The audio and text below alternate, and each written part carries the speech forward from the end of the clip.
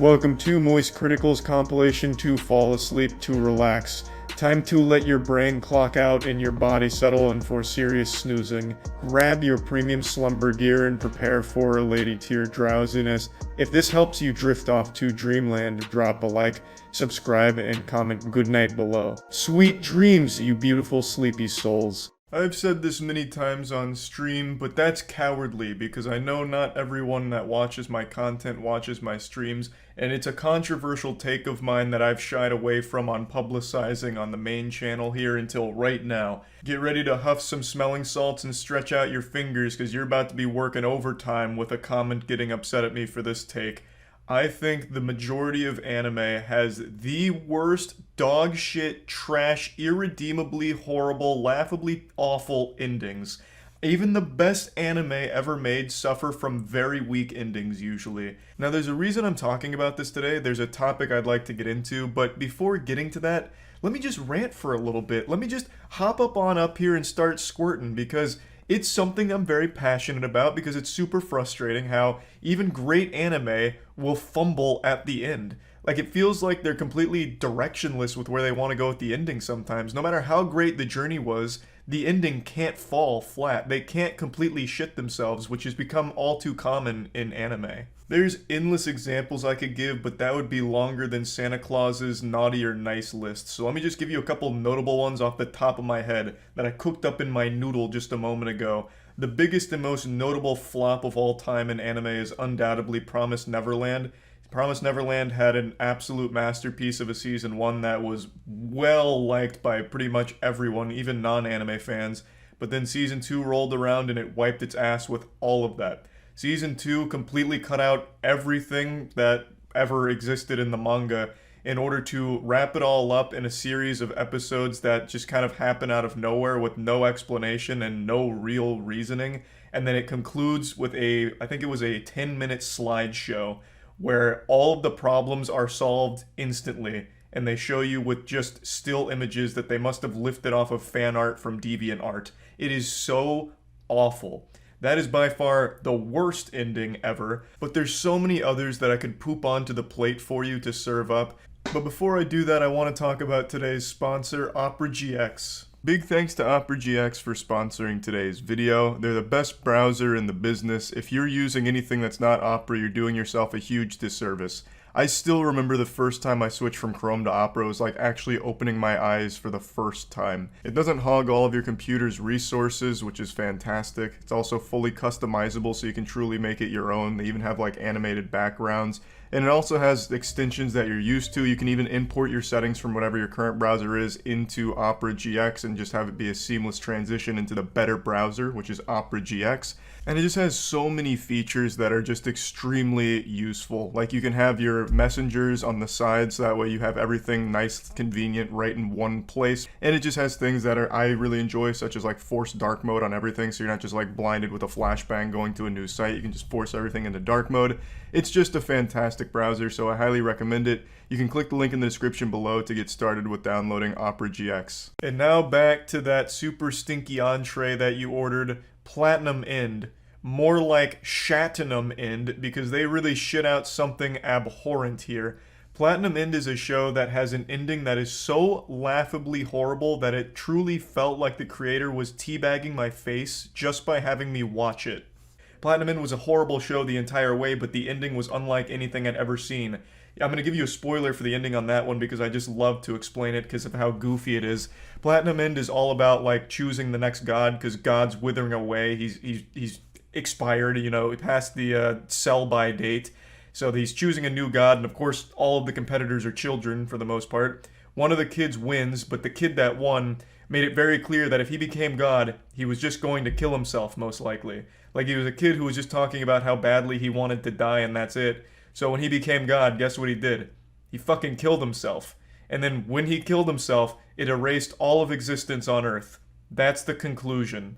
It is so stupid, but that is actually how it ends. I could go on, but I'm not going to keep just rubbing your nose in this or waterboarding you with terrible anime endings. So let me just drop one more lump of coal in your stocking this year, Soul Eater. Soul Eater was extremely popular, people loved it. It's still, I do think, a very fun to watch anime, all the way up until the ending. The ending of this show got a lot of outrage from fans because of how stupid it was, and you've probably even heard people reference it without knowing where it comes from. Friendship Punch. Soul Eater ends with our main character squaring off against the biggest bad, the super duper evil guy, and to defeat the unbeatable villain, they cook up something fierce in the kitchen in the form of a normal punch. So the main character just punches him, socking him in the jaw, nothing you wouldn't see outside of your local bar every Friday night. But this knuckle sandwich was a special one because it was powered by bravery. So after it connects with the main villain, he becomes overloaded with the amount of bravery behind that punch and he blows up.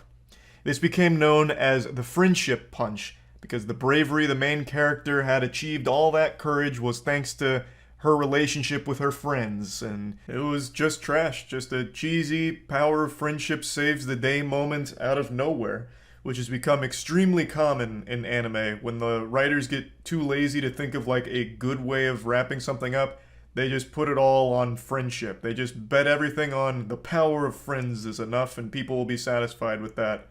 But most people aren't anymore. So, point being, anime has a lot of terrible endings. Even the best shows, I think, often fall victim to an unsatisfying or just kind of flat conclusion. And the reason I'm talking about this today is because another anime recently wrapped up this week, an anime that I fucking love, Mob Psycho 100. But this time, the ending was amazing. In fact, it couldn't have been a better ending. I couldn't have imagined a more fitting conclusion to a show like Mob Psycho 100. And it was such a breath of fresh air. Without getting into anything in the spoiler territory, Season 3 of Mob Psycho kind of just concludes everyone's storyline naturally, and literally every character. It spins every episode as kind of like this epilogue giving closure to every plot thread that existed in the show for Seasons 1 and 2. Seasons 1 and 2 set up a lot of characters, and it showcased Mob being just this unbeatable, unbelievably powerful character, but also still trying to battle his own insecurities as well as like this demon living inside him. Kind of like those Facebook memes with the Joker where it's things like, they don't know the pain I'm hiding inside, and then a picture of the Joker smoking a cigarette with text on it that says, shit in the toilet, no one bats an eye, shit in the fridge, and everyone loses their mind.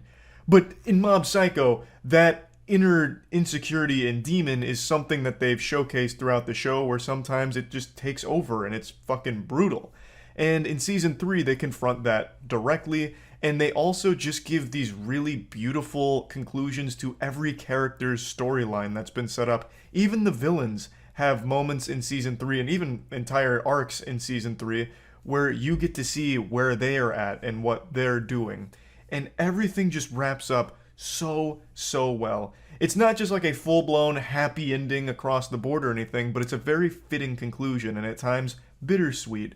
And it's not just like a, epilogue with nothing going on. It still does have action, and of course it's beautifully animated, because that's what Mob Psycho became known for, with its action and how great it all looked, how colorful and unique it all was. It's still present here in Season 3. There are fights, and they are great, but the focus is much more on, like, at times, slice of life, which I'm not a fan of, but I did enjoy it in Season 3, and just giving a really great narrative, like, wrap-up to everything. And it did it wonderfully. It was a perfect balance of great, flashy, fun fights, and very fitting, fun storyline being concluded, and by the end of it, you can't help but smile. Like, Mob Psycho isn't the longest-running anime by a long shot. It's wrapped itself up in only 3 seasons, and I know the manga also wrapped up, and this apparently followed it pretty closely, so maybe the formula for success when it comes to concluding your anime is to not overstay its welcome, don't draw it out and pad the time and lose direction of where you want things to end. I really think that this, like, bite-sized chunk of Mob Psycho is perfect. Like, everything it aimed to do, it accomplished, and it wraps itself up really well. I don't even know what I would have expected for a Mob Psycho ending. I didn't know this was the last season until it ended, and it made perfect sense. But going into Season 3, I just expected, Mob's going to be battling an even greater threat this time around, and it's going to be even more powerful. And that's not what it was at all. It was all about him as a character and where he's going to end up. and everything that he's learned about himself from this journey we've been on with him. And I don't know, it was just great overall. Like, I'm glad that they didn't draw it out, because they easily could have. They could have just kept introducing more and more psychic threats and just keep amping up the insanity of it, because it's a very popular show, but they didn't. They wrapped it up right where the manga wraps itself up, I suppose, and I appreciate it. It did a great job, it had a great ending, and in a sea of dog shit conclusions in the space, I'm glad this one stands out as one of the better ones. I also do think the space does have banger endings. I don't want to make it just seem like I hate all anime endings, because my favorite anime, Code Geass, I still think has the best ending to any show ever made. Not just anime. I actually think Code Geass's ending is just the strongest I've ever seen in a TV show, period. It's just, generally speaking, most anime don't have great endings, usually. Like, it really feels like it's mainly misses as opposed to hits. But I'm glad Mob Psycho hit. And that's mainly what I wanted to talk about, is how refreshing it was to get a good conclusion to a very popular anime. Because it's been a while since I've seen a popular anime wrap up in a great way. So I'm glad that that happened, and I just wanted to talk about it a little bit, because I've talked about it on stream before, about how often disappointing anime endings are. So now that there's a good one, why not just open up this wound here and pour some salt on it, talk about the good, talk about the bad, and yeah, that's about it. So yeah. I've said this before, and now it's time to dust it off and say it again. And I don't care whose feelings get hurt by this. Just like a suppository, I don't care if your ass gets sore. It's time to hit you with the truth. It is extremely embarrassing when somebody makes one thing their entire personality. Whether that's being a fan of a show, being a fan of a band, or expanding beyond it. If you have like a shtick that becomes a meme, making that meme your entire brand and your entire life. I find that to be cringe. And the internet is, of course, a portal to cringe, so let's show you who I believe to be the most sad specimen when it comes to this phenomenon. Salt Bae. Salt Bae is a restaurant owner who rose to fame because he sprinkles salt down his arm like this while wearing goofy sunglasses. He looks like a time traveler from a steampunk dystopia. He took off as a meme and kind of a joke online, but then that meme got made into real flesh. He adopted that as part of his soul, and it has now become his entire identity. He translated all of that online buzz into real-world success, so his restaurants are actually quite popular, and they're known for extremely overpriced food, most notably this abomination. This is a steak wrapped in edible gold, and I think it looks truly awful. That shit looks like a poorly wrapped Christmas present, but what's even worse here is Salt Bae himself, the Santa Claus of meat. He comes to the table when you order something like this and puts on a little song and dance, so he cuts up the gold steak, and then he hits it with his signature anime finishing move where he sprinkles the salt down his arm, and then he grabs a piece of the steak on a knife and then dangles it over any woman at the table's face. He just like dangles the meat over there like he's at like a petting zoo or something, and then the women are expected to like lift up and then bite the meat off of his knife. It's pretty embarrassing to watch. Like, I can only imagine going there and seeing your girlfriend do that. You'd be like, damn, this is expensive and I feel like I'm getting cucked, even though everyone's clothes are still on. It's just, I think it's goofy, very silly, but overall, it's harmless cringe. But as is so often the case with these memers turned celebrities, he flew too close to the sun. I think this shtick was never entertaining. I never really saw the comedy stylings of sprinkling salt down his arm to be gut-busting or anything. But it's not like it bothered me either that he got popular from it. But he became way too pretentious with it, and to the point where he felt entitled to be on the field during the World Cup when Argentina won. So he went onto the field after Argentina won the World Cup, and he tried to make the entire trophy ceremony and everything about him. If you go to his Instagram, it's so many pictures of him holding the World Cup, you'd think he was part of the team that won it, even though he had nothing to do with it. And then he also has that picture in the bottom right that looks like he actually fished a piece of poop out of a toilet at one of his restaurants and was playing with it. So he was rightfully getting dunked on by everyone on the internet for this shit, and I just want to show you some of his worst moments here because, man, it is so bad. By far the worst one is him trying to get Messi's attention. So you can see him kind of like harassing him and yanking on him to try and get Messi to acknowledge him, kind of like a toddler trying to get his dad's attention. But Messi's having no part of it. He's actually celebrating with the people that matter to him and his team, his family, and he doesn't give a fuck about Salt Bae pestering him for like a photo for his Instagram. It's so embarrassing to look at. Now, apparently, Salt Bae and Messi have met before. He wasn't like a complete stranger, but Messi just ate at one of his restaurants and Salt Bae fed him a piece of food. Like, it's not like they were inseparable friends or something. And the gall to go out on the field after the World Cup win and act like you're somehow best buddies with everyone on the team is so laughable and pathetic. It was so bad, in fact, that now FIFA is investigating how he even got on the field in the first place, because they're not entirely sure. The leading theory is that he was able to get on the field because he's somewhat friends with the FIFA commissioner, like the head of the FIFA org. So that's the leading theory, but even that's not 100% certain from what I've read. But yeah, let's take a peek at some of those videos he filmed because, man, they're classics.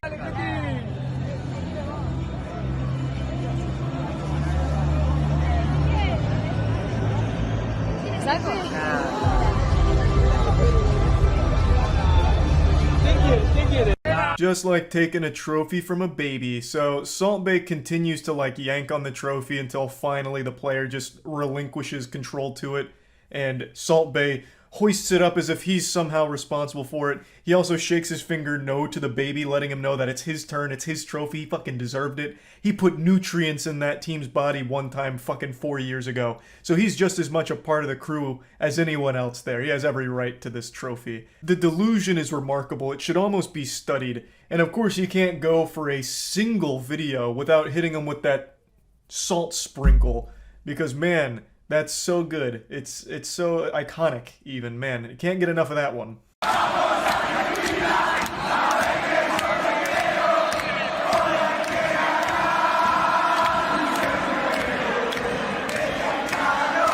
Man, that guy's face really tells the whole story. That discomfort.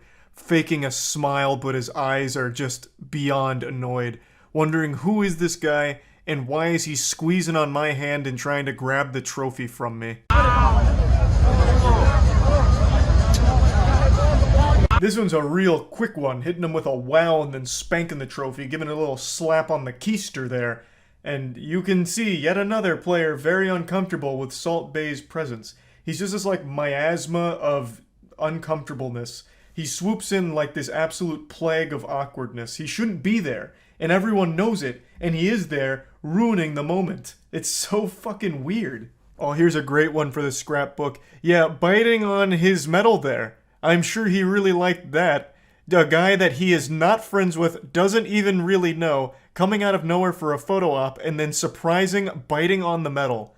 Though I guess in Salt Bae's defense, the medal does look a bit like a waffle, so maybe he got a little confused. Maybe he was hungry. There were a couple more sightings of Salt Bae out there making a fool out of himself, but I think these are by far the worst, so there's no reason to keep dunking your head in here into the cringe. I just wanted to make it very clear that this is some absolute clown behavior. I never think it's a good idea to try and make one thing your entire identity.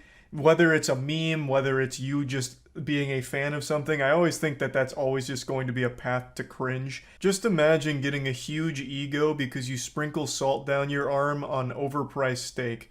This isn't the only case of this happening though, by the way, and I've talked about one other before that I'll briefly mention here since it's related. You might remember during E3 a couple of years ago when Keanu Reeves made a surprise appearance, there was that "you're breathtaking" moment that, you know, captured the world and tugged on everyone's heartstrings. Well, the audience member who shouted out, "No, you're breathtaking," which became a huge, online deal, the guy who shouted that tried to make an entire career just off of that one line, that one moment, trying to capture that lightning in a bottle over and over again. He became a YouTuber and streamer who tagged everything with hashtag "you're breathtaking" or hashtag breathtaking and called himself the breathtaking guy. I think. I can't quite be certain if he called himself the breathtaking guy. I don't really remember exactly what he gave himself, but I do remember everything he did. He did it with the "you're breathtaking" as the forefront. That was his whole brand and that was his whole online identity, and tried to make a career out of it. It didn't really work. It kind of worked in the beginning because it was still like a wholesome moment and it didn't seem like he was trying to clout chase off of just that one thing. But then it lasted for over a year. Like I still kept up with him like a year later to see if he was still doing it, if he'd finally like graduated from that and started to maybe pivot into a different kind of shtick or even no shtick at all and just being a streamer or a YouTuber.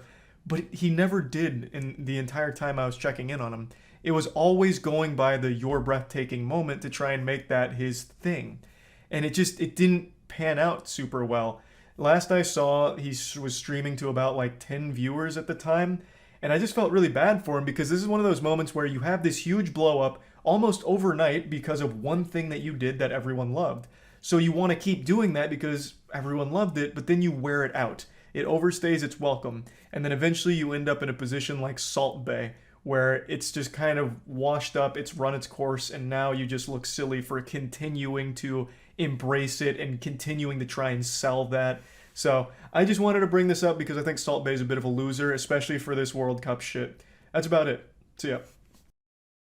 A couple weeks ago, I was the side character in some internet drama, though it wasn't exactly drama, it was more just emotional shit flinging, and it all stemmed from a video I made called "I've Never Seen Something This Horrible." The video is just me joking about an event that a YouTuber held called a Super Roast Battle, where it was just a comedy special with people insulting each other.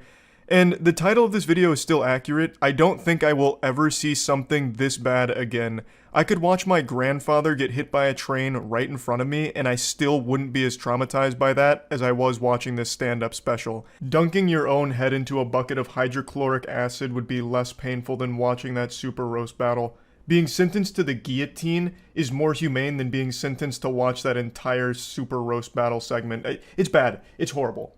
And the video title still is 100% accurate.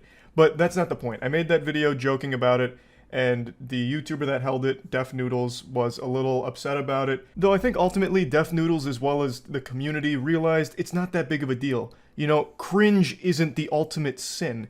It's not a huge issue. You know, it's not a crime to hold a bad comedy night. But you know what is a crime? Assault. And that happened last night at Def Noodle's most recent Super Roast Battle.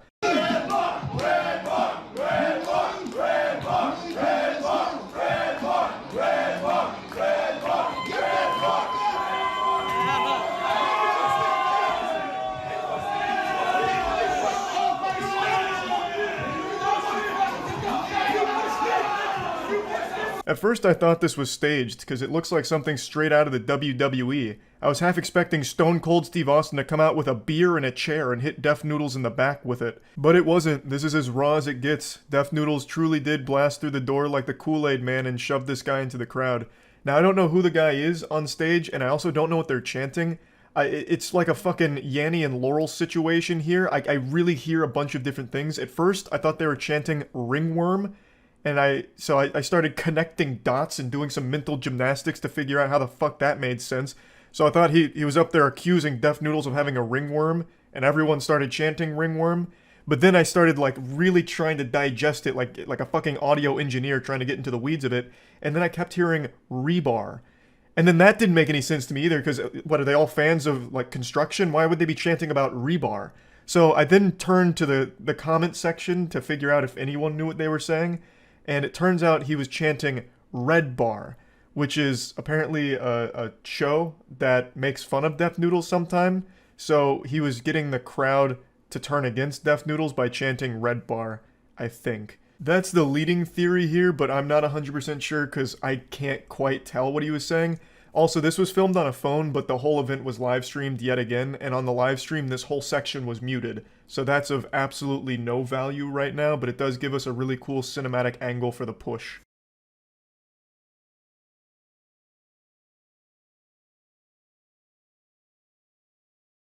So we've got the bird's eye view here, and you can see there was a lot of power and anger behind that push on an unsuspecting guy on stage.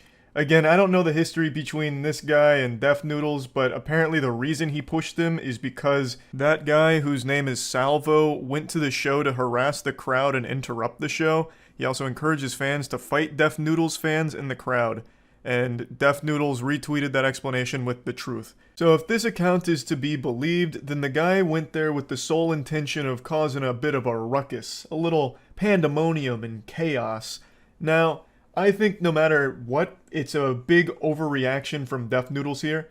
Unless, of course, there was an imminent threat where the guy was on stage talking about he's going to start throwing hands with everyone in the front row or something, or making, like, legitimate threats to the crowd. Couldn't tell you, but it does seem like a massive overreaction from Def Noodles here. He pushes him from behind and then hides behind his friends to keep the other guy off of him, which I think is pretty lame. If you're going to start some shit, you gotta finish that shit. You know, it's like vegetables. You gotta finish your plate. You can't just take a bite. If you're going to push this guy and he's ready to respond, now it's on you to employ the knight's honor, you know, the code of conduct. You have started this fight, now it is your time to engage in it. I don't like when someone does that and then immediately hides behind the muscle. So yeah, I do think that's pretty cowardly. However, I also don't think that this push is grounds for Def Noodles to be locked up, thrown in the slammer, or sued or anything.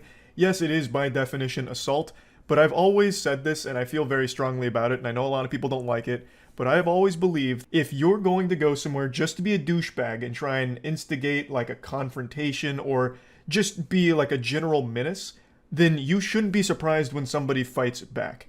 I've always said this about pranksters, for instance, where a prankster's main shtick is, I'm gonna go step on someone's nice shoes or, you know, do something to actually like cause distress to someone else. You should not be surprised if somebody fights back. You asked for it. This is your fault. This is always mainly applied to pranksters for me, because a lot of the pranksters will go to like unsuspecting people out in society and like talk about beating their ass or like threatening them as part of their joke. And I've just always believed that they have the right to now do something about that. Like, you have threatened them, now I think they should have every right to shove you away or whatever afterwards. Now, why am I mentioning this? Because I actually don't believe that this applies to Def Noodles here at all. He wasn't the one being threatened or in any immediate danger, and if he felt like the audience was in danger, he should have called security to handle the situation instead of trying to take it into his own hands like Batman, like some kind of fucking vigilante. You know, this is a situation where he should have relied on the professionals that were there. Apparently there was security there, so he should have had them do their job and take this guy away if he felt like he was a danger to the crowd.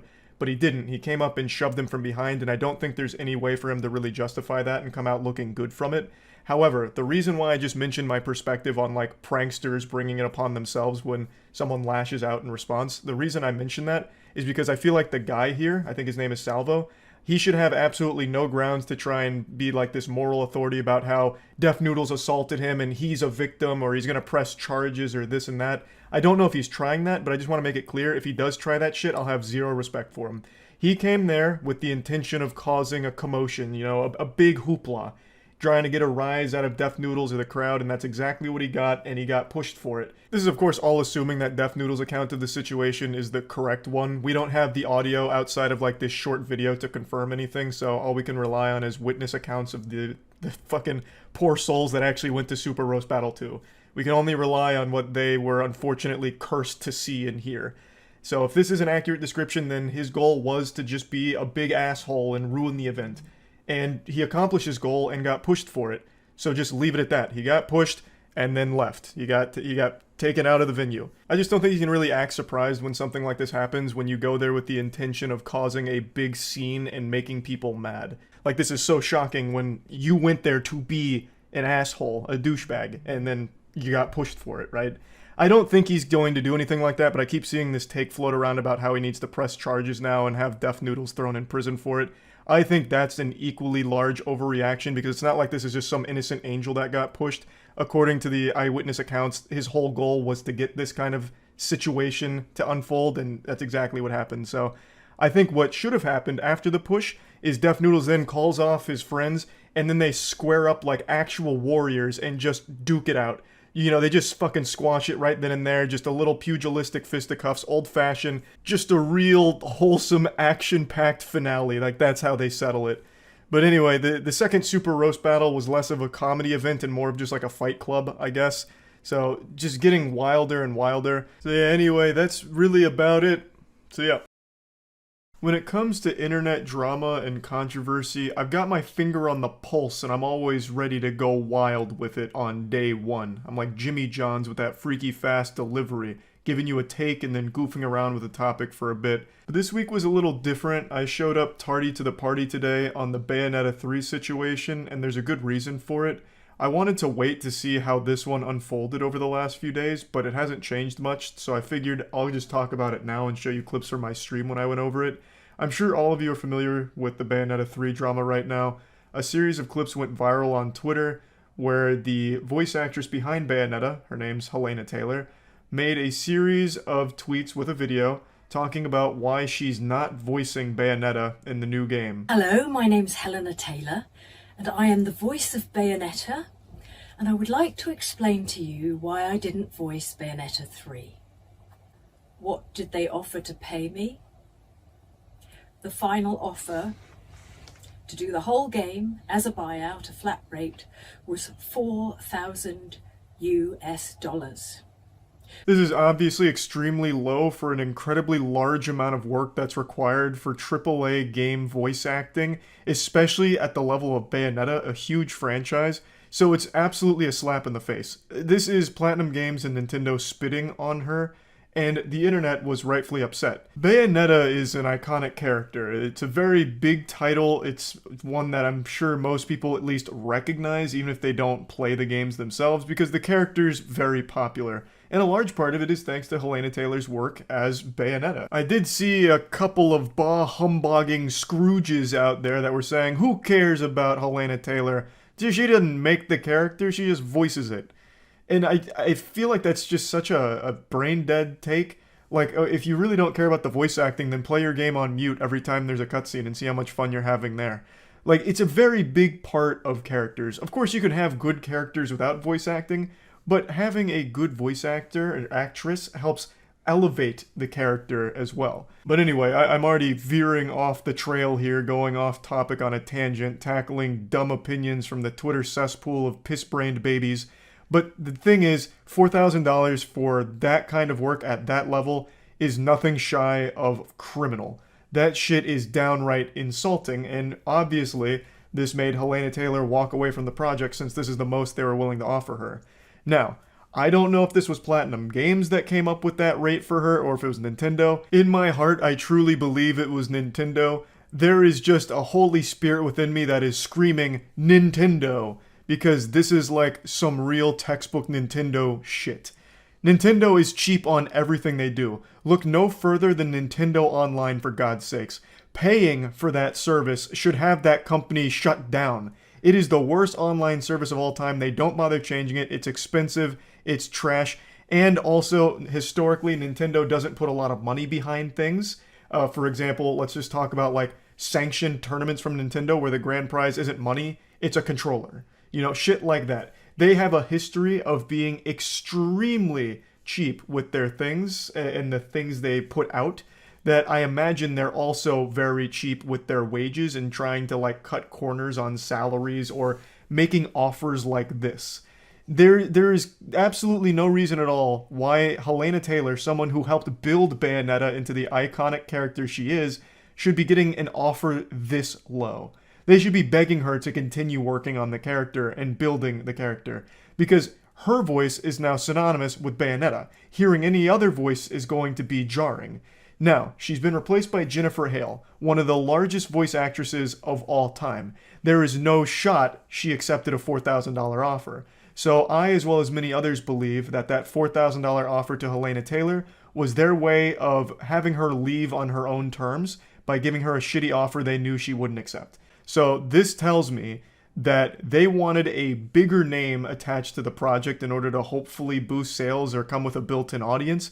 So they got rid of Helena Taylor, but instead of just firing her and like kicking her out saying like, hey bub, it's time to pack your things and go, they instead did this in an extremely scummy and shady way by just completely devaluing her talent to her face by making this terrible offer that they knew no one in their right mind would accept. That's the theory, at least. It's just a game theory, but I believe that's probably the case here, and it's absolutely tragic. Now, again, the reason why I didn't cover this, like, the day that it started coming out is because I wanted to see if Platinum Games or Nintendo or even Jennifer Hale would make a statement about this, where, you know, like Jennifer Hale, whom I don't think bears any blame in this situation. I'm sure she didn't know any of this.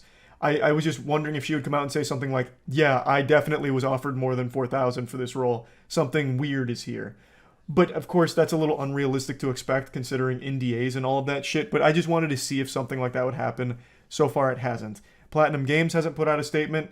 Hideki Kamiya is just blocking everyone on Twitter like he normally does. He said that there's a lot of untruth out there, which I'm guessing is in reference to this, and then made this bold statement of beware of my rules. So he's already speaking like an actual villain here. And so far, that's the only statement. Helena Taylor also called on fans to boycott Bayonetta 3 and instead spend their money on charity instead, which I think is a sweet sentiment overall. I don't know how successful a boycott's going to be, but I can understand where she's coming from in trying to get some kind of action against Platinum Games Nintendo here for this situation. But anyway, let me show you some clips from the stream where I dive into it a bit more. Yeah, I'll briefly mention the Bayonetta 3 stuff. I feel like I've already talked about it like 5 times, but I'll do it again in case my take was lost to the river of time. Absolutely terrible what Helena Taylor was offered. $4,000 to do that whole game on a character she helped build as an iconic character. Her voice, very recognizable as Bayonetta, offering $4,000 to her. Truly shit. I don't think anyone would disagree. They very clearly did that because they wanted to force her out. I don't think it was a legitimate offer. They replaced her with Jennifer Hale, one of the biggest voice actresses of all time. You've got to be out of your goddamn mind to think Jennifer Hale accepted that role for $4,000. So 100% they wanted a bigger name to push that game. So they got rid of Helena Taylor for her, but they didn't want to just fire her. They gave her an insulting offer so she'd walk on her own. It would have been better just to fire her. I mean, it would have been a lot less scummy. Still shitty considering everyone recognizes Bayonetta's voice. It's very distinguished. It's very silly to replace it in the third fucking game. But, let's say you did want to move on to a bigger name. There's a way of doing that gracefully. You know, a thank you for all the hard work you've done here, as opposed to insulting their work with a $4,000 offer to replace them. It's silly. How much did they offer the new VA? I have no idea, but it's very, very, very much higher than $4,000. You guys might not know Jennifer Hale's name, but you know her work. She has voiced in pretty much everything that you've watched and played for 20 years. Why did I go to her Wikipedia instead of her IMDb? Literally everything.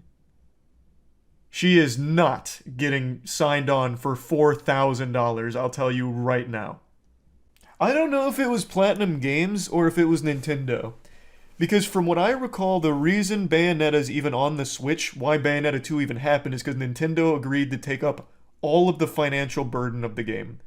So I really do wonder if it was Nintendo who said we need a bigger name for Bayonetta, so we need to get Helena Taylor out, here's $4,000, or if it was Platinum. I would be very curious to know, definitively, who made that call. Because it definitely seems more like a Nintendo decision than a Platinum Games decision, but I could be biased because I'm such a Platinum Games fan. They've made some of my favorite games. Nintendo would have sued her as well. True. They still probably will. I'm pretty sure her telling her salary, their offer was against the NDA. And with Nintendo, they are going to enforce the fuck out of that, I bet. Yeah, Babylon's Fall, right? You take that name out of your mouth. That wasn't Platinum Games. That was Platinum Games' evil twin. Platinum Games have made so many bangers, but they have been in a downward spiral, I will admit. Fucking Babylon's Fall. Is Hideki still on Twitter? I believe his account is restricted. So I think this is important to clear up confusion. Hideki Kamiya, the one on Twitter who everyone immediately flocked to start bringing this to his attention, he blocks everyone. And he's blocked everyone for 10 years. One of his rules on his Twitter is if you speak English, I block you. He blocks legitimately everybody. So everyone's saying oh, he's blocking me, which means I got him where it hurts. you didn't. This guy is just a menace. He blocks everybody. The wonderful 101 Kickstarter reward was getting unblocked by him. I didn't remember that. Jesus. Yeah, I'm surprised more people didn't know that. It became a big meme on Twitter, the check if you're blocked by Kamiya meme. Because almost everyone who speaks English is. If he sees you speaking English, he blocks you. Even if you don't reply to him, if he sees you speaking English, he blocks you. And has for years. Yeah, most people just wrote it off as him being quirky. But it is kind of cringe, especially when like a legitimate situation gets brought up. Man, he is wilding out on Twitter right now, though. He has made, Jesus Christ, about 20-something tweets in the last 15 hours. The man is a prolific shitposter. He's got 240,000 tweets. He spends more time on Twitter than he does at the studio. Sucks knowing the full story because from what we have heard, she's done a great job with Bayo. Jennifer Hale does a great job in everything she's in. I can't recall a single one of her 2 billion games I've played where I'm like, damn, this voice acting's shit. At least from her. Like, she's just good, which is why she's one of the biggest. Would you have taken the offer to voice Bayonetta for 4K? That's not a good question to ask me. I'm not in a position where, like, I need money for voice acting services. I do voice acting because it's fun and I know I'm bad at it, so it becomes like a self-aware kind of joke when I do it. But for an actual professional, that is beyond insulting. Especially for a title like Bayonetta. I don't like that she's throwing shade at the new actress. That was the only thing that kind of rubbed me the wrong way a little bit. How she was saying Jennifer Hale doesn't have the right to call herself Bayonetta or something to that effect. That was a little weird. Like, it's not Jennifer Hale's fault, right? I don't know why she would get mad at Jennifer Hale. She took the job. She took the job probably not knowing Helena Taylor was offered such dog shit to force her out of the game. I don't think they told her that, like, hey, Jennifer, we want you to voice Bayonetta 3 because the last voice actress we decided to offer a terrible salary to because we didn't want her here anymore. We want you instead. Like, I don't think she, like, fist bumped them after that. Like, good plan. Whoa, bloody hell, brother. What was that? Something strong. It was Scorpion from Mortal Kombat, I guess. God damn. On guard. Oh yeah, being all the way on guard.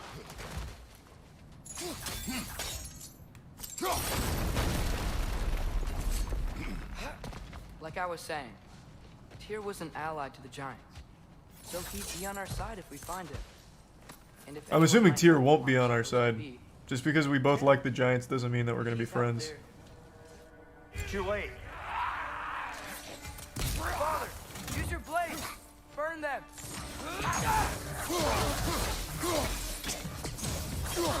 Watch your right!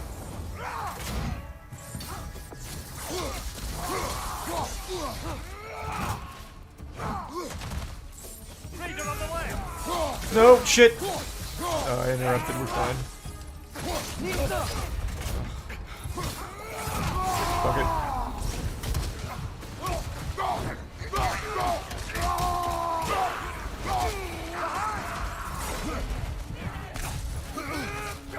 Huge, what a clutch. That's big from Atreus. Let's go, baby. What? Oh, God. Holy shit. What is this? Oh, oh boy.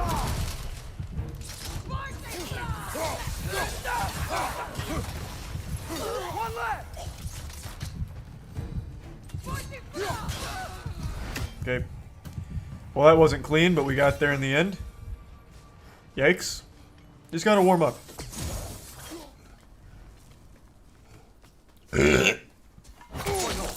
Brother!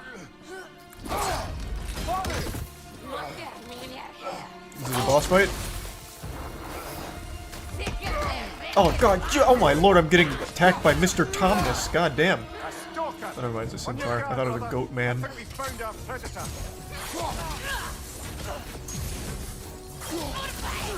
Mr. Tomness is a reference to the Chronicles of Narnia. Most of you probably don't even remember that fucking movie by now. What a dated reference. Yikes. Your shield's busted, brother. Just keep your feet moving, yeah?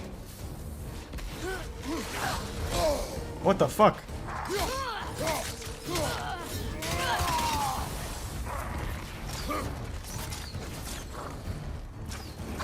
God, where's the health? There it is. Okay.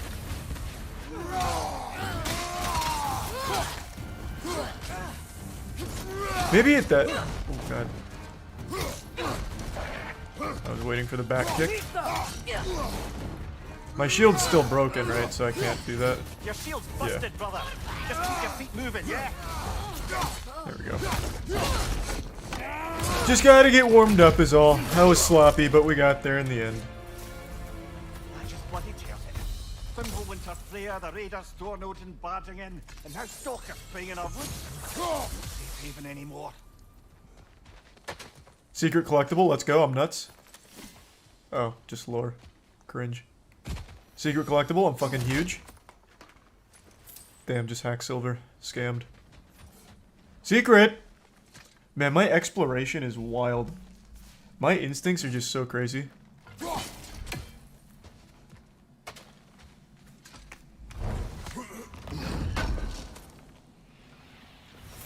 How do you always know how to find those? Even Atreus is impressed, man. He's just born that way, kid. The gamer genetics. It's like a little X-Men mutation. That should help. There we go. Come on. I'm assuming I need to go all the way around to get to that. Collapsing on a regular basis in these parts. Nope. Fimbulwinter wears down all things. Even stone.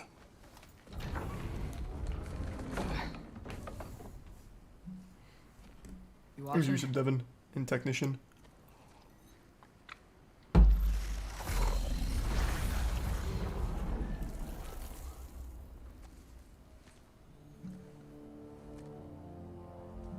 Well, that's new.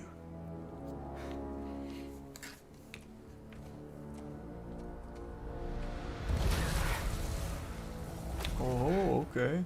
Come on.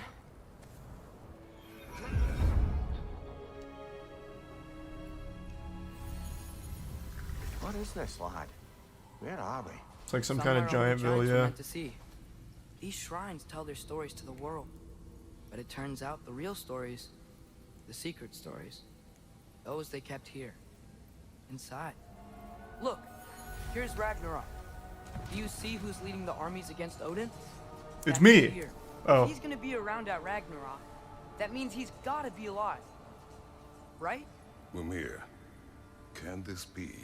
Odin told me he killed Tyr, and he trusted me at the time, or so I thought. What if he didn't kill him? What if he's just had him locked up somewhere else? Oh, like the Shadow Realm or something? They lock his soul into a Yu-Gi-Oh card? We are going home. Wait! Keep him in like a I have one more limbo? thing to show you. But it's important. The shrines are so far away. Kratos must be like a really absent father. And I was inside one of the shrines, Like some of these are like a day's trip away. but I couldn't tell where. There are hints inside the other shrines. They mention black smoke and the bleeding earth. But we could never figure out exactly. We. Yeah, Sindri's been helping me. Ah, so that's how he's been getting around so quick then. I talked him into it. It wasn't his idea. That makes a lot more sense then. I just Because needed Kratos someone would to have watch my literally back. needed to be unconscious in order to not notice Atreus being gone for so long for these shrines. Because they are far. It What's just under tells there? me how. Wait, I need to go back up. I'm sure I missed something up there. Fun and profit. Lovely. Thanks for the bits, Mace. Look at this. Almost missed some hack silver. After that Thor incident, we thought we should make up some rooms, till you can figure out your next moves. Nearly there.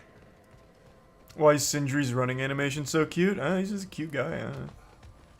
He's got some jets on him though. He's like deceptively fast. As you can see, we've settled here in the realm between realms. It's nothing much, but it's safe from Fimbulwinter, safe from Odin's eyes. And you really can't beat the view if you're into shimmering gray voids. That's amazing, Sin. We have a plan to talk to you about, actually. Intriguing. This is a pretty beautiful spot. Aurora Borealis over there. Man, you got everything you need. Well, what in all yarns may that happened to him? Puberty, look at him go. Tall now. He looks like. Yeah, being tall is cringe, I agree. Shit sucks. Such a curse. I blame you. We'll just need the Bifrost in the head. Brock, do the touching. Oh, this would be the part requiring my assistance then. You said it. This device here is Make him like a programmed cyborg body. Oh my god, Hope wait, we are get they better gonna with do the that? problem with those Bifrost eyes of yours. So I. Oh, they're making him into like a horn. Somehow then. Oh no. Or This like just a hold you in place while we cyber shine this wheelchair. light in your eyes. Oh, Cindy, you sodding bastard!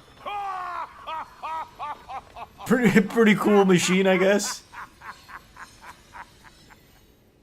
That would have been a cool mechanic if you have to like push his wheelchair around for the whole game.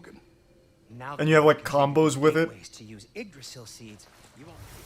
If you never asked Mom about what she used to do, what did you talk about when you met? Literally fucking nothing, I bet. Say, woman, guard the house. I will go to catch fish in the river. And then leave for That's 5 pretty days? spot on. No. Your mother was far better at fishing than I. Oh my god.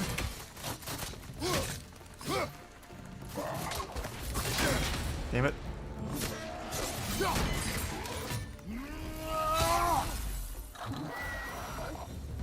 I also find it really easy right now to knock shit off of this level. Like, this whole area is super conducive to just tossing shit off the sides for the insta-kills. Behind you, brother!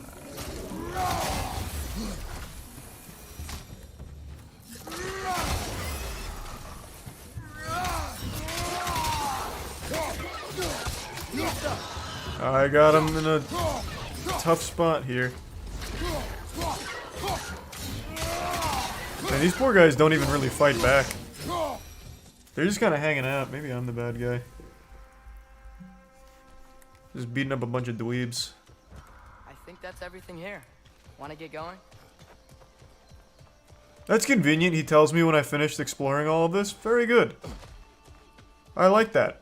Now I'm not just wandering aimlessly with my thumb up my ass, wondering if I missed anything. Huge. Atreus, good looking out, kid.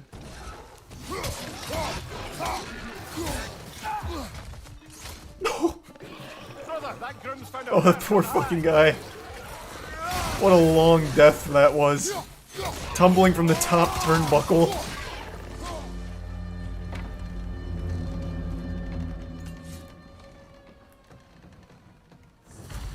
I'm gonna ruin all their stands. Hey, can we talk to you for... They'll be Don't talk to them, Atreus. best we find a tavern They don't like us here. on our own. And Oh, hope they let wow. us in. Jesus Christ, right in front of his friend, too. Yikes.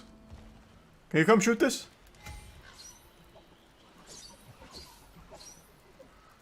Where are you?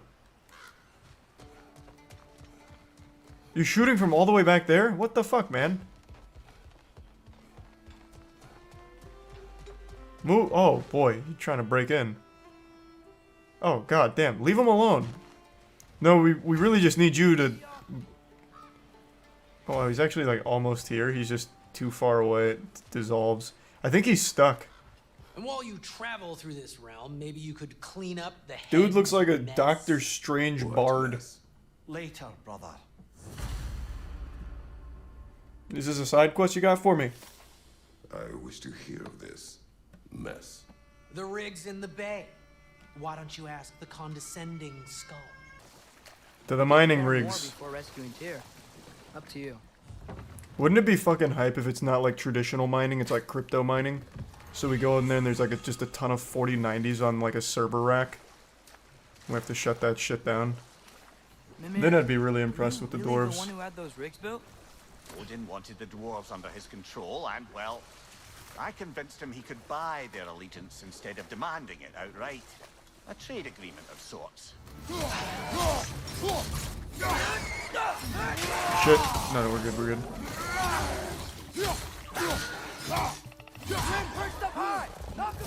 Oh, what? Oh god, what? They're stinking me. Pretty clean so far. Here it comes. The wallop. Oh, Jesus.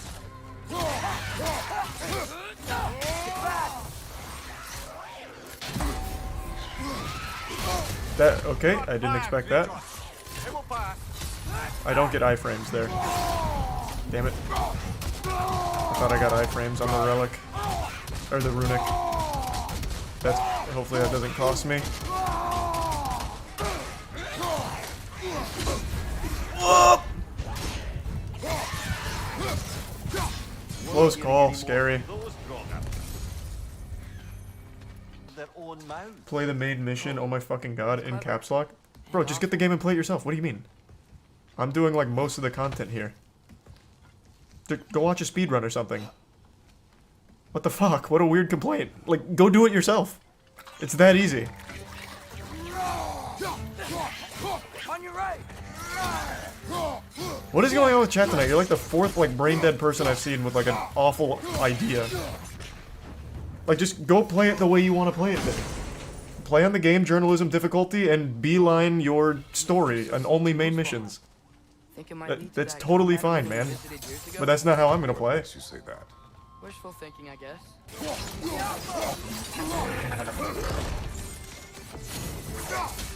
I need a runic for this.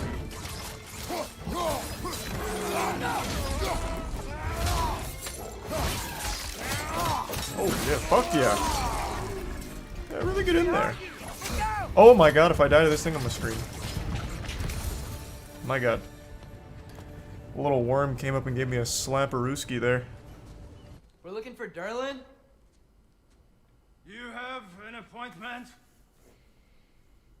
Damn, the subtitles spoiled it. Now I know this is Derlin. Mystery's ruined.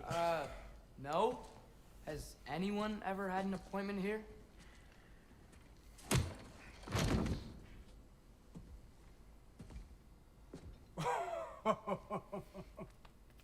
Here to collect on something, pal. Think parading a severed head around on your hip is gonna scare me into something. How the fuck could you even tell there was a severed head on my ass cheek? We are looking What? for a prisoner of Odin's. He's being kept in a mine somewhere. Some friends of ours said that you could help. Where did you get?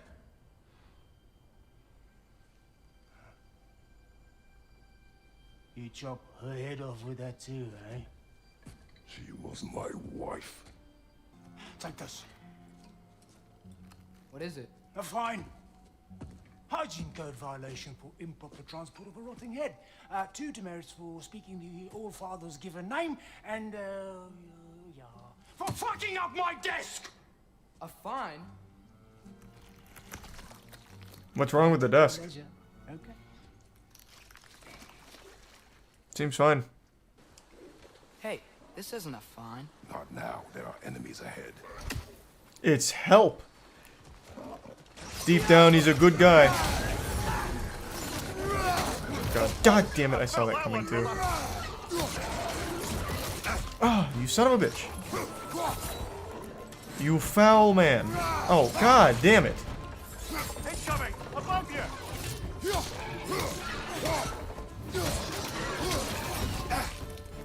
Oh. Fuck it. Spartan Rage seems to charge a little faster in this game. Oh, why? Why? You goddamn asshole. Parrying that big attack from these guys is actually kind of tough. I still haven't got the timing right on that. As I was saying, I think Derlin wrote down directions. The dwarf has given us a map. Sort of. You smelled him? But it seems to lead to a mine beyond that mountain. Ah. Tyr! Oh yeah, quick turnaround. Derlin helped us anyway. What was that in 2018? I think it was just down on the D-pad, right? Which isn't working right now. Do I have to turn that on? That took Tyler 40 minutes. Is he playing on Give Me God of War as well? He's got to get warmed up again. He's been playing a lot of League. He's been playing only League. He only plays League. He's just got to get warmed up. Welcome to the Moist Meter. Today we're taking a look at Black Adam. I've said it before, I'll say it again. I'm very tired of superhero movies and shows. I'm definitely getting slapped around by superhero fatigue. But I went into this movie expecting it to be pretty good, at least formulaic and standard, nothing like bad, nothing special. And more or less that's what I got. Though I did enjoy it far more than I expected to, and that's because the movie just puts a huge emphasis on action. The action's very flashy, and I really enjoyed all of the fight sequences, of which there is a lot. And I will say, I imagine at least half of this movie's total runtime is spent in slow motion. There is slow motion in almost every scene. There's more slow-mo in this film than fucking Matrix. Like, they use bullet time more often than Matrix did. But yeah, it's certainly not like a polished film by any stretch of the imagination. Now, I actually kind of reviewed it live on stream last night, so I'm just going to play the clips since that's like my full thoughts just being vomited out of my fucking mouth on stream. So here's my Moist Meter dump, and then I'll give you like the official score at the end. You get exactly what you're expecting. Very super safe, super standard story. Very flat characters. The only character I actually liked was Pierce Brosnan, but I'm also just a Pierce Brosnan fan, and Dr. Fate was cool. Everyone else is just like the most generically written character you'll ever see in a movie, ever. But it's serviceable because it's mainly just about its action, and it does a really good job with the action. Black Adam's just zapping holes in people's chests, ripping them in half, blowing them up, but like vaporizing them. Like, it was refreshing to see a superhero just murder people, so that was cool. So I could totally excuse flat characters in a lackluster story because it seems like the focal point was just, here's Black Adam going on a massacre. He's an anti-hero. Man, there's no such thing as an anti-hero in big budget comic movies anymore. He's just a hero in the movie. Spoilers, he's just a hero. He doesn't do anything morally questionable other than kill people, which I don't even think is morally questionable in universe. He only kills bad guys. I'll give you my live Moist Meter, though. Hitting you with all the takes on it. Visuals were good. I agree. Black Adam had good visuals. I also really didn't like how two characters, two meta-humans, I won't spoil who, they do nothing. They serve no purpose in the Justice Society. They just tag along doing fucking nothing. I don't know why even have them at that point. Just focus on, like, your superstars. Why even bother bringing them when they're not even given roles? What do you think about the post-credit scene for Black Adam? I don't know if I've said this publicly, but I'll say it here with my whole chest unashamedly. I don't stay for the post-credit scenes anymore. I just can't be bothered. I just go home and Google it, and I'll read what the post-credit scene was. The post-credit scenes sound kind of hype from Black Adam, though. This man is a movie reviewer. I know, what a fraud. Doesn't even stay for the fucking post-credit scene after goddamn 10 minutes of scrolling text. I just look it up. Like, it's so much easier.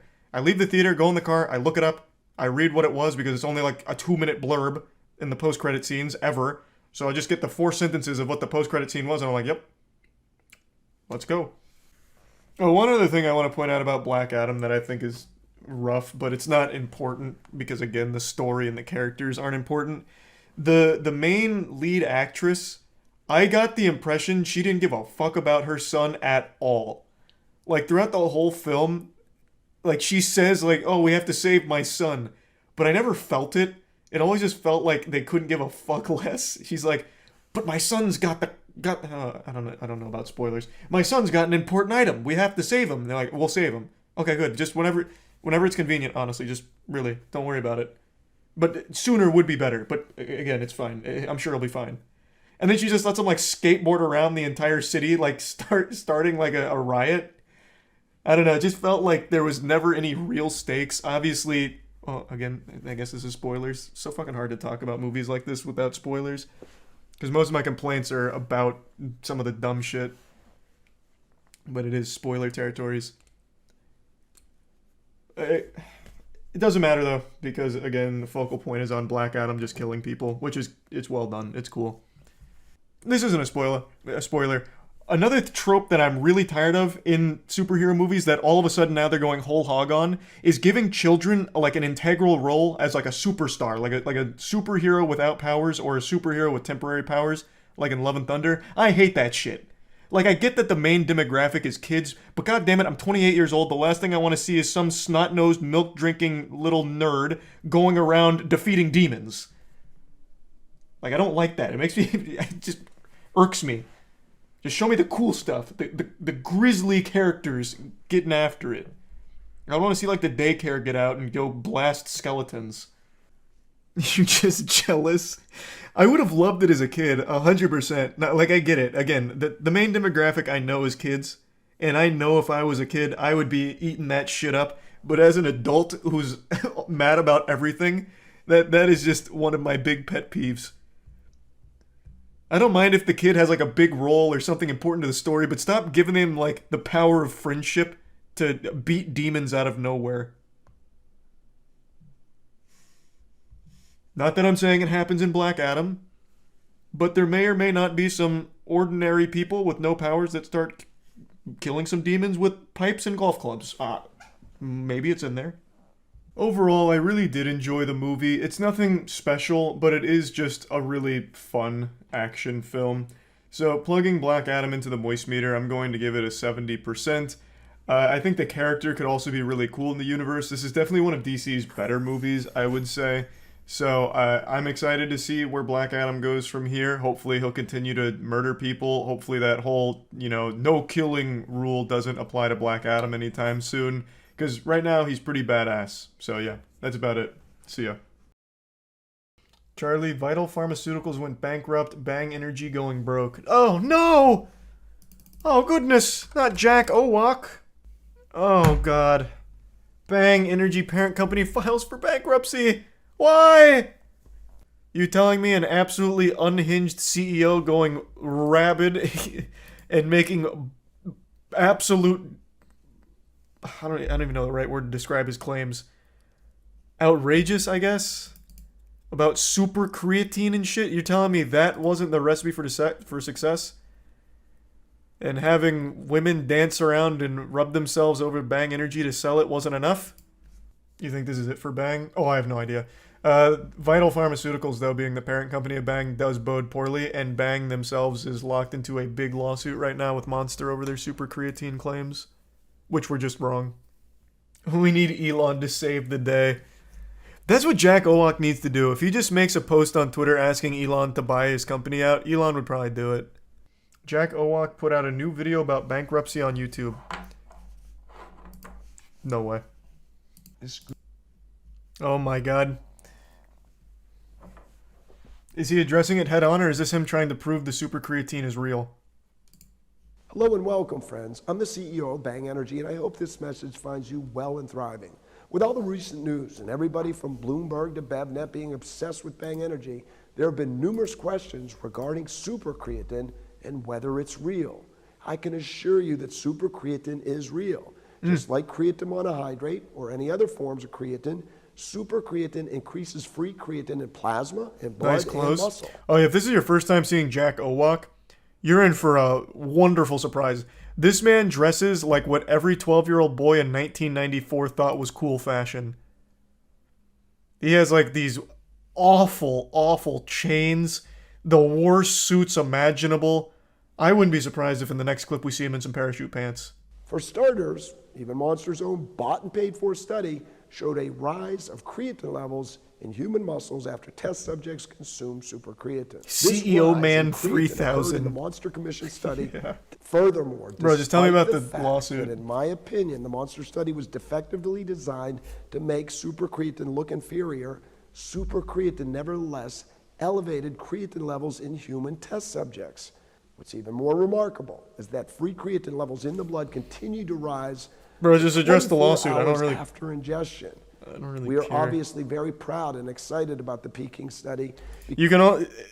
He's criticizing the Monster study for tanking the super creatine results, but he could have very easily had bogus studies on confirming the super creatine results. It's a door that swings both ways. I'd rather he just like address on the nose what's happening with the lawsuit more so than trying to like verify super creatine's real, which I'm gonna tell you I don't believe in at all. I don't think there is a fucking shot Jack Owalk, this absolute unhinged CEO of Bang, somehow cracked a new improved creatine for Bang Energy. I don't see it, but that's not even what I'm interested in. I just want to see how the lawsuit's going and this company going bankrupt. It's been that way for years. You guys might remember back in, when was it? I think it was the 60s. Can't remember. We even went over it on stream. Back when there was this huge push against sugar. So in order to placate that, companies started hiring labs to do other studies to say, actually, it's not the sugar making everyone fat, it's the fat content. So then they'd start pointing to these studies like, no, sugar is unfairly blamed. It's fat. And for about, like 30 years, people believed it. Fat was vilified by the general populace. And sugar got off scot-free for quite a while. What about you? In a recent trial against Monster, we were issued a $293 million verdict. Yeah. This alone would cause almost any company to file bankruptcy. This, however, does not mean Bang is going out of business. Quite the contrary. Chapter 11. We're doing better now than ever. Of reorganization to keep our business alive and to pay our creditors over time. Jack, I'm going to be your business strategist here for a moment. You need to invest in even more chains and more almost nude women to promote Bang.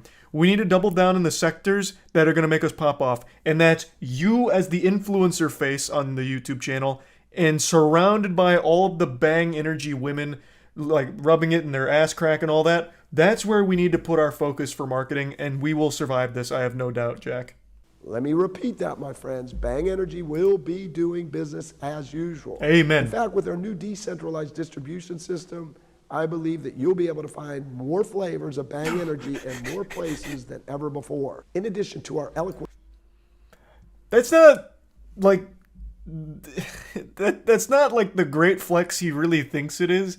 The bankruptcy reorganizing isn't a great thing to even spin positively. It's just coming across more sad than anything. But hey, to each their own, baby. What about you? Nope. Creatine monohydrate has terrible You shouldn't ask me solubility in that. water. I once stirred and left creatine monohydrate in a glass of water overnight, and the creatine monohydrate never dissolved. However, super creatine is highly water soluble and goes into solution within a few minutes. That sounds pretty darn super to me. What about you? Still no. Super creatine is stable in a beverage and Still fucking no. All of this is just easily faked and easily manufactured and manipulated. It's just fucking worthless. It really is. And especially because you're only citing one study. You are still only citing a single study that was performed outside of the US, I'm pretty sure. Who was it? I believe it was Peking Bio. It's for international students taught in Chinese. So it is outside of the US, right? Is it in China? water stable at room temperature. Other forms of creatine are not stable in water and over time degrade to creatinine. That sounds pretty darn super to me. What about you? You gotta stop asking me, This Jack. just Still not. in. We have preliminary evidence that shows that supercreatine may have a half-life in human plasma for roughly 7 days. Furthermore, supercreatine is made up of roughly 50% L-leucine. Where was that? You're not gonna cite that one? This just in. I made something else up real quick. Who performed that study? Furthermore, supercreatine is made up of roughly 50% L-leucine, which is known as the most powerful contributor to muscle protein synthesis out of all essential branched-chain amino acids. You want to know a fun fact about that one? This claim's not even like super wrong. But you want to know what's interesting? Every fucking drink ever has this in it. It's not like Bang all of a sudden has this chemical X. This shit is found in every fucking drink. It is like one of the most common additives to a drink. Thanks to Resub Rose. He must really think people that drink Bang are stupid. In fact, no other creatine molecules contain the powerful amino acid L-leucine except for supercreatine. What are you talking about? What? I don't know what the claim he's making in regards to supercreatine, but literally every single drink, every single, even not supplements, but the shake stuff. Not Soylent, but you guys know what I'm talking about, like the flavor additives. Like all that shit has that. All of it. Fucking all of it. It's not unique to Bang or super creatine, unless he's somehow using it differently, which I don't think he is. Hey, this sounds pretty darn super to me. What about you? No, it sounds standard. Stop asking me that. Us. You know where I stand. Super creatine. Rodney Sachs. That's not a good thing. Personally, and trying to destroy my family and children by taking away my house and other possessions. It is important to note that we recently filed a mega lawsuit against Monster Energy Drink and Rodney Sachs. This lawsuit refers to more than 120 reports of suspected links between consumption of Monster Energy Drink and serious adverse health events, including 10 heart attacks and roughly 20 deaths. Let's take a peek at Bang's list of fatalities. I'm sure you're not far behind. Monster is significantly bigger than Bang, but I bet Bang has quite a long list of bodies here. Let's see. Bang-related heart attacks. Still not focusing in on Bang. It just keeps casting the net wider. The reason I want to single out Bang, not only because of the Monster call-out, but Bang has more caffeine. So Bang has 300 milligrams of caffeine, which is a fucking ton. Like, that's a lot. And I think, what does Monster have? Monster has 86. What? Is that right? Oh, 180. Where is this 86 coming from?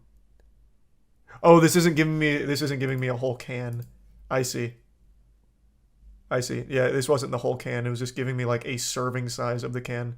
So yeah, 160 according to this. So Bang is almost double the caffeine. Let's take this. So they're coming after Monster for heart attacks and adverse health effects. And that's going to be attributed to the caffeine because of like atrial fibrillation, I think is what it's called. From like too much caffeine. I'm going off memory here. And that's at 180, 160 milligrams of caffeine for Monster. Now double that. Bang's in a much worse spot. We know that Monster has been involved in well over 1,000 lawsuits. Many individuals and companies have been destroyed by Monster, who is now trying to destroy us. Remember, friends, what the great late Albert Einstein said, great spirit. Caffeine's not correlated with AFib? I thought it was. Again, I'm going off memory. It's something, though. Here, let me at least get it right. What is it then? Caffeine is directly correlated with some kind of heart condition, like too much caffeine. Let me see. It's not often 94% of physicians agree something, even when its benefits have been demonstrated in randomized clinical trials, such as the use of beta blocker. Oh, wait. No, kind of. Focused on 3 types of specific arrhythmias, 1 atrial fibrillation. So it is listed there. But yeah, this is excessive caffeine. This isn't just like one energy drink kind of caffeine, which is what I was saying. Like too much caffeine. Primarily because of Monster's insistence upon waging war against super creatine and me personally. No one wants to go to war with you, Jack. You're too cool, too scary. Super creatine, I don't know anybody who drinks a Bang energy drink because of super creatine. Do you? In fact, that's like your main selling point. What do you mean? Of course there's people that do. Bro, you hype super creatine up like it's like a panacea. There are absolutely people that drink Bang energy just because of the fucking super creatine claims. What are you talking about? Now you're just blatantly lying. What are you saying? That is your main talking point. Outside of the women shaking their ass and their tits next to a Bang energy can, the next thing that you try and market is the super creatine. It's like the crux of your strategy. Thank you for your loyalty. Thank you for your support. Make no mistake, my friends and loyal supporters, Bang energy is coming like a freight train and cannot be stopped. Oh shit, he's ripping on it. That double bass going hard.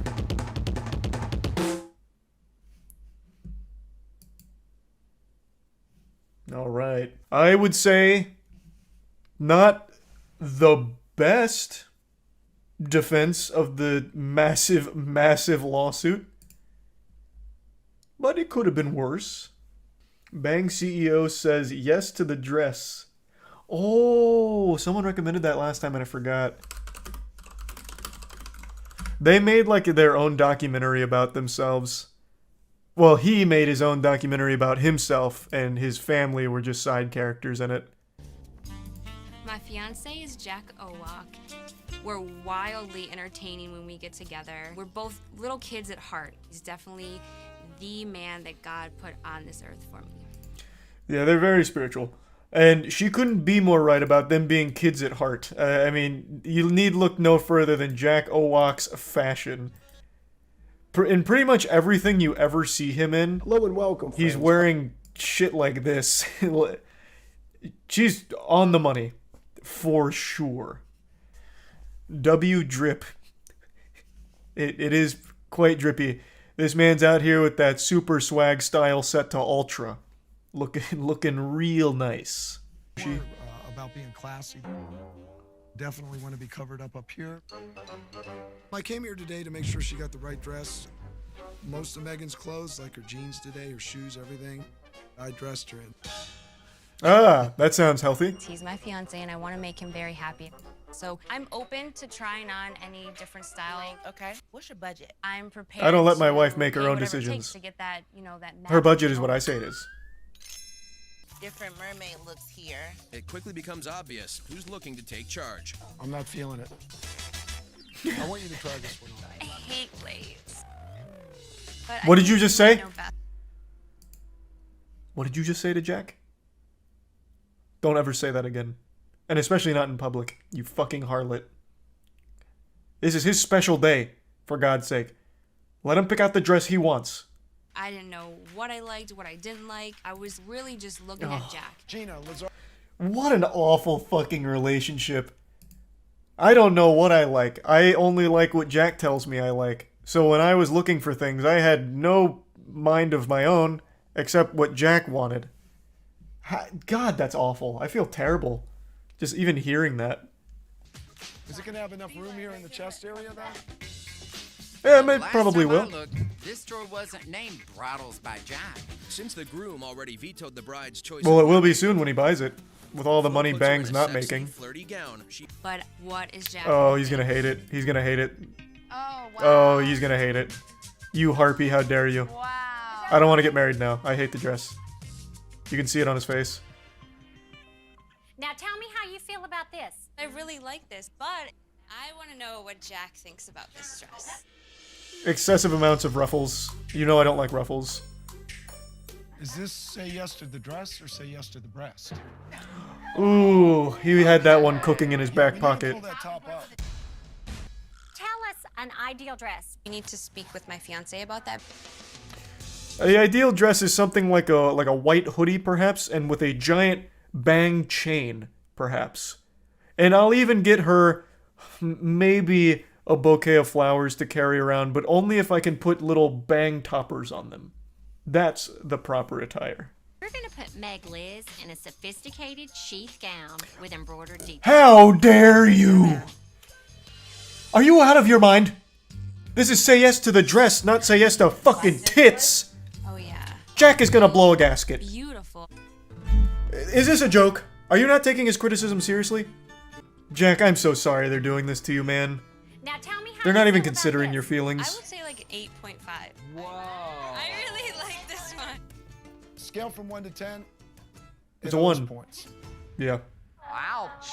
Yeah, it's bad. Wow, I thought I had some claws. Didn't even ask Jack. This fiance, he's making me look like a kitten. Now I am sure there are plenty of dresses that allow enough room to breathe and enough room in there for the Lord to come in. We can't be coming out here showing this much skin. As Jack says, it's not skin to win. We're getting married. It's a holy matrimony. There's nothing holy about this dress. Ridiculous. I'm on Team Jack. This is outrageous. Why is his wife making her own decisions again? Why is Jack not back there? Huh? What happened? Jesus Christ. They kick him out? Ugh. This show is very unprofessional. You gotta stand up for yourself and figure out what you want. What did you just say? You just said that in front of Jack Owak. Do you realize that? Well, I hope you like being blacklisted from Bang energy drinks. Never getting one of those again. Maybe we should start looking for the dress that I knew I wanted, the mermaid style. finally Pardon? arrived is shopping for herself. Okay, what do we got now? Mermaid style, blurmaid style, my ass. Gown with a sweetheart neckline. If this isn't coming out like a sweatshirt or like a Letterman jacket, it's a no. Nope. Nope, you fucked it. Oh my gosh. I love What are you this. not understanding? Is this along the lines of what you want? Yes. Now I know exactly what I like. My figure looks amazing, and I absolutely love the mermaid style. Okay, we found a dress. Mermaids she are the work loves, of the devil. But now we need to keep the fiance from throwing a Tootsie Roll in the punch bowl. I don't know that expression, but that's not happening. There's a Tootsie Roll going right in there. Coming in. I had a strong Get ready to feeling fish the that this Tootsie Roll out of the dress punch might bowl. Be my dress, and I realized that I do not want my fiance to change my mind. You want me to kick him out? Yes, please. What? Are y'all ready to see the next dress? Yes. Okay, Jack, honey. I got some bad news. What's that? Meg absolutely, positively loves this dress. That's too damn bad. It doesn't matter what she wants. This is Jack Owak's wedding. Kind of wanting to refuse to go, but you know, Lori's running the show. It's her world. I'm just visiting. He must have like the stiffest back in the entire East Coast. The way he walks, it's like a robot. Like a bang android. She picked the right dress. Beautiful, classy. She rocked. Oh, they paid him. It's the same kind of dress that he had an issue with before. They softened him up for the show. All staged. No. Of course it's not staged. Actually, to be honest, I bet everything that happened at the shop probably was like a little of Jack leaning into him being the douchebag, but that's just kind of Jack. Like, that is very Jack Owak behavior, to be honest. I am so thrilled to see Brendan Fraser having such a pop-off right now. He had a 6-minute standing ovation yesterday for his role in The Whale, which is an upcoming movie. And his response to it is just the cutest thing ever. I've already seen this video 3 times. It's like watching puppies, but cuter.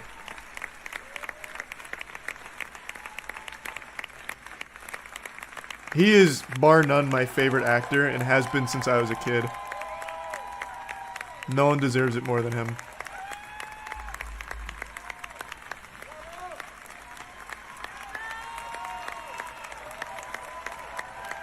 Though I will say 6-minute standing ovation, that probably got really uncomfortable after like minute 1. I love that little kick. It feels like that anime that became a meme where it's just like a guy in the ocean and like a million people clapping for him. But in the real world. So I'm really excited to see The Whale. This is by far his biggest role since coming back. And I have no doubt I'm going to enjoy it because it's Brendan Fraser.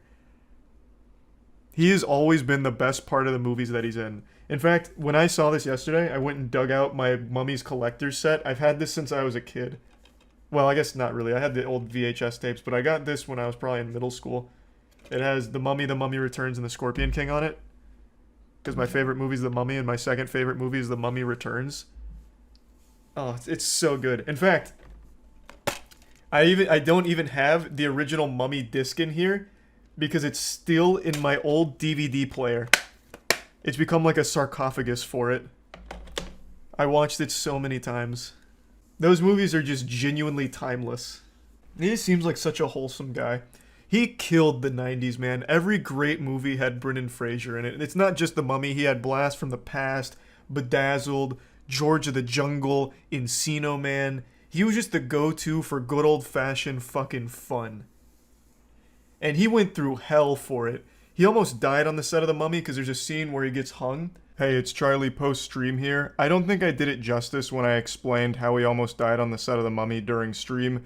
So I decided to dust off the old Brendan Fraser Bible and get reacclimated to the lore. So what happened is, in the Mummy scene where he's hanging, it was a legitimate stunt, and Brendan Fraser, while performing the stunt, got onto his tippy toes and they like took the tension up, which led to him getting choked and he blacked out.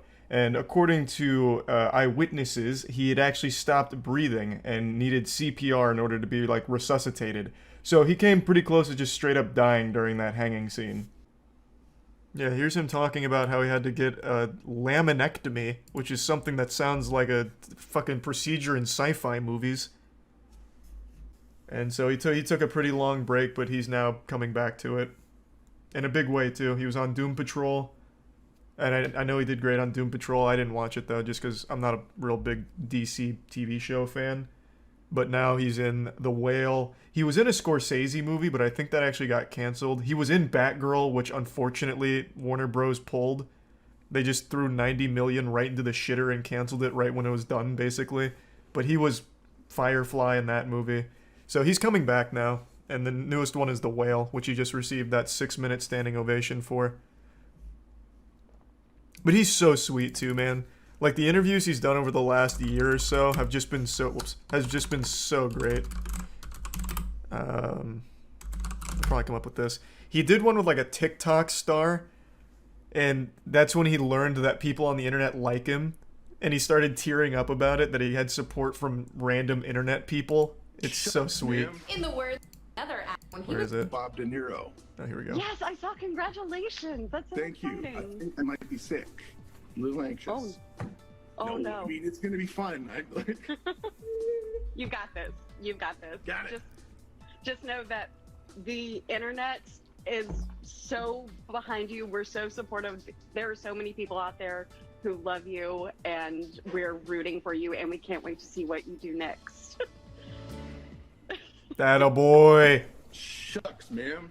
He's just so sweet. He's like just a giant fucking teddy bear. I love that guy. Yeah, he just seems like such a sweetheart. The movie he talked to animals was Dudley Do Right. We don't talk about that. We pretend that one didn't happen. I almost got to meet Brendan Fraser. He was in New York doing something, and we actually got invited out to, like, spend a day with Brendan Fraser. Kind of like something you would win at, like, an old Scholastic book fair if you got the golden ticket. And we were like, bet, we're in. We'll drive to New York tonight. And then as we were making our plans to, like, actually go out there and take them up on that, Brendan had something come up. Or he decided he didn't want fucking 4 lunatics who were willing to drop everything to come up to New York, 18-hour drive, just to spend a few hours with him. Either one could have been true, honestly. But I have no doubt it would have been a great day. His character in The Whale is named Charlie. I know, I saw that. That's so poetic, honestly. That's so cute. I'm his biggest fan, and now his biggest modern role has my name on it. You couldn't draw that up any better. That's like a fucking prophecy. Doom Patrol is the only thing from Brendan Fraser I haven't seen, though. I have seen every single one of his movies. Doom Patrol is a show. And it's the only thing from Brendan that I haven't actually seen. Oh, I love Encino Man. I still think about Encino Man from time to time. Fucking Pauly Shore saying wheezing the juice, and then Brendan Fraser saying wheezing the juice for some reason pops into my head sometimes when I'm like eating ice cream. For no fucking reason. Like, I've seen all of his movies so many times. What do you think of the movie Airheads? I actually think that movie's amazing. What a crazy cast. Fucking Steve Buscemi, Adam Sandler, Brendan Fraser, and they bust into a radio studio for them to play their music because they're just a terribly shit band and the only way to do it was to hold them hostage. That's a great movie. His Twitter is wholesome as hell. I actually didn't know he had a Twitter. I'm gonna go out on a limb and say it's not him on Twitter. Just a hunch. It seems like he's just now getting into, like, social media and, like, interviews and stuff. I don't think he would have taken the plunge into the fucking cesspool of Twitter yet. That's probably like a PR team. But he was playing the Nintendo Switch not long ago, so who knows?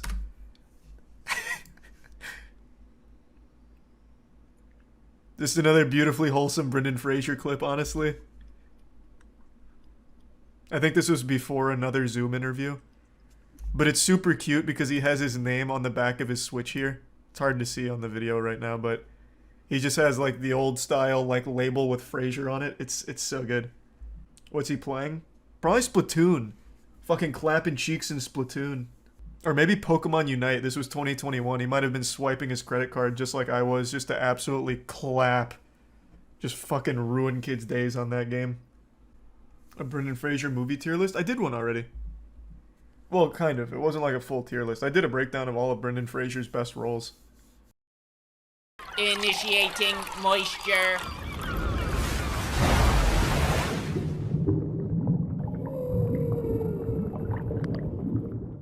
Hey there, let's just get right into it. We don't need foreplay. I just want to immediately start talking about how bad Halloween Ends is. It's just a stinky load of trash. It is fucking terrible. As most of you know by now, Halloween Kills, which was the previous movie in this trilogy, I find to be an extremely enjoyable bad movie.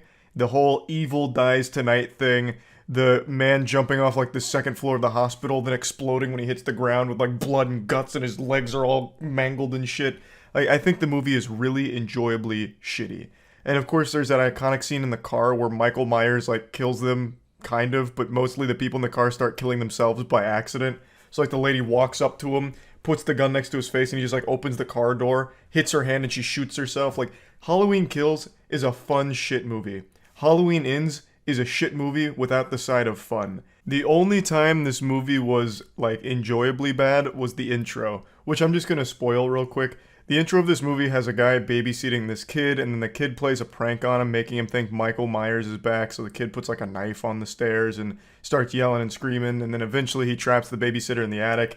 The babysitter freaks out, starts kicking the door, and then he finally kicks the door a little too hard, and it shoots it off the hinges. At Mach 5, he blasted this thing like it got hit by a torpedo, so it launches off the hinges, hitting the kid, which sends him flying over the railing on the third floor, tumbling to his death below, where he lands and explodes as if he had just got hit by a bomb.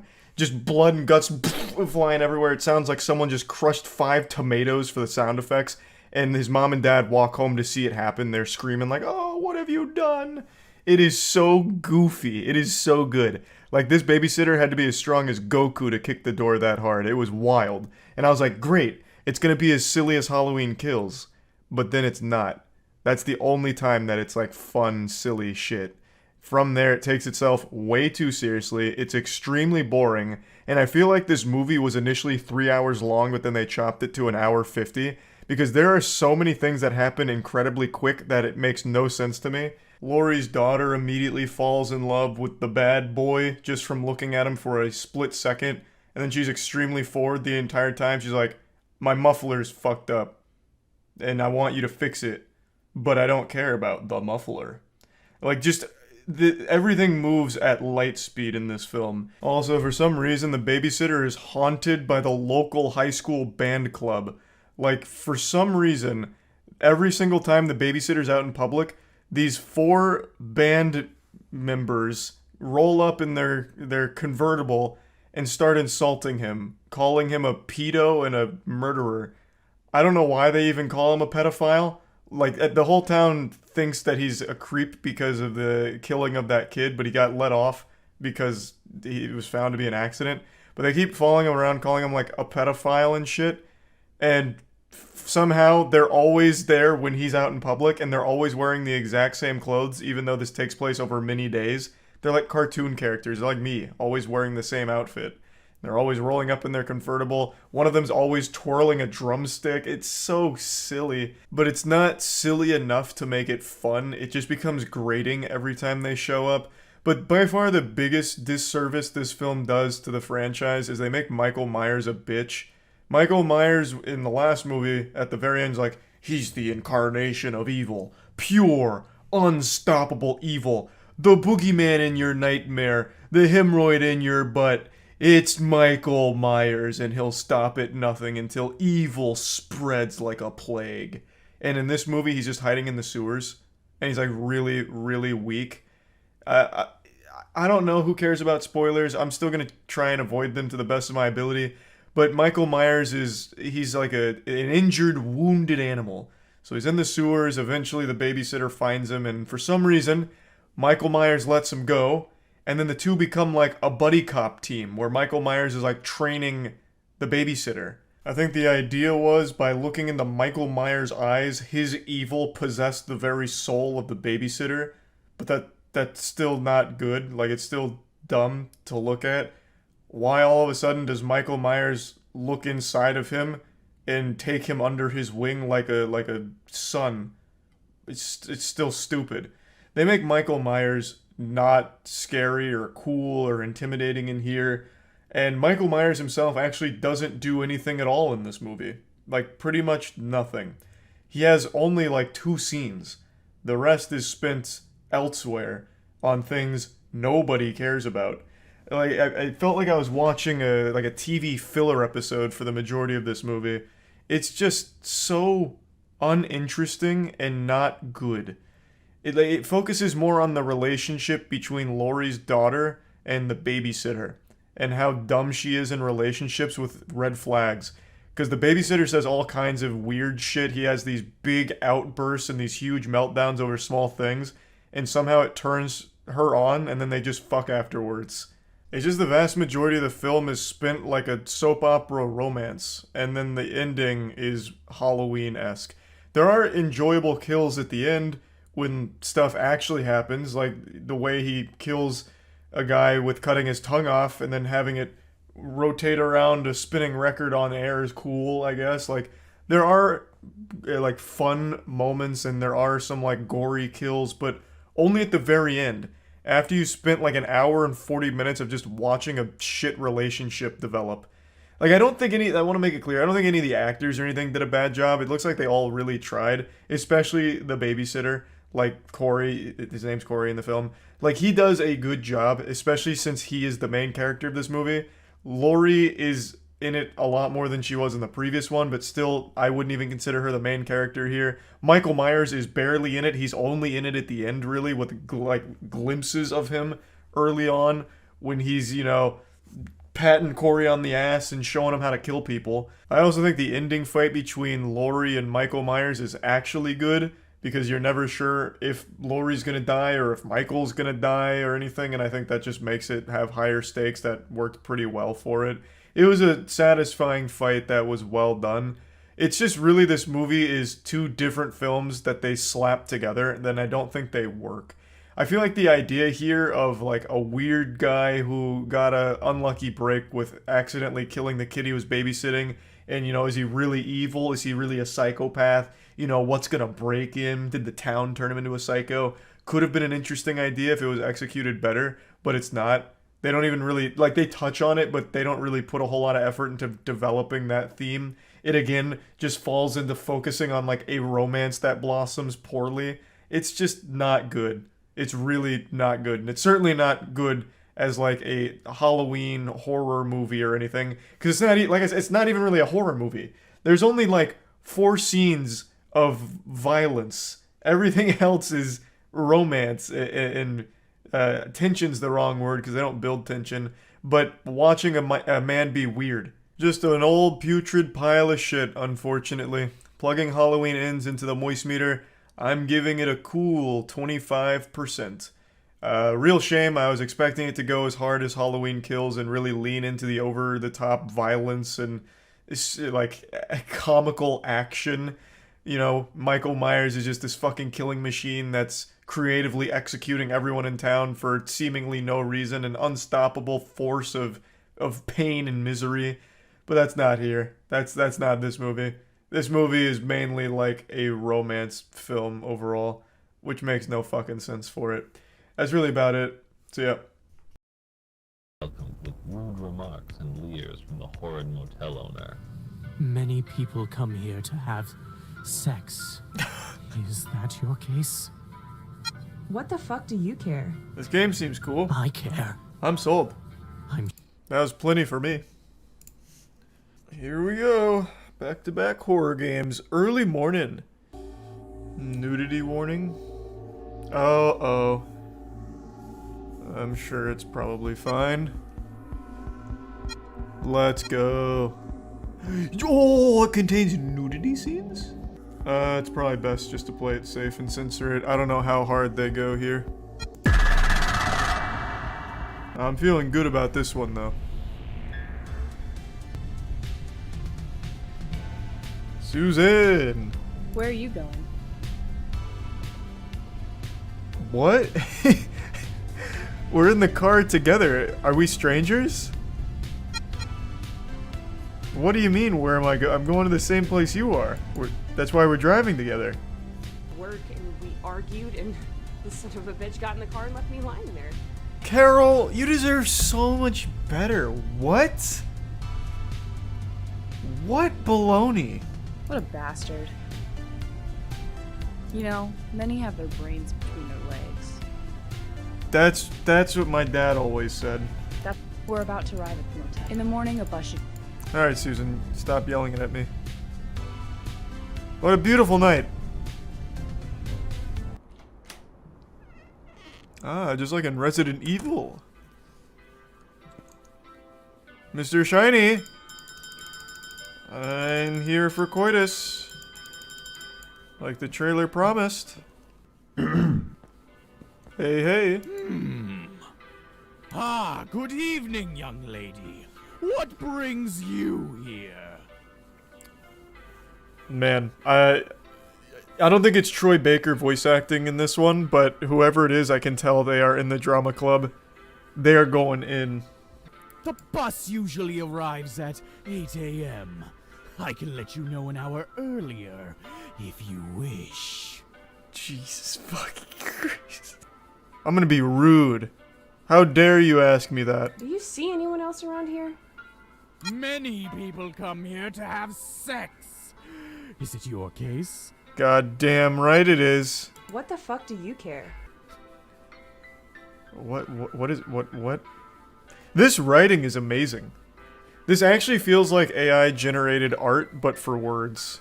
Alright, let's go. Oh, this is where there'd be nudity. Whoa! Damn.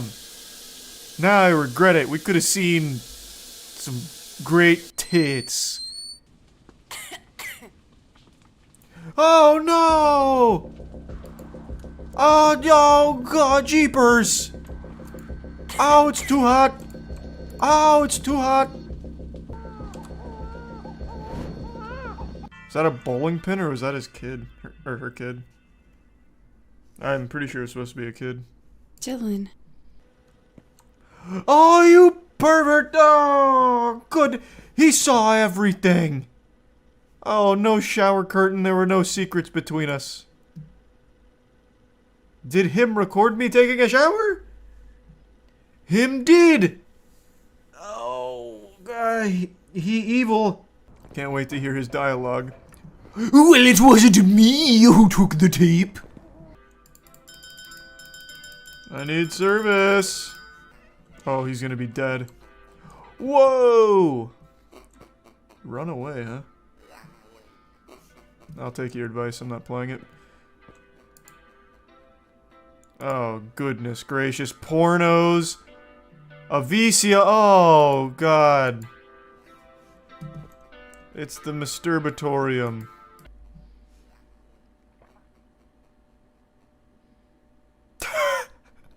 I see. You disgusting old man. This is shameful. Does he make porn movies by filming clients? Well, they're not clients, they're guests, Carol. Or if you want to go a step further, they're actors. You sick. I'll call the police and you'll rot in jail. Him is sick. I agree. Oh, the police? I don't think so! Oh, you're going to stay locked in here until I decide what to do with you, bitch! Oh, hey, come on now. There's no need for that. Maybe I'll fuck that sweet, hairy pussy! I feel like I'm watching Bible Black. This is good. This is great writing. Who wrote this? This should absolutely be nominated for the upcoming Game Awards. Nice. Huge. Well now, Mr. Shiny. The jig is up. Who's bouncing a basketball in here? Oh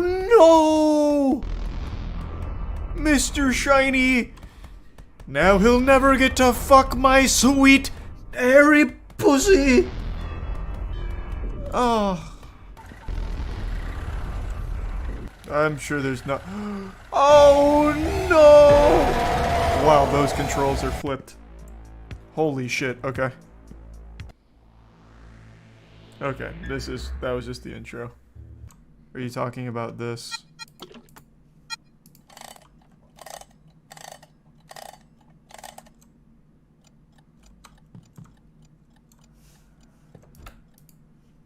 And now he'll come in and he'll be so mad at that alarm clock.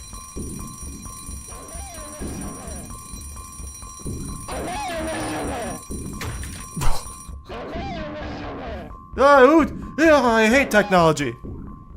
Okay, so I got a key to something. Oh no. Oh boy. Dylan! Dilbin! Oh no.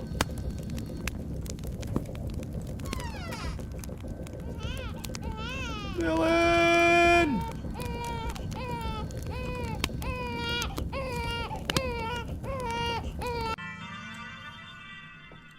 Just a nightmare.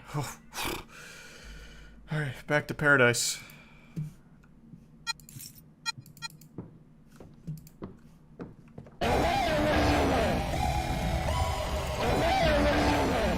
Oh, I'm stuck. I'm stuck. No! I'm lost. I don't know where I am. There's 1,000 fucking rooms in this place. Help! Help!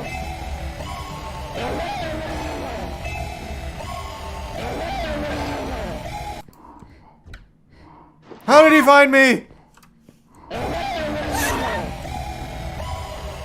Surely he won't check there twice.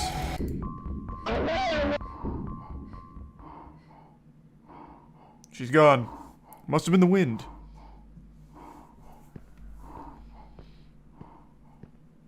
Alright. Oh, this is so big. I just need to take the batteries to the Game Boy. I can only carry one at a time. That's so tedious for, oh my god. That's so tedious for no reason.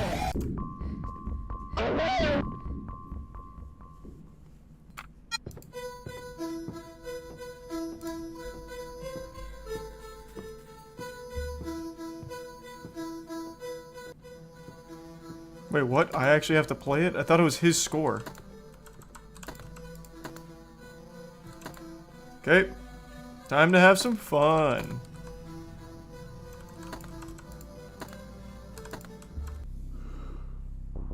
So what, when they were a kid, they used to do graffiti? Like, what am I looking at? Oh. If Mom sees you painting the wall again, she's going to put you back in the closet. So Carol wasn't Dylan's mom. Carol was Dylan's sister. Carol, get ready. There are 2 coming today. Friends. I don't know, but Mom makes me play games with them that I don't like. They hurt me. Why don't you tell Mom you don't want to play with them anymore? Are you not listening, Dylan? Our mom's a fucking psychopath. From now on, this will be your new home. You have plenty of room to run and play. All right. Come on, knock on the door to meet Mr. Miller. He's a good man. He'll take good care of you. Mr. Miller. Is this the guy that feeds raw meat? Oh, Dylan's the raw meat guy. I see. Big twist. Hey, the resub slug. Hey, how did you get here? Shit, I forgot for a moment. One of the tires on my car is flat and I don't have a spare. I had to come to the farm looking for help, but I heard screaming in the well. I've got the key to the bastard's van. Maybe we Let's can get go. out of here in it. Great, let's go. That was thanks to my persistence in the face of adversity. My no Follow quit me. I know attitude. where the van is. I can't run. Susan, I have a... Oh my god. Just fucking firing in the turbojets.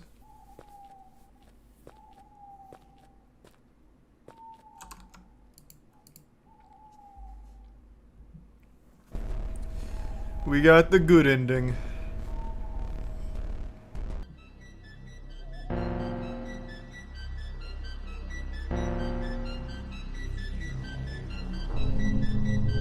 Oh, goodness. Dylan. Dylan.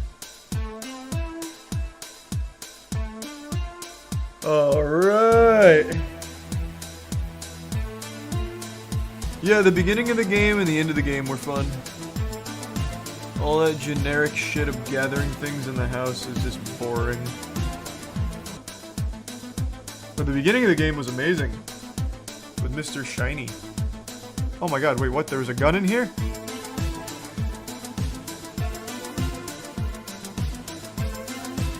Oh my god, how? Oh boy. This guy doesn't even know what's going on, and yet for some reason he pulls that piece out. He's like, the car's still running. Time to kill someone.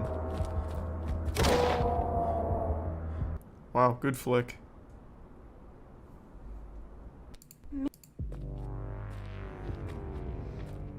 Damn, he's fast. Oh, Jesus!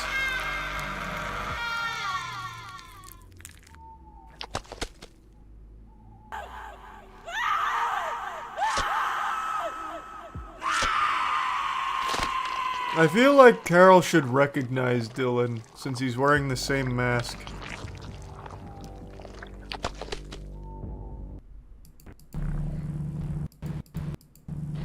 They had a couple different options. Nice. Well, we got the good ending on our first playthrough. Easy.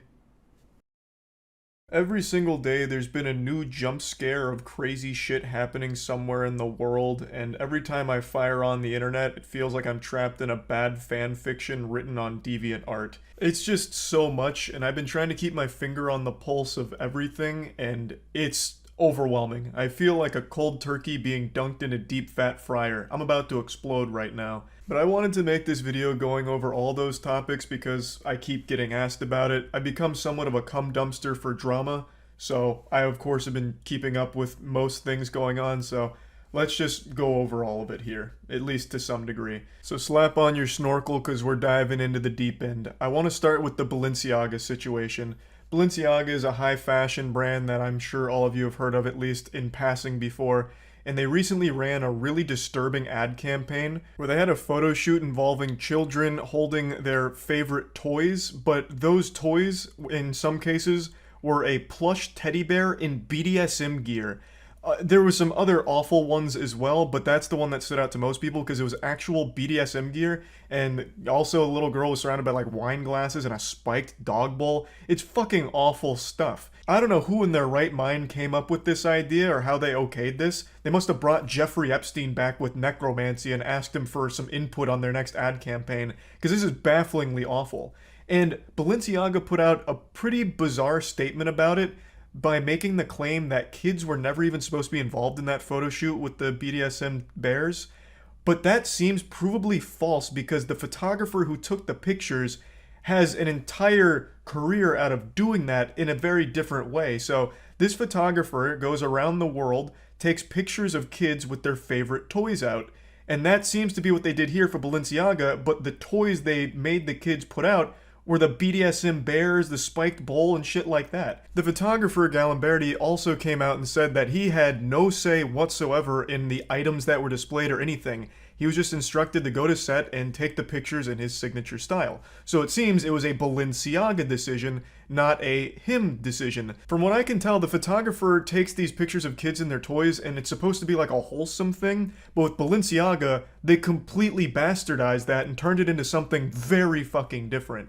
So their claim that kids weren't supposed to be there doesn't make any sense considering all of these factors. But this was only the tip of the iceberg, because after this happened, people dug a bit deeper into their 2023 spring catalog and they found this picture. This is an advertisement for a Balenciaga purse, and why is it important? Well, all of those papers that look like a tornado just hit and they're thrown all over the place aren't visible except for one.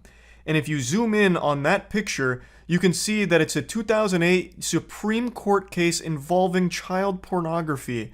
And I want to shout out Mudahar here because he did a great job covering all of this. So if you want a deeper look into this whole situation, I highly recommend going to his channel, Some Ordinary Gamers. And that piece of paper that's visible in the shot is all about this case right here, which focused on child pornography as well as like promotion and advertising, shit like that. It's a very weird thing to have in a Balenciaga ad, especially when coupled with their last photo shoot using those little girls. So obviously these two things together made people very upset and very concerned with Balenciaga. Like, why the fuck is this happening? And Balenciaga responded by suing the ad company that ran the purse one that had the child porn document, calling it extraordinarily reckless and looking for $25 million after the damage that the photos have done to their brand. Now, Balenciaga certainly isn't blameless here. Like, Balenciaga didn't just pass these things off to the ad firm here and let them run wild, Hulkmania running wild on their brand without any say-so from Balenciaga. There's no shot. They wouldn't just let them make their own shit and then publish it without Balenciaga ever coming through and approving it. They had to thoroughly go through these things, I imagine, in order to give it the green light. Is it possible with the purse one that they didn't bother to look at that document that was showing? Maybe, but that's still, Balenciaga bears a lot of blame there. Take more time to make sure you haven't just been bamboozled by this ad company. And in the other case with the photo shoots involving the children, Balenciaga seems to be the one that was behind that and then just brought a photographer on to take the pictures. Like, that one's entirely on them. So, with that in mind, it's kind of easy to see why people connect the dots that Balenciaga is, for some reason, trying to promote their brand using children in a very inappropriate manner. So that's kind of the gist on that situation, and I'm going to just go ahead and move on to the next one. But again, if you want more information on it, I do think Mudahar from Some Ordinary Gamers does a great breakdown. But moving on to the next one, this one isn't nearly as serious. The new Mario trailer dropped, and everyone asks me what I think of Chris Pratt's voice. But before I get into that, I'll go ahead and address the Christmas tree being absent in the background. Io is obsessed with eating the branches, which of course is not good for a cat's digestive system. So I've had to remove the tree because she keeps trying to devour it and trying to steal Christmas like the Grinch here, because she just really likes the little branches on it. So that's why that's not there. And yeah, just want to clear that up. But back to Mario. Trailer dropped and a lot of people were debating, does Chris Pratt's voice suck ass as Mario? And people have been asking me what I think, so I'll just go ahead and give my opinion on it. I don't think Chris Pratt would have been a horrible fit if he put more effort into it. It really feels like he just phoned in his whole performance, at least based on this trailer. Of course, the full movie could come out and it could blow me away, I guess. But in this trailer, it feels like he's not even trying. Like, half the times it sounds like he's delivering his lines while he's about to pass out from Xanax. Like, it doesn't really seem like he's giving it his best. Whereas Jack Black as Bowser, I thought fucking crushed it. I think Jack Black was a great casting choice for Bowser. Chris Pratt, I'm definitely not sold on. It doesn't really seem like he's trying. I did, however, watch all of the other languages for this trailer, and I think the best one is the French dub. The French voice actor for Mario, I thought, really went after it and did a great job. But yeah, Chris Pratt, I don't think is really getting the job done for Mario and doing it justice. Of course, you can disagree with me. It's not that big of a deal. I just figured I'd chime in on it. And since we're already on the topic of Nintendo, I'll go ahead and give a shocking update there. Nintendo released a patch for the new Pokemon Scarlet Violet, and they even addressed how awful and unacceptable the performance is of the game, saying that they want to make it better and will make it better, which I nearly shit my pants. I almost fucking flew out of my chair when I read that Nintendo actually acknowledged how awful the state of the game is from a performance perspective. Now, I've said I do like the gameplay of the game, and I understand a lot of people do, but the performance is still unacceptable. Running at 2 frames per second most of the time and having so many bugs and glitches and so many issues, it's definitely not a $60 game with polish. And Nintendo actually acknowledging that is crazy. But one thing they failed to acknowledge is the shutting down of the Smash World Tour, which they did a little over 24 hours ago, coming up on 48 hours actually, shutting down one of the biggest Smash Brothers circuit that's ever happened, only a couple weeks before it was finally about to wrap up. Nintendo hasn't said anything about that, and nor has Panda or Alan from Panda, who seem to have been the puppet master behind this entire evil scheme. None of them have come forward with anything to explain it or give their side of the story, so we're all still waiting on bated breath to see their perspective, but for now it's just radio silence, seeming like all of Panda all at once just evacuated the office to go into hiding, like a fucking rapture hit Panda's organization headquarters, because still nothing from them. I feel like they should address it as quickly as possible, but I believe I heard from HBox that they're getting a very serious statement prepared with like a legal team and everything. For those that don't know, I'll give you a brief recap. I made a video on it yesterday, but I'll just give you like the cliff notes. Smash World Tour, biggest circuit that's ever been held for Smash Brothers professional players. It was about to wrap up. The night before Thanksgiving, Nintendo gave them notice that they can't do it anymore. It's being shut down. Smash World Tour had been in communication with Nintendo directly through the entire duration of the tournament, so this really came out of nowhere. And then it was revealed with the statement from Smash World Tour that it seems more like Panda Cup, the Panda Cup, which was a competing circuit, had a very strong role to play in this shutdown of their tournament. Panda is led by Alan, who is the head of Panda, and it seems like he had been having a history of going around and trying to scare other tournaments into joining the Panda Cup, and if they refused, he started making threats about getting Nintendo to shut them down. This has been confirmed by more than just the Smash World Tour organizers. It's been confirmed by other reputable organizers as well about Alan's behavior. So we really do need a statement from them to talk about their side about this situation, but we don't have it yet. Now, there have been a couple of other big things going on, but I haven't had the chance to really spread the cheeks and get to the bottom of those stories, so I'm going to be doing some more research on those and probably make videos about it later on. Really, the last topic that I want to quickly touch on is the Liver King, who I made a video about yesterday as well. The Liver King, giant fitness influencer, has a lot of businesses, claims to make over $100 million a year based on those businesses, and has always claimed that his physique is naturally obtained, but emails leaked that show that he actually cycles a lot of like HGH and shit like that. So not natty at all, it appears. He still hasn't come forward. He is still actively posting and ignoring it. I believe he still only made that one statement I talked about yesterday where he says he'd like to talk about a complicated issue, referring to this, on podcasts. So he still hasn't been on any yet, but I am excited to see how he explains this, because he's already lost the chance to deny it. He didn't say those emails were fake. He said that they highlight a complicated issue. So it seems like he's going to try and tackle these things head on and go over it. So I'm curious to see what that's going to look like, but we don't have any developments there either. So this is most things going on in the world at the moment, and I just wanted to get all of it out in one video so that way people stop asking me about all of these individual things. So yeah, this is the giant stew of all of those topics. That's about it. See ya. DJ Khaled tries actually producing a beat and gets roasted by internet. Okay, here, this one looks like it's the raw.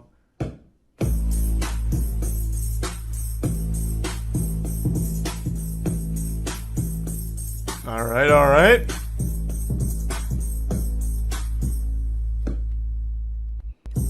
That sounds like one of those stock beats on the Yamaha drum machines from Toys R Us back in the day. Isn't his whole career made around making beats, though? What does he do? Someone enlighten me on, like, what DJ Khaled did to become rich and famous. I thought he made beats. Why is this so bad? If you look up his Wikipedia page, it says his occupation is hype man. I mean, that's a pretty good occupation, honestly. He ain't even hype? He ain't even hype? Excuse me? Alright, I'm gonna have to go back to the Overwatch concert, aren't I? Yes, sir! Boom! Ain't even hype my ass. Is there any other big DJ Khaled moments that I haven't looked at recently? I feel like I've kept up with DJ Khaled for the last 6 years. I feel like I haven't missed much of anything from him. Satisfied until he's got you nodding your head as he puts it down on the turntables. UPN33 Shamari Stone has his story. I'm gonna tell you right now, I'm from the future. He did not put it down on the turntables. Crowd at the boxing event was not entertained during DJ Khaled performance. Well, I don't believe that. It's impossible. Man, the quality is awful.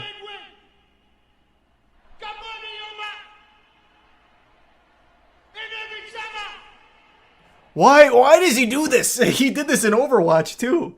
He doesn't even perform his songs or play the music. He just, it's like a cappella, and he hopes the crowd knows the words. All I do is... Okay, now on to the verse. Like, what the fuck is the point in even hiring him at that stage? I'd rather just hear the song over the loudspeaker. I'm not here to sing the song for you. Usually when an artist like turns the mic to the crowd, it's for like the chorus at like the big hook. But Khaled has them do the whole song. Oh shit! Let's go, baby! Wow, he is so agile.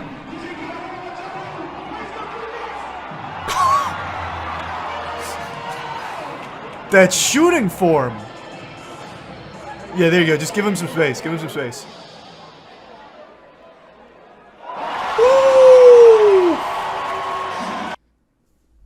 I don't know what it is, but in the hands of DJ Khaled, that basketball looks like it weighs 60 pounds. He handles it like he's handling a fucking bowling ball. Him struggling to say the word jewelry. Oh, I have seen that one, yeah. It's a tough word, to be fair. Like, this one trips up most people, honestly. First of all, I have so much jewelry. I got more jewelry, and it's not even about the jewelry. Because, you know... Jewelry! What is jewelry? You know what I'm saying? But at the end of the day, at the end of the day... Like I said, it's a tough word. You know? Not everyone can say it. But this is California! Yeah! It's like he's rolling a giant invisible pizza pie. He was in Vegas.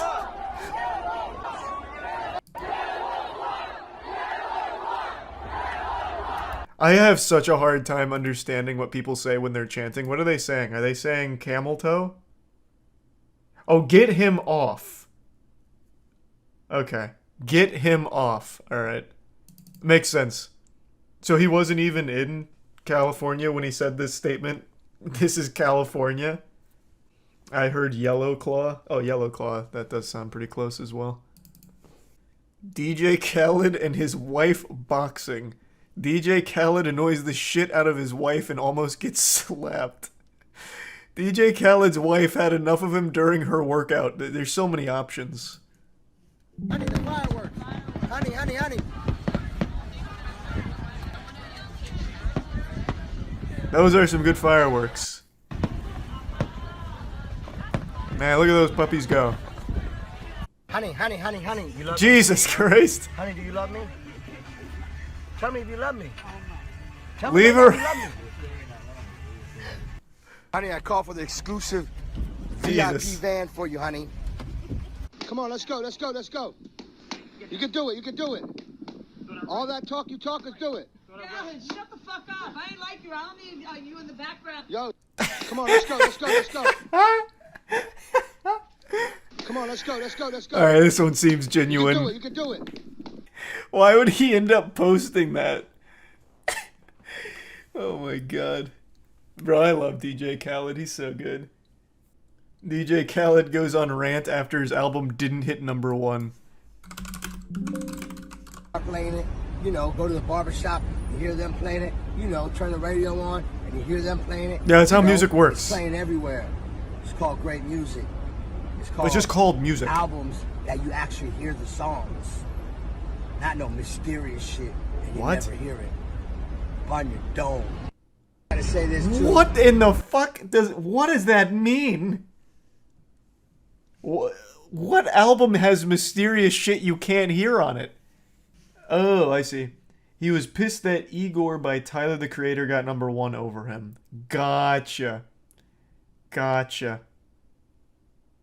I see. What album did Khaled make? I don't think I know a Khaled song that isn't just like a feature. Let me see. Do his albums actually like crack the top 1,000,000? Because his beats, at least from the videos I saw just a second ago, are terrible. Here, this is called Khalid. I've heard 0 of the songs on here. Oh, nope, I've heard Popstar. Because of Drake. You gotta watch DJ Khaled Peaches dance. I'll just do dance. I just like seeing him move, really. We won the summer, we won the year, we got it! Hits played back to back that many times. What a wonderful start. That is legitimately how I dance when I'm alone and eating a good meal. Jerma actually said it best. I was watching Jerma's stream and he brought it up. He was saying, like, sometimes he'll eat something that's so tasty that he just starts, like, throwing punches. And he explained it by saying, like, my mind's having so much fun, my body's like, hey, I want a little bit of that fun. So he just starts punching. I do that same shit. I feel like a lot of people do. So I'll just start, like, busting out, like, moves and shit. Sometimes I'll even try and hit, like, the, like, marching. And I absolutely do these kind of things that Khaled's doing here.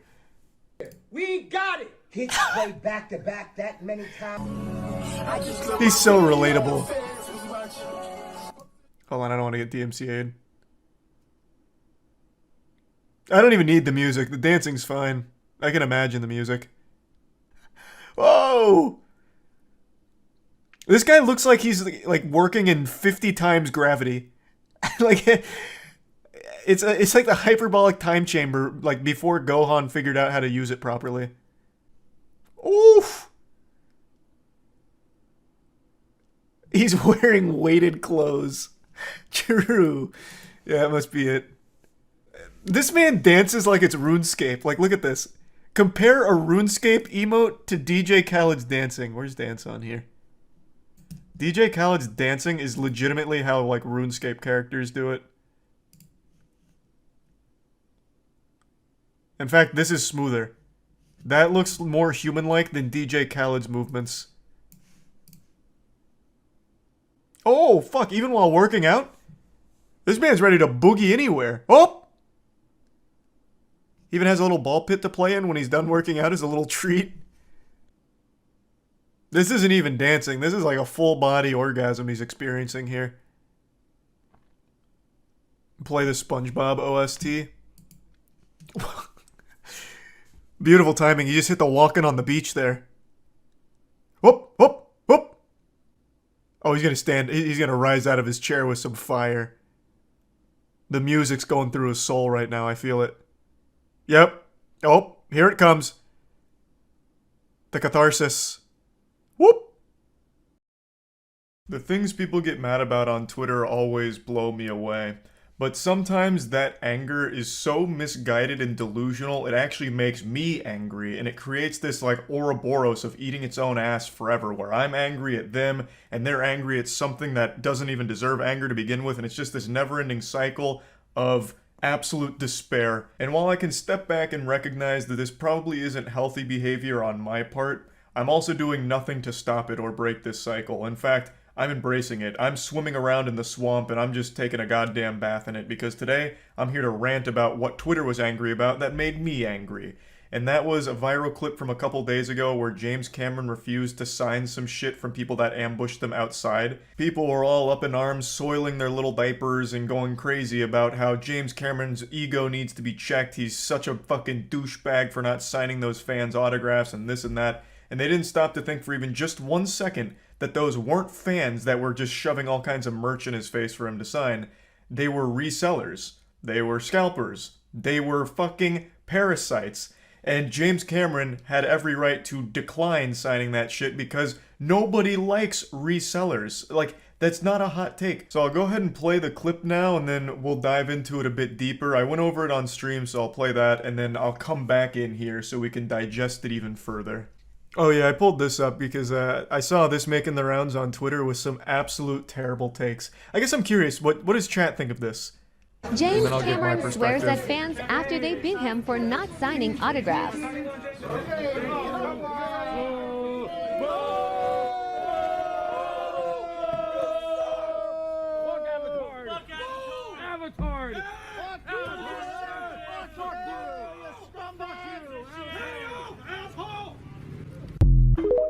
Okay, so that's the clip.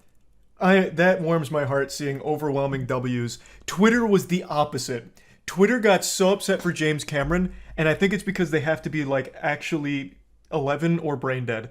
These aren't fans. These are scalpers and autograph resellers. I think James Cameron fucking ignoring them, not signing their shit so they could peddle it for some kind of crazy markup online is a fat fucking dubski for James Cameron. And the way they reacted to not getting that autograph, that sense of entitlement is sickening. One guy had the gall, the chutzpah, to say, "Pay up, asshole." Pay up, asshole. As if he fucking owes you that when you're just gonna go on Craigslist and try and resell that fucking dirty sock you're having him autograph or whatever.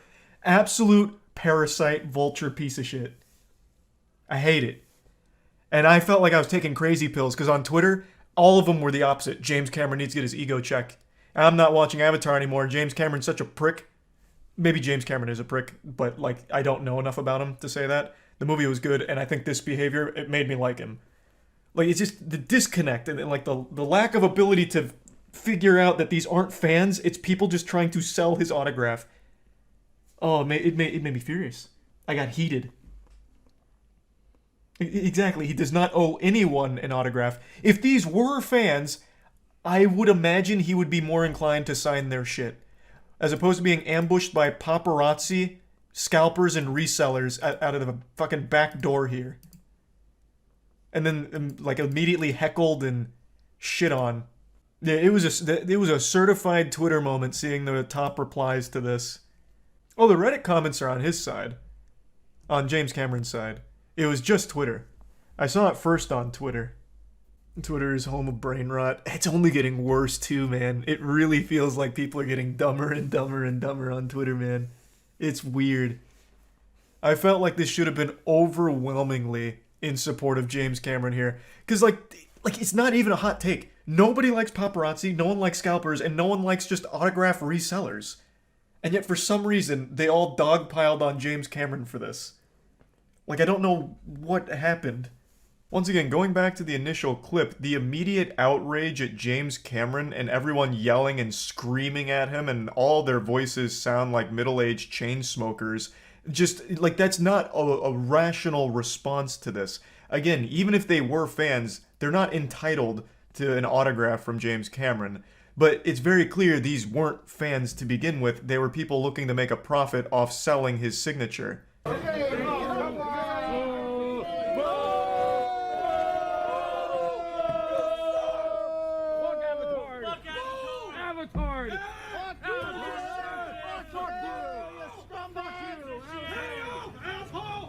This response actually just sounds like your local Beef O'Brady's when they announce they're out of Miller Lite to serve during a Monday night football game. It's very clear these aren't fans. They just saw this as a payday where they had the dollar signs in their eyes. When James Cameron came out, he'll sign their shit and they'll go turn around and sell it for a huge markup to actual fans of the series.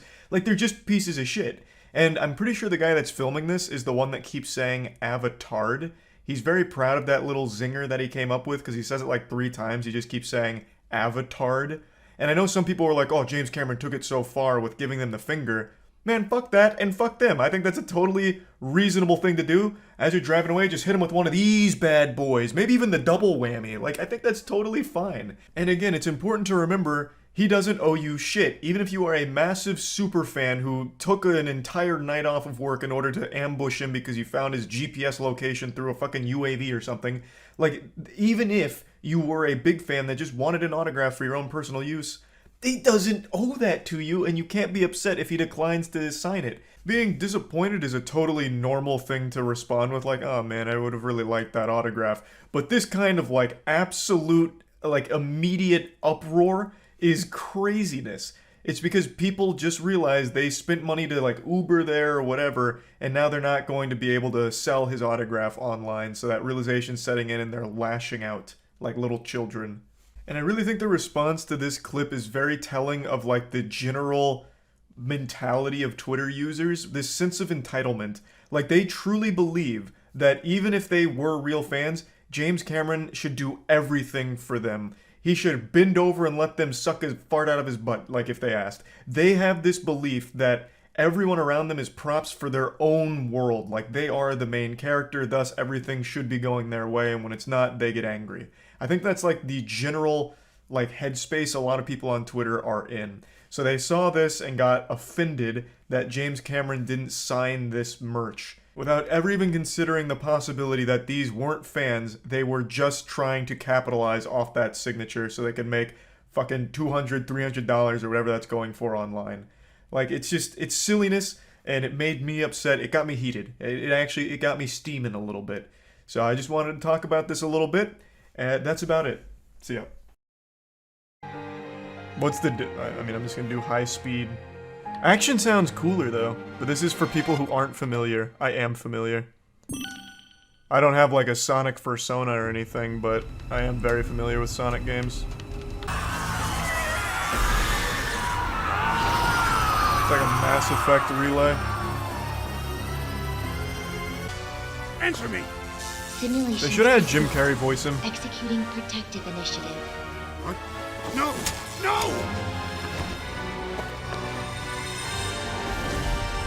You tracked the Chaos Emeralds here, right? Let's find out what drew them here. I didn't expect that voice. Cool. This is Sonic as he's hitting puberty. Oh shit! We're going way past cool!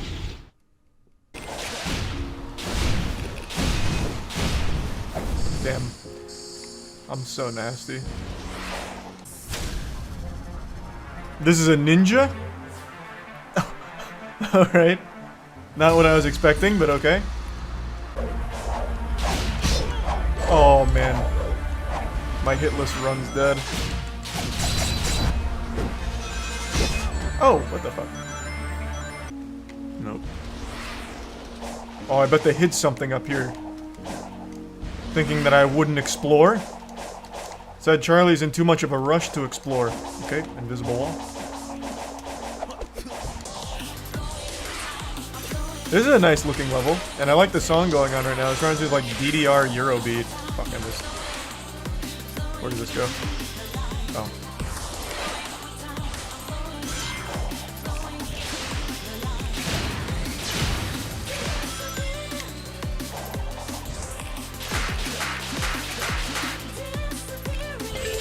How fast was that?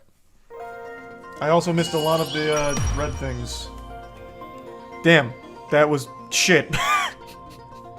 Run that back. Hold on, I need to clear this better.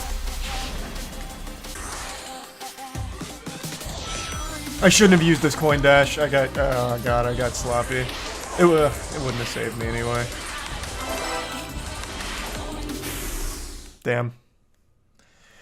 Yeah, you just come to a screeching halt with the ring dash.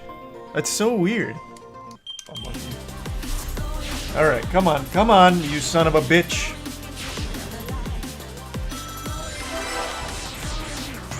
God, if I could just avoid hitting that. Maybe going low really is the strat there.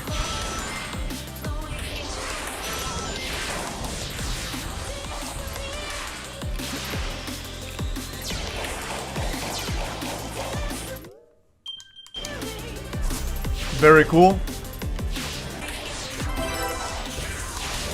Come on, push it!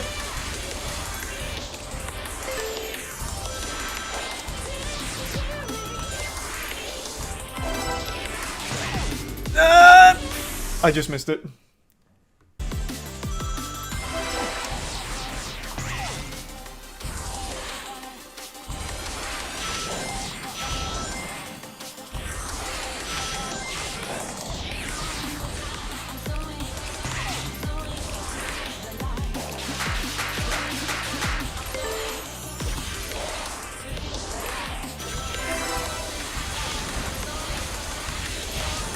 Okay, in good shape.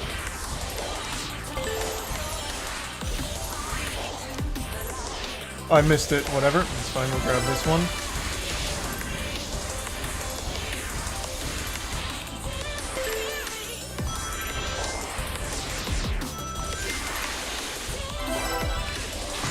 There we go, we got it.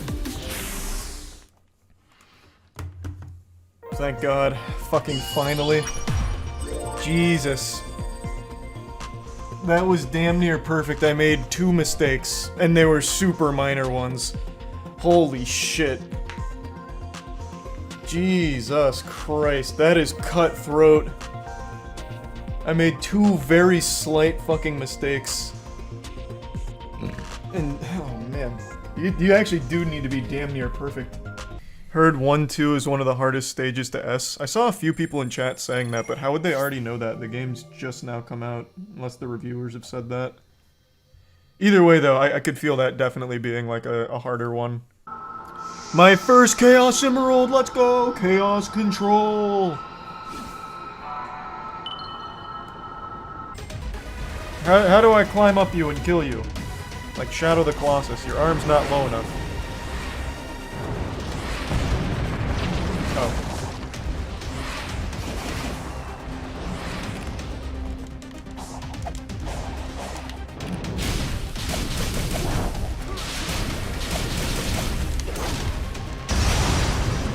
Gotcha, pussy. Oh, fuck.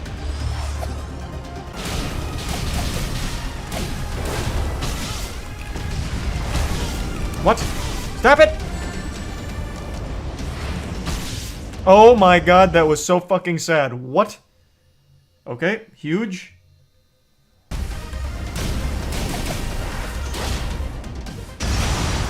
Okay, there we are. Now we're fucking cooking. Yes, sir! The Code Lyoko is vanquished.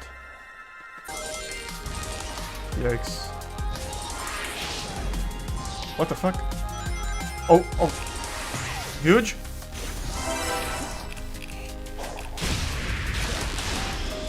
This is really confusing me.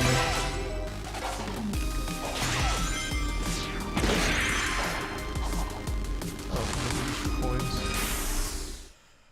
So that's gonna be an F rank. What?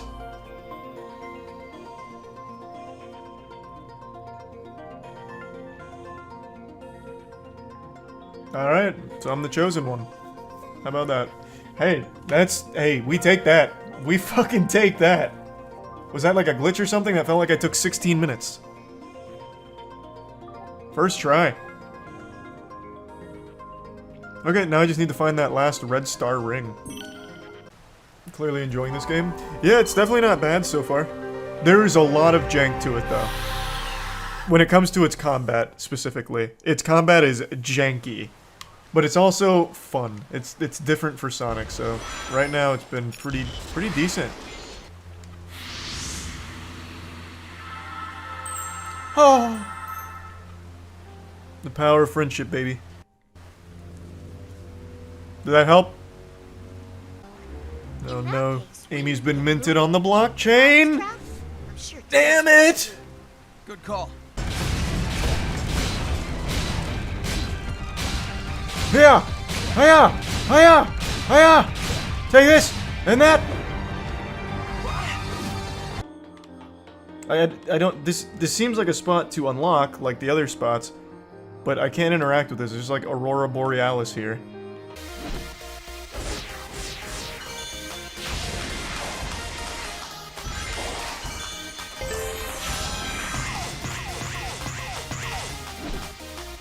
I think I should still be able to get the S here, as long as I hit this trick. Missed it. Actually, still might be salvageable.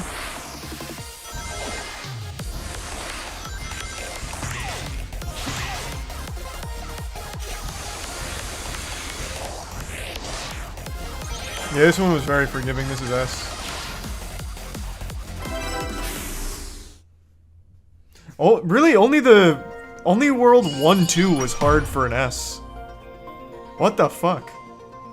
All these others have been, like, super forgiving. 1-2's hardest level in the game according to Alpharad and the developers. Hey, so far I believe it. I still got the S, though. Which is all that mattered.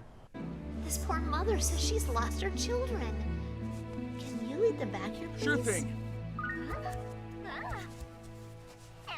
Why are you guys all getting so fucking lost? Jesus, just stay together. Like the Harfoots. Oh my god. You slippery little devil.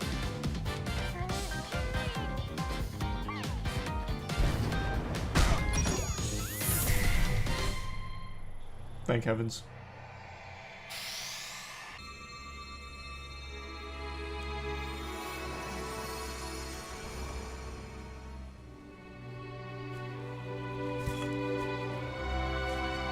What? What the fuck was that? A sacrifice? What just happened? Okay, okay. We'll keep looking. Why did they kill themselves? Sonic, they act like none of that happened. Do we even know what that was? Yeah, do they want to die? Are they like Meeseeks from Rick and Morty or something? But I got a sense of completion, comfort. What? Weird.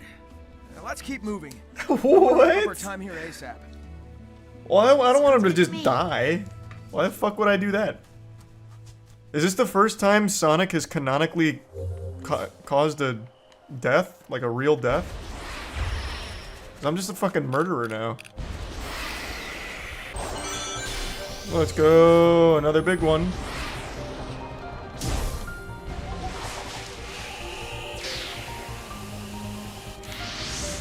Man, I'm getting so clean with that movement. Wait until I get my level ups for speed. Be able to traverse this open world in a heartbeat. Oh my god, I'm gonna kill more of these little things. Fuck me. Going to help this Coco reunite with their one true love. Yeah, and then they kill themselves, Amy. That's not good. That we don't like that. An emotional status too big.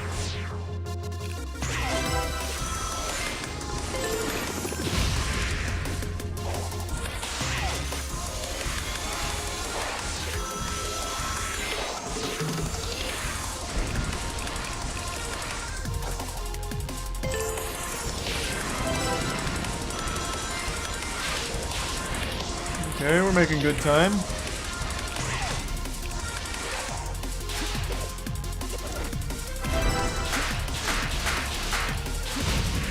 Oh fuck, I'm out of boost. Oh god, unlucky.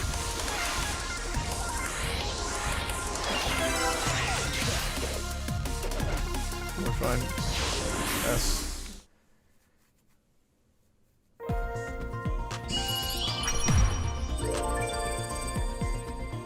Man, these are so generous now. I'm super boosted, holy fuck!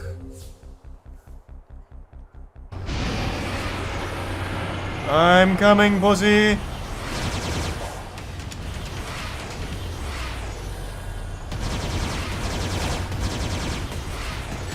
Okay, there goes my rings. Sad. I'm coming!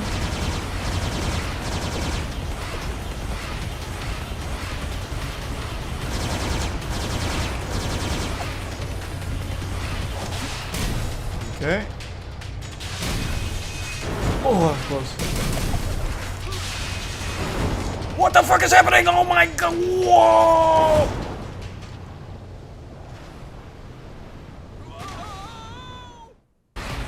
Come on.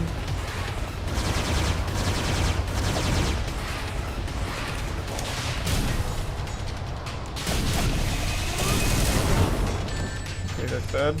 There goes all my coins.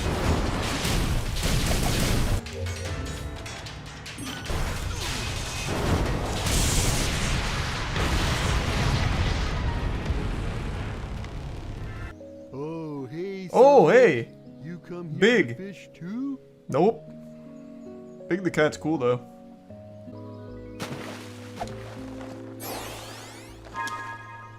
Here we go. Woo! Holy shit! Big's gonna be eaten for weeks. That's a fat one. Oh, increased speed for sure. Just one level? What? I brought so many Cocos though. Don't tell me I have to do this like every for every single level, because that's going to be a lot. Whatever. So now I'm level 10 speed. I don't notice a difference yet. Damn.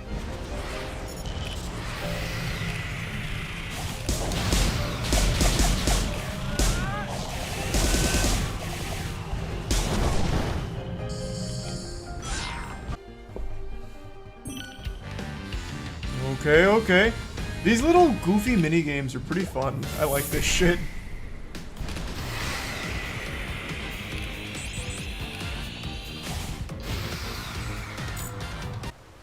Game feels very empty. The world is very empty, but there's a lot in it, like these little mini games. Yes, sir. And the tiny little mini bosses are like a little encounter in and of themselves. But otherwise, yeah, it's pretty fucking empty. Thank you, Doctor.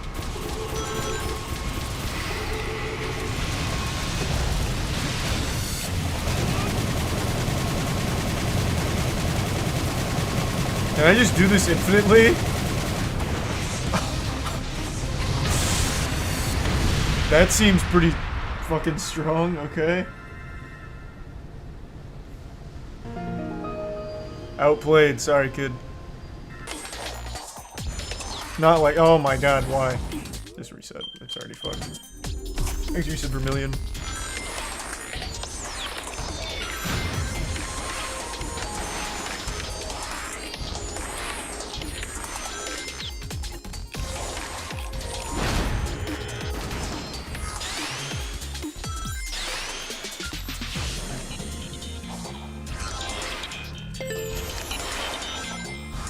Oh! Oh, whatever, that works.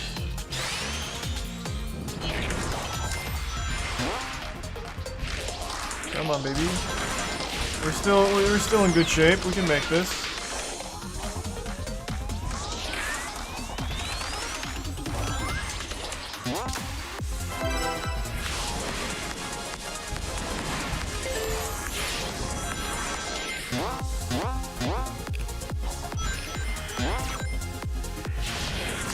No.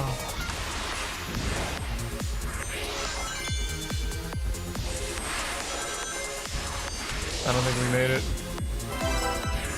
Nope, we just missed it. Actually, maybe? Got it. Got a little dicey, but we got there. There we go. Now we're ready to go turbo. Holy shit, that's fast.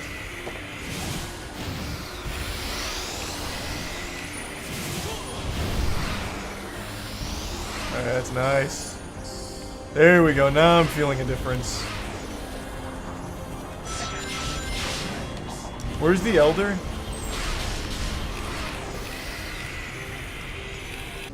I can also increase the fuck out of my power and defense because I got a lot of seeds. Thanks for your sub, Cyberlord. Yeah, there she is. Fully corporeal once again. It's too dangerous.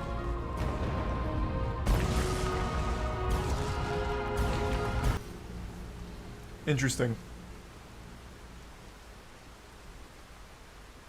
Damn, she's back to being an NFT. Fuck. She was whole for a moment. What does it all mean? Oh, they killed themselves again.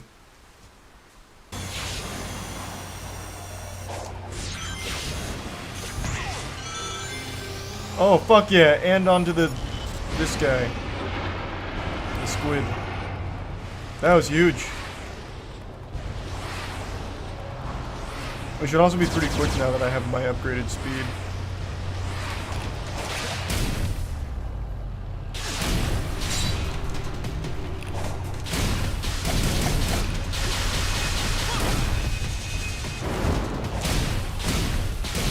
Also, I'm doing the exact same damage, even though it said it was going to do less.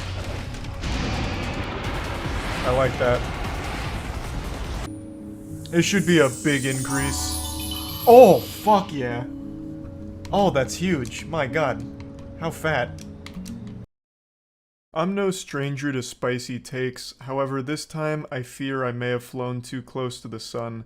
3 days ago, I dropped some shit that was so hot it could melt my toilet, and I haven't heard the end of it since. I gave my opinion on who the worst game developer in the world is. Spoiler alert, it's 343 Industries. This was by far the bravest thing I've ever done, and quite possibly the bravest thing that anyone has ever done in the entire history of our species. This was more triumphant and stunning than the time Kendall Jenner brought world peace with a Pepsi. So now let's discuss the aftermath of this opinion apocalypse, because there were mangled corpses littering the streets of Twitter for the last 3 days, and the bodies are still piling up. The death toll's in the millions now, I suppose. This opinion was just a doomsday for some people. So let's go over it. I made a video giving my take on why 343 Industries is the worst developer in the business, and then I explained my rule set here because obviously I'm not a raving lunatic that truly believes 343 Industries makes the worst games the world has ever seen. That's outrageous. Just go on Steam right now, click new releases, and you'll find millions of games that are just shittily thrown together Unity asset flips that took 15 minutes for a 9-year-old to make, and they're selling it at $30. And then even in the AAA space, they don't make the worst games ever. Like, for example, the new Saints Row just came out, and that should downright be a crime for how awful that game is. Which is why I had a whole criteria I laid out to explain why I think 343 is the overall worst developer. But unfortunately, that crucial component of the video didn't make it into all the viral Twitter clips, so instead they just have me plastered around there like some kind of fucking wanted felon. Like the end of Spider-Man Far From Home where they're revealing that Spider-Man is actually Peter Parker. They just have like a short 30-second clip from my video playing, tossing tomatoes at me, like pointing and laughing. Look at this stupid asshole. Thinks 343 is the worst developer when companies like Activision Blizzard sexually harass and assault their employees. What a stupid dummy. Just because Halo's not perfect anymore, I guess he just doesn't care about workplace environment. And it's been a bit frustrating to see all of this brouhaha. So let me explain again. I was only looking at AAA developers, so already excluding half of what people were talking about with their examples from indie companies that are just pumping shovelware onto Steam to try and get a few bucks out of people that are curious and just scamming people with terrible games. I was only looking at AAA devs, so none of that. And I made it painfully clear that I wasn't going to be looking at actual workplace environment because, as I stated, if we were talking about that, then the companies with active sexual abuse lawsuits would probably be considered worse than 343, I imagine. I also wasn't looking at monetization or greed. I wasn't factoring that in. I was purely looking at the games and the impact of the games on like the general like community.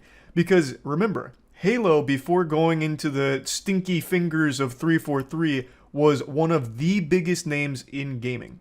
They were a juggernaut. But now in recent years, Halo is all but dead. Most kids don't even know what Halo is. They recognize Master Chief from Fortnite. So I think 343 has done what no other company has done. They took one of the biggest franchises and absolutely buried it. Halo is like the blockbuster of gaming. It dominated for so long, everyone thought it was too big to fail. The number one thing people used to say when an FPS game came out that even was remotely comparable to Halo was, is this the Halo killer? But then it turns out the only Halo killer was itself, 343. They took it behind the barn and executed it. That is something that no other studio can even come close to claiming. Look at every other massive game. Call of Duty, World of Warcraft. Like, these games were on equal footing with Halo, and they are still doing extremely well today. World of Warcraft, I know, has been kind of turbulent, but Call of Duty is still breaking records every time a new one comes out. No matter how copy and paste it is still financially successful as well as culturally successful. Everyone still talks about Call of Duty. Same with World of Warcraft. Halo is the only one that has actually fizzled out. Like, even Assassin's Creed, for God's sakes. Even Assassin's Creed is still popular today. And that was never to the level of Halo, but now it absolutely dwarfs it. Most people are more familiar with Assassin's Creed than modern Halo games. It's just fucking sad. There is absolutely, inarguably, no other developer that has done something as impactful as 343 has with Halo. Nothing even close to that level. Their inability to make a good game has completely tarnished that franchise. No one gives a fuck about Halo anymore for the most part. They just forget about it. It's always viewed as wasted potential because 343 still hasn't released a good game. They have good components but still can't deliver the whole package. Halo 4 had a decent campaign. Halo 5 had a good multiplayer. Halo Infinite has great gameplay and a good campaign. but all of them are missing huge things. Halo Infinite's missing half of its content. That game released literally half finished. Like, there's not even half of what they promised in there yet, a year later. But the thing is, they just can't deliver an actual full good game. And let's not forget, which it seems a lot of people are, but let me just go ahead and, throw the cold water on you. Master Chief Collection from 343 Industries was broken for like 5 years. It took them 5 years to fix the Master Chief Collection. It was in a broken state, damn near unplayable for 5 years. 343 has done nothing good for Halo, and as a result, has completely fizzled it out of everyone's radar. Now, one thing I didn't mention in the last video is Halo Wars 2. Halo Wars is one of my favorite RTS games. I put so many hours into the first one. I didn't really get into Halo Wars 2, but it wasn't bad. And I know a lot of people still look at it very fondly as a good RTS game. I can't really opine on it super strongly, but I do know this is the only positively received, like actually positively received Halo game under 343's blanket. And they didn't really have too much of a hand in developing it. Based on everything I've read, this was mainly Creative Assembly that put this together. But yes, this does technically count as a 343 Halo game, but I think that's even more embarrassing that their best game is one that was outsourced to a different studio. A different studio that's not even like a Halo-focused company did a better job than 343, and with significantly less budget. Let's not forget, Halo Infinite had a budget of nearly $500 million. And for pretty much everyone, Halo Infinite's the last straw. This was the last pile of shit they could feed us before the food poisoning was just too much. They promised a lot of huge things with Halo Infinite, and then released it without half of it in there. No Forge, still no co-op campaign, and still, a year later, none of it's there. So the game was content dry. And they didn't address it for the longest time. They've been unable to communicate until recently with their roadmap, which is less than satisfactory. It is just a massive miss across the entire board. I went into more detail on why the roadmap's just not good enough in the last video. I don't want to just keep repeating myself, but it just doesn't seem like they're able to steer this ship and save the franchise, and it continues to get worse. I think a lot of people don't realize how many people leave 343 Industries. Throughout the development of Halo Infinite, they went through like fucking 3 creative leads. They lost so many senior members, like actual high-ranking employees of 343 kept leaving. And even today, 5 hours ago, the goddamn 343 lead, Bonnie Ross, just departed the studio. So it just, something has to be going on there that is bad even from the company's perspective, not even just a player's perspective with the game being just so barren and empty on content. Something has to be so bad there with mismanagement that people just can't stand to work there because so many people leave. It's not far-fetched to think that the constant leaving and then bringing on of new talent to 343 makes it really difficult for employees to produce good work because they're constantly having to shift visions. Like, you'll have the creative lead leave and be replaced with an entirely new person who now has to be caught up to speed and might have like a different idea on where things should go. So then everything in the pipeline just comes to a screeching halt and maybe has to shift around. And it's a communication breakdown. It's a nightmare to constantly have all of these high-ranking members of the 343 team leaving and then being replaced. Like, I can't imagine that that's good for healthy development because now everyone's on different pages and different points here. So I'm getting a little sidetracked, but all of these are just reasons, contributing factors for why I think 343 is the worst game developer in the entire AAA space. Now, of course, what a lot of people clap back with, like, hey, Charlie, it looks like you're taking your stupid pills. It seems you forgot all about EA, the most evil company in the world. EA is so much worse than 343. And I get where you're coming from. EA makes a lot of bad games. They're definitely greedier than 343 with their monetization, but I'm not looking at that side. I'm just looking at the quality of the games. And yeah, EA's made some real bad games, but they also do have some hits. Like, their hits hit. Yes, their shits shit, and they do have a lot of those, but they do have good games. Under the EA umbrella, there are still good games there. Like, even right off the top of my head, Apex is the best battle royale right now. So they have good games. 343 has none. Zero. 343 is the only AAA game developer that I can think of that has no good games in their catalog at all. Even Gearbox has 2 good games at the very least, Borderlands 1 and 2. We could sit here and split hairs on if Borderlands 3 or Tiny Tina's Wonderland is a good game. I don't really think so. I think they're big steps backwards, but regardless, even Gearbox, which has like Aliens, Colonial Marines, Duke Nukem Forever, all that garbage, they still at least have 2 good games. 343 doesn't have that. They don't have anything like that. They have incomplete games. Like, their best game is an incomplete game, Halo Infinite. It's not even a done game. It's missing half of the shit that it's supposed to have. And it's already been almost a year, and they have still not made any meaningful changes or improvements to the game. In fact, their only changes to the game have been largely negative. I still remember there was that point where they took out one of the most fun weapons in the campaign just because it was like a glitch. Even though, like, it wasn't harmful to anything, to the integrity of the game or whatever. It was just people having fun, you know, speedrunning with a goofy, strong weapon and enjoying the silliness of how strong the weapon was. And they decided to take it out in one of their patches for no reason. You know, it didn't improve the game, taking it out. It actually just hindered people's fun. Like, hey, no having fun. You're having fun in ways we didn't intend. Get rid of it. Like, they just seem so misguided. Luckily, they did put it back, as I recall, but still, that just goes to show that they're not really in touch with the fan base. They don't know what people want. They don't know what the game needs. If they follow their roadmap, it looks like Forge and the co-op campaign test are around the corner, which is great. But it's already been so long, most people have already written the game off, and it's probably not going to be enough to get them back into playing it. It's just so many L's from 343 Industry. It's crazy. So yeah, anyway, just wanted to re-explain all of this again, since a lot of people were really upset after seeing just the 30-second Twitter clips that left off the part where I was explaining, you know, what area of game development I was looking at and why I think 343 is the worst there. So yeah, that's about it. So yeah. I've never made a video where I've cried or shed tears during it. In fact, I've never cried in my life, not even the day I was born. I came into this world stoic and strictly business. But by golly, I tell ya, I'm coming close to leaking a little bit from the eyes during this one. When I turned on the camera moments ago, I couldn't help but feel my eyes fill with tears. I felt like a little kid again watching the Pokemon movie for the first time when Ash Ketchum turns to stone. By now, I'm sure many of you know that I'm a huge DJ Khaled fan. So is Io. She must have just sensed I was about to talk about DJ Khaled. I don't think there's a single moment of DJ Khaled's recorded life that I haven't watched by now. I'm like an actual scholar when it comes to DJ Khaled lore. I've seen all of it. I feel like I'm part of his family. From watching him absolutely ruin Bob Marley's guitar as he badly played it and slapped it around like he was trying to beat the devil out of it, to the time where he took the pressure washer from his gardeners to pretend to pressure wash his pool deck while saying, God did.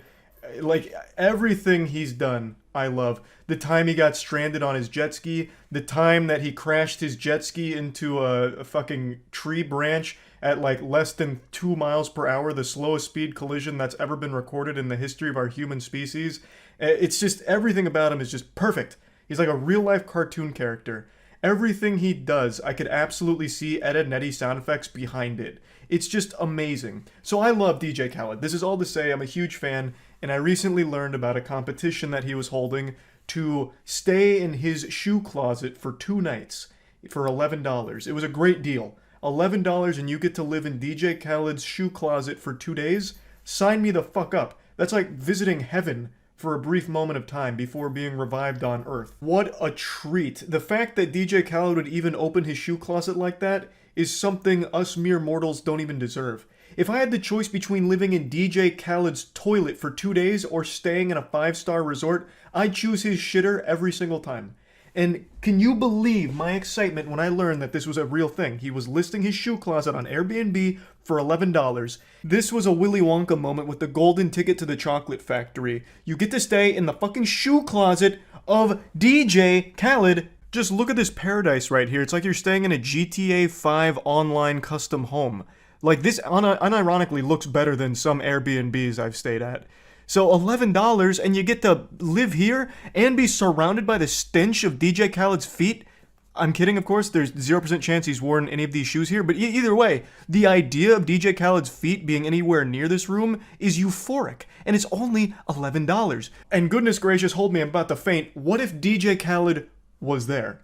The way that these articles that were written about it read makes it sound like you do actually get to meet him. That's like meeting a character from the Bible. You can only imagine how excited I was to learn this. I was like a little kid getting ready before Christmas, just waiting for Santa Claus to wiggle his big ass down the chimney to bring me the presents I've wanted.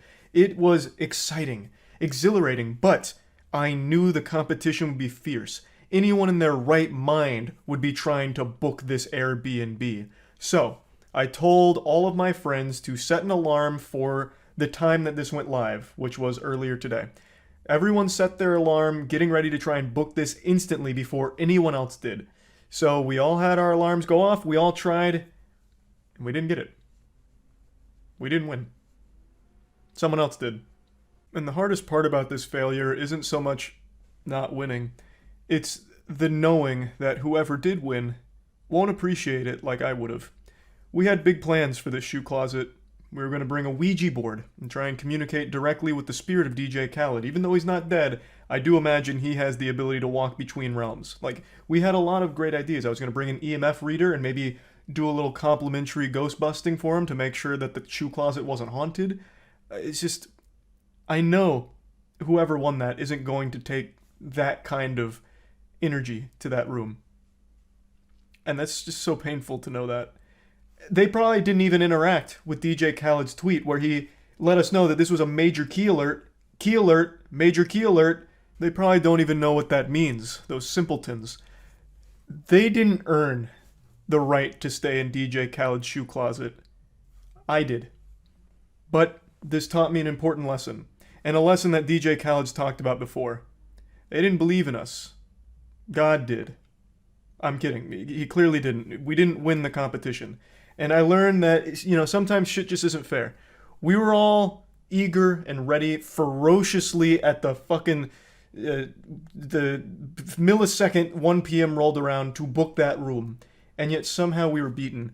I have half a mind to start throwing the challenge flag on the field and calling scam. I'm calling bullshit.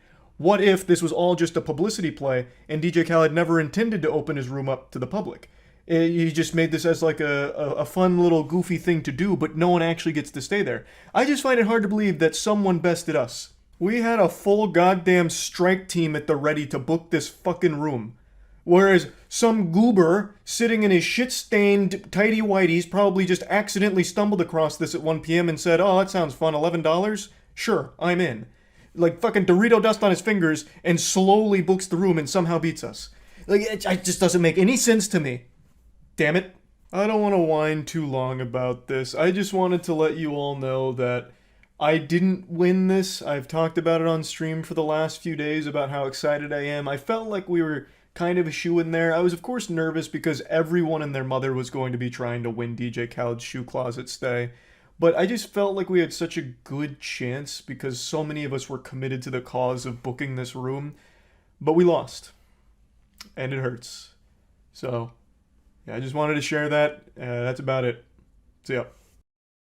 This week's been pretty doom and gloom with a lot of awful shit coming to light all across the internet. It's been more drama-filled than an episode of Degrassi. But today I wanted to hit you with a bit of a plot twist and jump scare you with some good news because there has been some positive shit going on that hasn't garnered as much attention as all of the drama, but I think it'll be nice and uplifting, good for the soul, to put a smile on your face like a kid meeting Spider-Man at a theme park for the first time. Let's start with Twitch. Twitch has recently been an absolute fucking war zone, like Mad Max, people chroming out their face before dropping yet another drama nuke. There's been dead careers piled up all across the platform, and a ton of truly deplorable, awful shit has been brought to light. It's just been a complete disaster.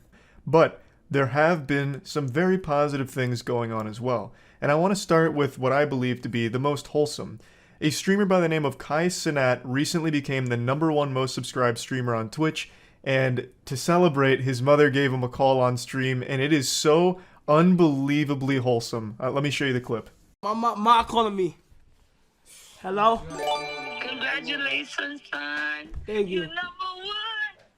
You're #1. I was sleeping. I kept hearing my notifications. And when I looked, you was like 79 and it counted. And like, I'm so happy for you, baby. You worked so hard. And you deserve it so much. And we watching and we're so proud of you, everybody. Babe, I love you so much. Babe, I'm so proud of you. You're #1. And you my son. And I'm so happy to be your mom. And I just want to let the world know that you've been working hard like this for a long time. So they only now know. You're just finding out. My son worked hard. He's a grinder every day, every night. and he gives me the world, and I want the world to know I love you, son. Congratulations, okay? Yeah, I love you too. Now, I'm a pretty tough guy, you all know that. I eat nails for breakfast. I've only ever cried twice in my life. Once when I was born, which is super cringe, and once when watching Pokemon and Ash Ketchum sets down Pikachu in that forest and then runs away. And even me, with all of my masculinity, nearly got a tear in my eye watching this clip. It's just such a nice moment. To see a mother that supportive of her son and his career, I just think it's great. And this is a massive achievement, no doubt, Kai Cenat becoming the #1 streamer on Twitch with over 80,000 subs. But what makes it even more impressive is the fact he did it without a subathon. I believe this is the largest and fastest organic growth of a Twitch channel without a subathon. Usually subathons will like really pump up those numbers, going all the way to like 150k, 160k sometimes. But this is just him streaming normal hours, doing his normal content, and growing at an incredible rate. So it is extremely special. Now, I would like to also address a little bit of drama that unfolded with this whole situation. People were really curious as to why Twitch doesn't celebrate Kai Cenat's success. And that's a very legitimate question to ask. Kai has been growing at an incredible rate, and Twitch hasn't said shit about it anywhere. They haven't recognized him anywhere. So everyone was wondering why. And I have the answer to that. It's because Twitch doesn't give a fuck about the platform or the streamers doing well on there. They don't celebrate anyone's success. It's not just Kai. They legitimately don't talk about or celebrate anyone on their platform. It just doesn't happen. In fact, their CEO, I'm pretty sure, has no idea what Twitch is. I'm going to go ahead and play a clip from stream where I kind of talked about this a little bit, and then go into it in a little more detail afterwards. Also, just a heads up, the channel you're about to see that has this clip is my only other channel, the only other official channel of mine. Just wanted to quickly address that because I keep getting asked, is Moisty Clips your channel? Is Moist Ass Emporium your channel? The answer is no to all of those. I have two channels. It's this one and Moist Charlie Clips. So weird that Twitter doesn't save your drafts and there's no drafts at all on the website that I can find. Does anyone know why? Classic don't Emmett. You talk about things that matter? Emmett, I don't understand. That guy, I don't think knows he's the CEO of Twitch. I swear to God. I have a conspiracy theory that guy's just some kind of fucking android that they fire on whenever they need him at a conference just to kind of prove that there's someone manning the helm somewhere. Because like 9 times out of 10, that guy doesn't even know what the fuck Twitch is. I swear to God. I've only seen him one time even mention Twitch when he was wearing that goofy bow tie and like talking about how context will matter going forward, and then it didn't. I really don't think he even knows he's the CEO of this platform. I'm not exaggerating either. You'd have no idea this guy's the CEO of Twitch just by going through his Twitter. I don't think he has a single post mentioning the site anywhere, and even just looking at his bio, it's the last thing there, like he's ashamed of it. Thinking about coordination, community, and connection, and working at Twitch, I guess. Kind of like how he's like looking down like, yeah, I guess I'm the CEO of this fucking shithole. I didn't want to be, but yeah, I guess I found myself in that position. Like, this is not a guy who's, like, proud of Twitch. This is not a guy who celebrates Twitch. So, obviously, Kai Cenat's not going to be highlighted by the platform on their social anywhere. They just don't do that for any streamer. Now, don't get me wrong, they absolutely should. This is a big, big moment that should absolutely be highlighted by Twitch, at least on their Twitter or somewhere. But it just doesn't happen. The fucking CEO seems to be embarrassed of the platform and his position there. So, like, it's sad, but yeah.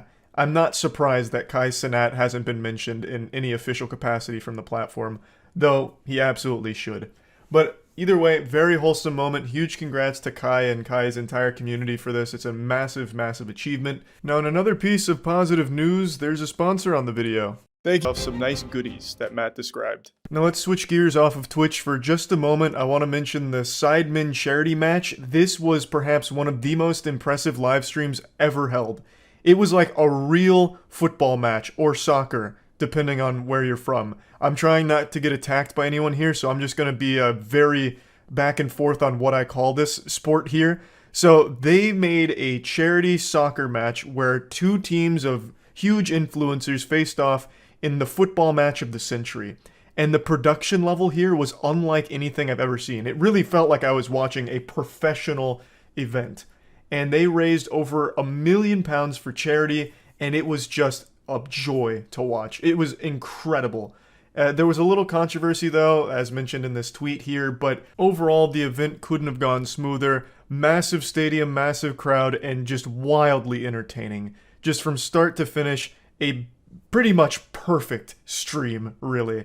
There is nothing else I've ever watched in the live streaming format put on by creators that even comes close to what the Sidemen did with this event. And it was a wonderfully positive thing for charity and just great for viewers as well. So huge congrats to the Sidemen for this one. Now let's hop on back over to Twitch for just a brief moment. There's a new kind of stream that's kind of popping off a little bit, and it's one that I've talked about before that people didn't believe me was real. Pay piggies, that's right. Financial domination streams where someone, usually a woman, is just telling men to give them money for nothing in return or to humiliate them publicly. It's become kind of a growing phenomenon on Twitter. You can find a lot of pay piggies and financial domination going on there. And it's starting to make its way onto Twitch, it seems. Let me go ahead and play you the clip here, because this is exciting. Finally, this is like E3 for pay pigs. Some good news, a brand new announcement, a world premiere. Now there are streamers on Twitch that will humiliate you into you giving them your money, which is a real fetish. Again, like I said, a lot of people didn't believe me that this is real, but it is, and it's been around for a long time. There are men, usually men, that legitimately bust a nut in their trousers just giving hundreds of dollars to women that either ignore them or publicly humiliate them. And now that is making its way to Twitch, apparently, and I couldn't be happier to see that over there. I think that's going to really become a nice piece of content. Twitch may even need to implement a new category. Right next to the hot tubs category, you could have pay pig category. And that shit could pop off. Here's a quick little piece of good news. Team Moist is now #1 in Omega Strikers. We have to hold this lead for 3 more days, but you guys are absolutely fucking killing it. Legitimately crushing it. So huge thanks to everyone participating out there, getting fat dubs for Team Moist. I made a video talking about it. Getting first place in this competition allows Team Moist to get 3% of the net revenue for Season 1 of the game, which could be extremely huge in financing Moist esports, so it'd just be wildly helpful. So everyone that's been participating in it and getting wins for the team, big thank you for that. Just need to keep pushing and hold it for 3 more days and we're good. So yeah, that's all the positive stuff I could find going on amidst all this wild shit happening across the internet. So I just wanted to at least share some of it with all of you because I think it's some positive stuff. And really that's about it. So yeah. YouTube recently banned a large community of VTubers over a trend they started on stream. And now I bet you're expecting me to follow this up by saying that it was unjust, makes no sense, is a bunch of dog shit and baloney, and demand that we go out into the streets to riot and protest. But that's not the case. This ban wave makes complete sense and is the most obvious outcome to this trend that they started. It's a trend that I'm sure none of you are familiar with because it was only big in Japan and only big in the VTuber community. It's the Splatoon 3 adult video trend. And as advertised with a title like that, it involved porn. Basically, a VTuber group called Shinsegumi got together and hatched the novel idea of playing porn in Splatoon 3 by changing their ink transparency so that way it could work like a green screen. So during stream they could play porn over the green screened ink. And the whole competition or challenge idea was whoever could last the longest on stream without getting banned wins. So they went into this knowing full well they would be banned for it, and they got exactly what they ordered. Their entree came out piping hot because they all got banned. And the Shinsegumi official Twitter account had to come out and make a statement. All the individuals that participated so far have apologized, except for like 1 or 2. But most importantly, it brought the boogeyman out of his shadow. Nintendo came forward and made a statement about this, about how seriously they're taking this because it's such a violation of their policies. They even loosely threatened legal action against them, from what I understood. Maybe it was a translation error with their message, but they came out with a series of tweets letting everyone know how fucked up it was. And that's a big deal when Nintendo comes out and starts slinging meat, because they are brutal. Nintendo shows no mercy. They would absolutely imprison a 4-year-old if they were using the Mario license for their birthday party without official expressed consent from the Nintendo company. Like, they enforce their policy and their copyright and everything around Nintendo property with an iron fist. Nintendo would burn a hospital to the ground if they found an unauthorized third-party Princess Peach plushie in one of the patient's rooms. They are not a company to fuck with. And I feel like this could be a pretty bad deal for the Shinsegumi team here if this wasn't a translation error and they actually do pursue legal action, because Nintendo will stop at nothing. They will pursue to the ends of the earth. Now, I'm in no place to say whether or not this was worth it here. Maybe it was, maybe it wasn't, I don't know, but this is certainly one way of going out with a bang. This is quite the statement. Like, if all of them were just tired of being a VTuber or something, this was a great way of just voiding their contract on the spot. Apparently the porn they were broadcasting starred one of the VTubers in it, so I'm assuming it was just like some hentai that they were putting on stream in Splatoon 3. It's an interesting idea. It's something I wouldn't have thought of, using the ink in Splatoon as a green screen. That's pretty genius. Like, you could do some really fucking banger watch parties with that, I guess. Porn is a little aggressive, but hey, you know, who am I to judge? As of right now, that's as far as this story goes, but I'll keep my finger on the pulse of it to see exactly how it all unfolds. But there is one more thing I want to bring up, and this one's not goofy or silly or anything. This one actually has a lot of meaning to me because I was so personally attached to the property. The creator of Yu-Gi-Oh! Recently passed away. I'm sure you've all heard about it. Kazuki Takahashi drowned recently this year, but today new information came to light on exactly how it happened. And it turns out the man was just a fucking saint, an actual hero. He drowned trying to save people that were caught in a dangerous riptide at the cost of his own life. An army officer came out to tell exactly what happened during this situation, so there's investigation going on for the last couple of months about like what exactly unfolded here. So it turns out what happened is 3 swimmers got caught in a dangerous riptide, and a nearby army officer named Major Robert Bourgeot, I already know I'm fucking the name up, and I'm sorry about that, went in to try and rescue them, and Kazuki Takahashi also jumped in to try and help save them. And they were able to save all of the swimmers, but unfortunately, Takahashi drowned in the process. So he gave his life to try and save others, and I just wanted to recognize him for the hero that he was. You don't have to look very hard to figure out that Yu-Gi-Oh! Played a big part in my childhood. I mean, I have cards on my wall over here, cards over there. I watched the anime every single week that it broadcast. I was a huge Yu-Gi-Oh! Fan and still am to this day. He created one of my favorite franchises ever, and he was also just a great man, clearly. So I wanted to at least put this out here so that way everyone knew that Kazuki Takahashi was a fucking legend. And also, of course, huge hats off to Major Robert here for his heroics as well. And yeah, that's really about it. See ya. Today was just one of those days where I was smiling, and I was in too good of a mood. I knew I needed to humble myself, so I did what any sane man would do. I watched an episode of The Button to make myself upset. The Button is one of the weirdest dating shows on the internet, if you can even call it a dating show. It's more of just like a war between 2 people pretending to be romantically interested in each other in order to squeeze as much clout out of the production as possible. Hello. Hi. I like your shirt. Oh, thank you very much. I Yeah. appreciate it. Did you get it at like a thrift store or something? Oh, yeah, I got it from one of my friends. Yeah. Nice. I feel like this was such an aggressive opening here, like we were in round 1 of a boxing match and she came out swinging for the KO. Hey, nice shirt. Did you get it from a thrift shop? Like, it feels like it's almost an insult to him. I don't know if she meant it that way, but what if that's Trey's favorite shirt that his grandma gave to him and he wears on special occasions, you know? Like, what if he came out here and said, yeah, thanks, I like your pants, where'd you get those? Stupid town? How would you feel, huh? Trey makes 1,000 plus tortillas a day. I do make a lot of tortillas every day. For like work or? Yeah, that's how I make my money. That's kind of what I do. I grew up eating a lot of Mexican food, so. Oh, really? I like tortillas. Well, Oh, hey, yeah. You know, if you're hanging out with me, you can get fresh tortillas anytime. Nice. I gotta tell you, I don't think I've ever seen a wink executed in a way that comes across as anything other than odd. Like, that's usually just a conversation stopper. Nothing puts the brakes on a social experience quite like someone winking at you. Especially in the context here where they're talking about him making tortillas. I don't know why he would wink after talking about tortillas, but, you know, God bless. Unfortunately, it wasn't suave enough and he pays the price.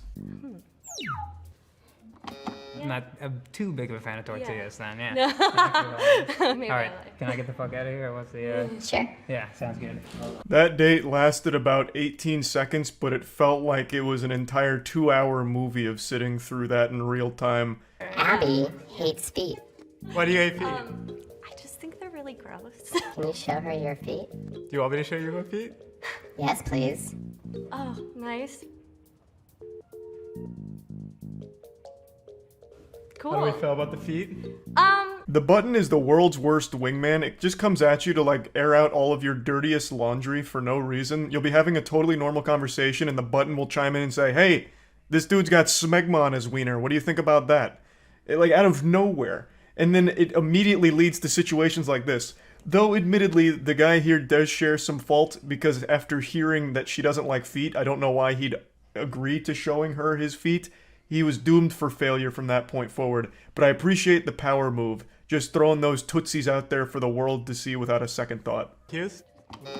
Why did you reject me? Oh, I'm just not really like an outdoorsy person, but you're really no awesome. worries. Yeah, Nice no, to meet you. yeah, you're so nice. I actually respect this from the guy here. Plants both his feet, puts his stompers on the floor, puffs out his chest and says, why did you reject me? As if it's any mystery. She hates feet and you just whipped out your stinky toes in front of her and I think that was pretty much put in the books from that point forward. But I do like that he tried to enter the DPS phase of the boss battle here by asking her like an explanation for the rejection, for which she tried to come up with something, saying that he's too outdoorsy because he mentioned climbing, which I think is just the first thing she could think of. What makes you horny? Sorry? What makes you horny? Makes you horny? I don't know. This is weird. I'm an ass man. Is that weird to say? Oh. Sorry. You can see this guy was itching from the jump to slam that button down. He said he did it for the boys because none of the guys got to press the button. Though we're only 2 contestants deep, so it's not like it's been all day. Or maybe it has. Maybe they just cut out a lot of content, not sure. But this man came in here on a mission. Said he was going to take down the raid boss, and he did. And he also said that he was an ass man in the process, so, you know, good on you.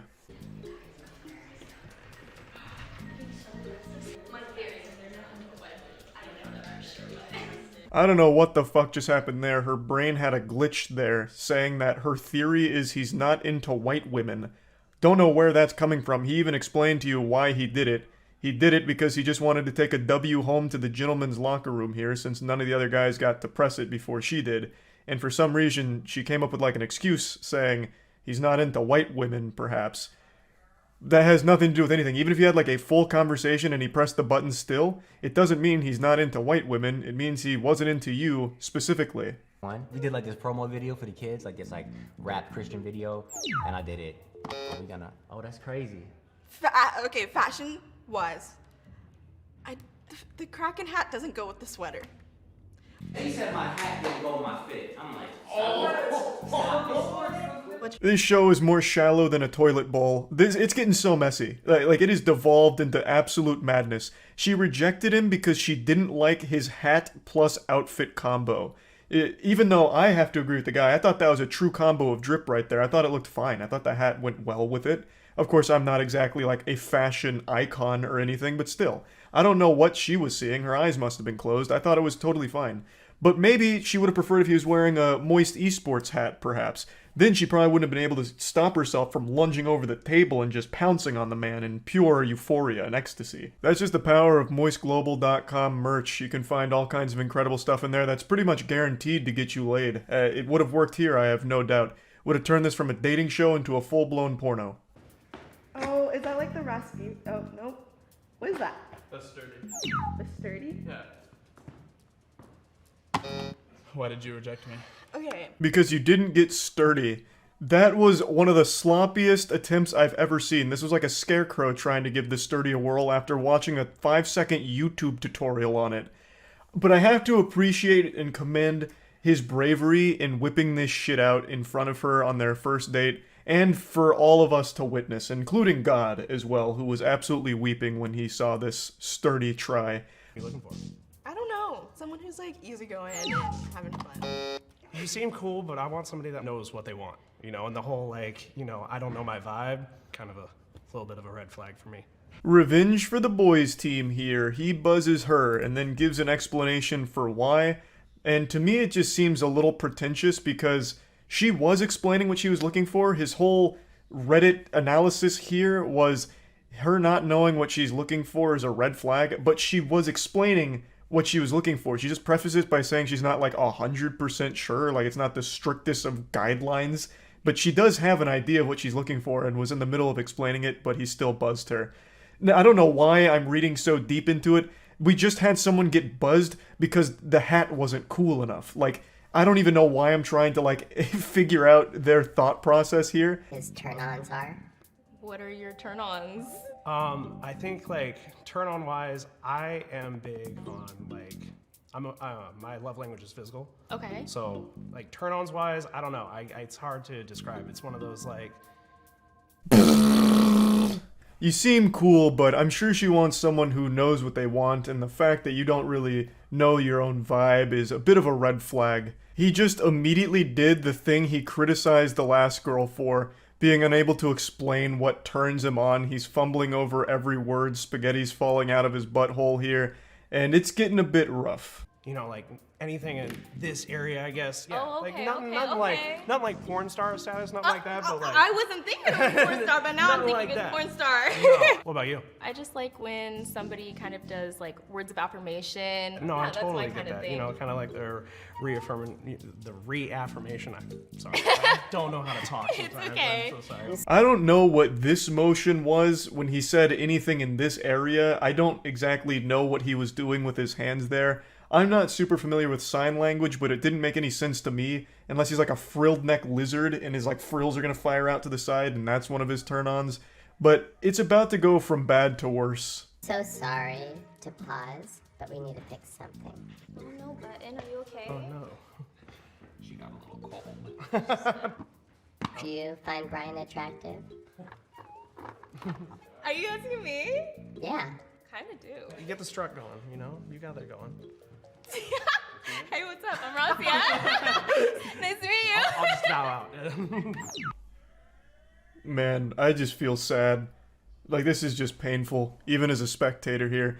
I could see that other guy's heart breaking, his soul crumbling to dust before him, getting cucked on his own dating show here because the button was malfunctioning, so they had one of their staff members named Brian come in and fix it, and he started stealing the girl right in front of him.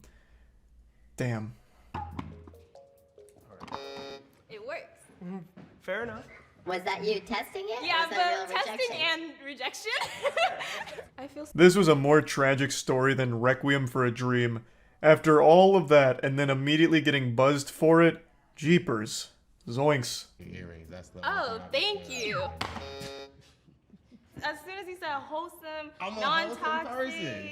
I'm sorry. I don't believe you. Like, I don't believe you one bit.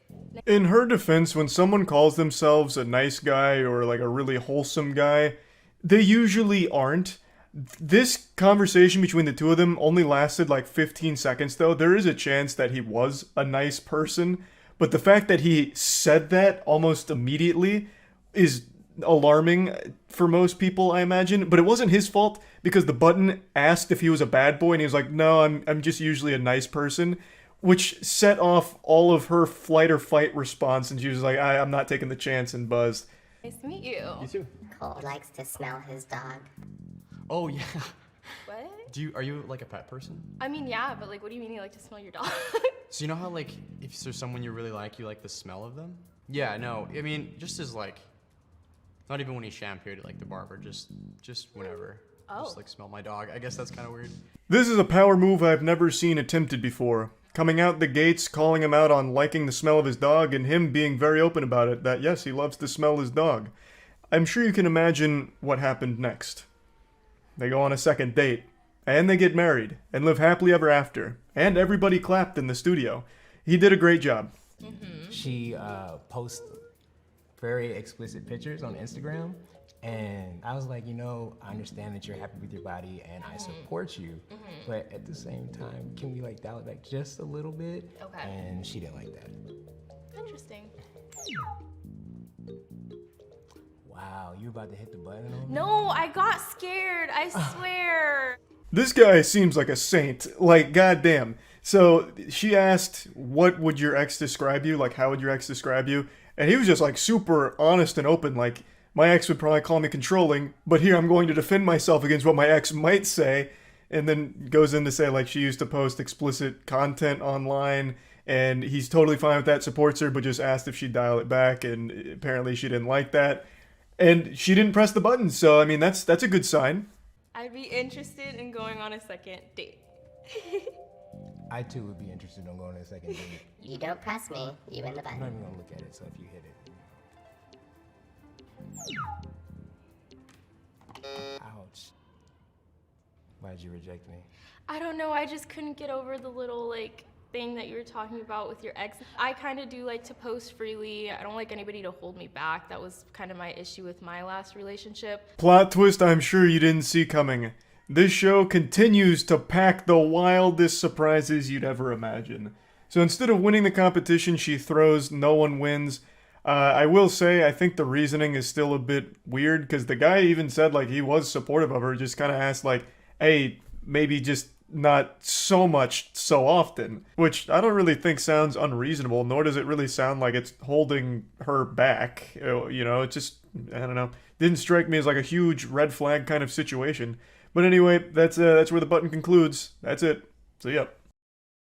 You couldn't even begin to imagine how wacky my day's been. I've spent so long researching one of the most useless topics I've ever invested time into. Celebrity drama, but more specifically, Harry Styles and whether or not he actually spit on Chris Pine. I swear to God, I spent more time studying this phenomenon than I did studying for the SATs back in high school. I don't even know why I've been so captivated by it, but I've truly just been drawn into it, and it's not letting me go. It's just strangling me by the neck like Homer Simpson on Bart. I just cannot get a conclusive answer as to whether or not he actually spit on Chris Pine. Let me go ahead and bring all of you up to speed. Harry Styles and Chris Pine are in a movie coming up called Don't Worry Darling, which has a ton of controversy surrounding it with Olivia Wilde and pretty much the entire cast. But I'm not here to focus on that. I'm here to get to the brass tacks, the really important stuff, the conspiracy side. Whether or not Harry Styles spit on Chris Pine at one of their premiere things yesterday. I showed the clip on stream and gave my take on it. I thought it was pretty obvious that he hawked a loogie on him, just treated him like a fucking human spittoon. This is the video that kicked off everything. This is the patient zero of the conspiracy. As you can see, it looked like Harry Styles spit on Chris's lap, and Chris responds with bewilderment and a bit of shock. My initial response to seeing that clip was, wow, this unhinged goofball just spit on Chris Pine for some reason. And that was the end of it. You know, this whole movie has had a really super silly history to it. In fact, the same day Harry Styles did an interview, and when he was asked what his favorite thing about the movie was, his response was, I shit you not, this is verbatim, his response was, I think, you know, my favorite thing about the movie is that it feels like a movie. And then he continued saying, you know, it feels like a real, like, go to the theater film movie. You know, the reason why you go to watch something on the big screen. Now, I can't play the interview clip, so I just had to read the transcript here. The interview's obviously copyrighted. But when you listen to it, it sounds like Harry Styles has been fucking lobotomized. Like, it sounds like he's delivering this answer after he's been hit by a tranquilizer dart and he's about to pass out. I've never listened to him talk. I've seen him in a couple movies and he's always been okay. I don't really have any strong opinions on him. But listening to him speak unscripted is painful. It actually just feels like I wandered into like the most decrepit bar and I'm listening to a drunk man tell stories. It was bad. But anyway, after seeing the spit clip on stream, I said, yeah, it looks like he just spit on him, you know, no questions asked. I washed my hands of it and that was that. I thought nothing more of it. But then it got posted on my second channel, and on Twitter, they weren't super happy. I got a couple tweets talking about how disappointed they are that I called Harry Styles yucky because of the spit clip, but one in particular stood out to me. One of them said, not moistcritikal calling Harry Styles yucky for a fake spitting clip. And I sat there scratching my head. I said, you buffoon, you fucking imbecile, what do you mean, fake spit? Like, what is fake spit? Like a prop from Party City? Was the saliva acting? Was Chris in on it and the spit wasn't aggressive or disrespectful? It was a publicity stunt? Like, what do you mean fake spitting incident. Like, I couldn't wrap my head around it because I thought this was a pretty open and shut case, because it really does look like Harry Styles purses his lips, fucking lets Loogie rip, and Chris Pine responds by looking down where he was spitting, and he's pretty disgusted or confused by it. So it all seemed to check all the boxes of being legitimately being spit on. I didn't know there was any debate. But even still, I wanted to go a bit further to see, like, is this like a conspiracy? Have I bought into propaganda? Have I been faked out? Was it actually a magic trick? You know, I didn't get it. But Harry Styles fans, whatever they call themselves, stylers, I have no idea, they were adamant that this was fake, manufactured drama and not real.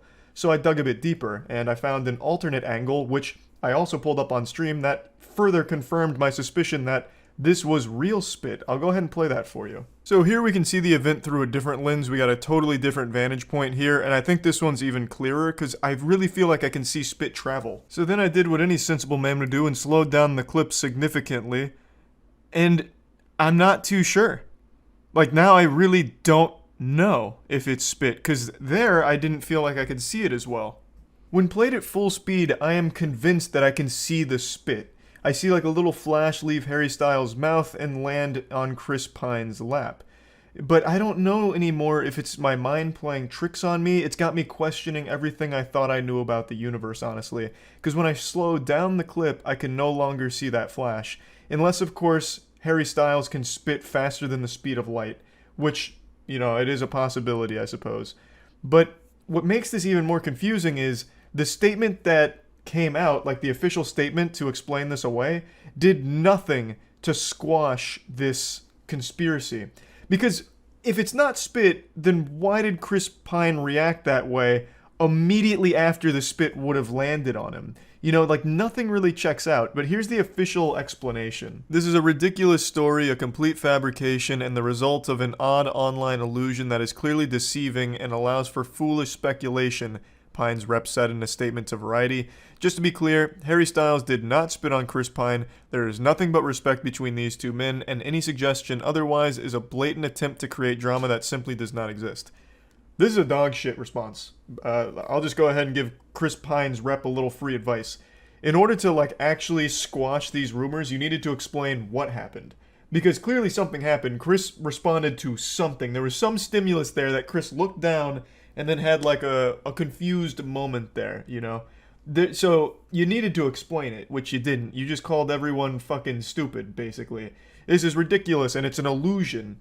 Even though it's not an illusion, like, it's a video we can all see, and it's a little fishy that Harry Styles does something weird with his mouth, and Chris Pine responds to it. You didn't explain anything. You just said, you guys are wrong. Source, trust me, bro. Like, that's it. That's not super helpful here. But luckily, Chris Pine's rep might not be smart enough to explain it, but I saw a couple of theories on Twitter that I'm starting to believe as well. So the leading theory and the explanation I'm starting to subscribe to is that Chris Pine was wondering where his sunglasses went, and when he noticed they were sitting on his lap, he was a little embarrassed and felt silly, which is why he gave that response. And that's a mistake we've all made, like, we're looking for something that's right in front of us, or we're looking for something that we're holding. You know, like, sometimes I've made the mistake of trying to find my phone, and I'll turn the flashlight on my phone while looking for it, and then I feel like such a fucking idiot when I realize, oh, it's in my hand. And then, you know, you have that eureka moment where you feel stupid, and you have, like, that kind of response. And that does actually kind of explain it away, because Chris does grab his sunglasses after noticing them, and he does give that, like, oh, I'm so forgetful kind of look, that kind of shit. So maybe it's a case of just perfect timing where Harry Styles did some goofy shit with his mouth that looks like he's spitting, and at the same time, Chris Pine just happened to have noticed the sunglasses he was trying to locate were sitting right in his lap, so he's like, ugh. You know, like, oh, I found them, they were right there, I'm so dumb, that kind of shit. But I'm not 100% certain either way. I've spent so much time rewatching these clips, it's fucking crazy, and I still can't fully decide which I believe. I think it's most likely that he didn't spit on him and it's just his reaction to finding the sunglasses he was looking for. But I also don't think it's impossible that he truly did just spit on Chris. There's been so much drama on this movie. Like, I wouldn't be shocked to learn that these two have animosity between them and he just spit on him just to fucking assert dominance and disrespect him publicly. I think both are equally likely, though I lean a little more towards it just being the sunglass thing. But anyway, just wanted to talk about it since I spent so much time researching it. That's about it. So yeah. There's a Jimmy Fallon Fortnite map. No, you're just making shit up. The Tonight Show is heading to Fortnite in partnership with Samsung. Hey guys, be sure to... We're taking the Tonight Show into Fortnite. Yeah! Teamed up with Oh, no Samsung applause? to do this. It's called Tonight at the Rock, powered by our offices, every little detail of the studio. Where's the oohs and ahs from the attention viewers? Detail is pretty mind-blowing. You can explore around The all audience. these mini games at Samsung. Yeah! Alright, well, I'm hopping on to Fortnite. How do I play Jimmy Fallon Land? And is it up right now, like for sure? Because I'll reinstall Fortnite. For Jimmy Fallon, man, I'll reinstall that shit in a heartbeat. The champ video shows it? Okay. Pong, which you can find on Whoa! the Tonight at the Rock experience on Fortnite. Oh my First, fucking we need some God. practice. Let's go. What are you doing behind me? Stop doing that. Oh, this is so wacky, Jimmy. Right on this portal? Yep. Did I get it? Oh yeah, power up. The watch. It's the Galaxy Watch 5 GPS power up. They said it was impossible to get that. I'm hopping in. I'm coming, Jimmy. This is gonna be crazy. I've always wanted to be Galaxy power boosted with Jimmy Fallon. Are you gonna save Fortnite from Jimmy Fallon this time? Nah, Jimmy Fallon and I, we work hand in hand. I've ridden his ride at Universal more times than anyone else in the world, I'm assuming. The race through New York, I know it like the back of my hand. Jimmy and I, we race all the time out there. So we're partners, not enemies. Fortnite's gonna be much safer under our protection, now that Jimmy's entering the fold. Time to ride. Fortnite fans, it's Jimmy Fallon Day. Here I come. Mr. Fallon, your next guest is awaiting. How is this not one of Epic's top picks? It's Jimmy Fallon World, assholes. And it's not even trending? Excuse me? Are these kids too young to appreciate Jimmy Fallon? Yeah! Tonight at the Rock, Jimmy Fallon! Woo! Samsung Galaxy! Let's go! I bet there's gonna be so many people here. Hopefully I get in. It's gonna be such a long line. Oh my god, there's actually people here. Hey everybody, I'm Jimmy Fallon, host of The Tonight Show, and Jimmy! Tonight at the Rock, powered by Samsung Galaxy. Oh, even Kratos is here. Some really fun games to play here, and there's a bunch of Samsung devices that will help you along the way. Like, Where are you, Jimmy? You can't hide from me. Earn Fallon coins and redeem them in the Samsung shop for in-game upgrades. Alright. Okay, I saw this in the Jimmy Fallon special. Ah! Jimmy, did you see that? I lost a turn? Oh, fuck, I wasn't looking. It's the Galaxy GPS buff! Yeah. Oh my god, I did it. I got the Galaxy Watch 5 GPS bonus. Bro, I can't wait to watch Jimmy Fallon's Tonight Show after this. This guy is dog shit. Oh my lord, how old is this guy? There's no way kids watch Jimmy Fallon, right? What? Who is this? Oh, what? Oh, brother, this guy stinks! Oh. That didn't even look like it was in the right area code there, honestly. Oh god, he's dialed in. Uh-oh. Uh-oh. He opened his eyes. Oh, too late though. Too late. Hey, bust it. Bust it on him. Pussy. Idiot. Trash. Garbage. Don't ever let me see you around Jimmy Fallon again. Hey, what's up, friends? Even Kratos? Let's go.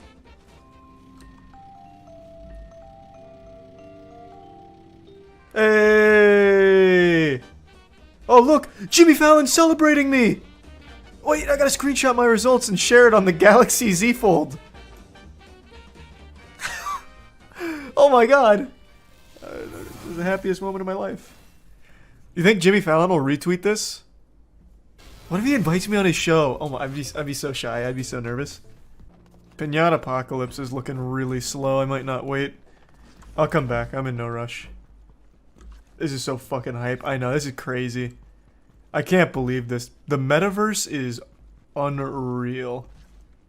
Oh, it's the Samsung Galaxy headquarters? Hey, pardon me guys, I'm coming in. May I sit at a meeting? Oh, this is where I spend my Jimmy coins. My Jimmy doubloons. Damn. Too poor for the Galaxy. Alright, I'll come back after I get enough Jimothies. When do you think Joe Rogan's gonna release his own Fortnite world? The Alpha Brain universe? Strike a pose.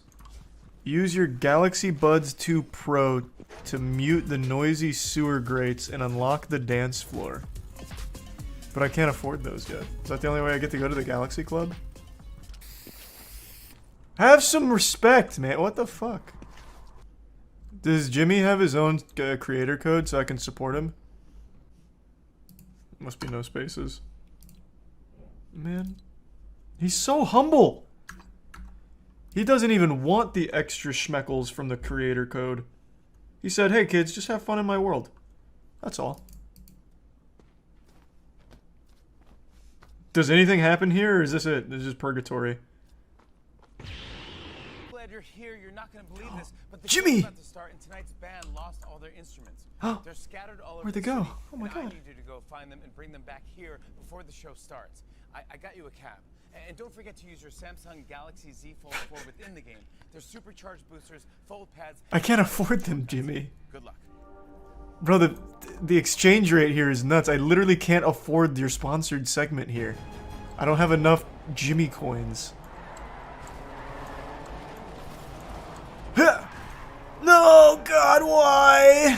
Oh. Why is this thing turning left on its own? Just stop. There we go. I'm here!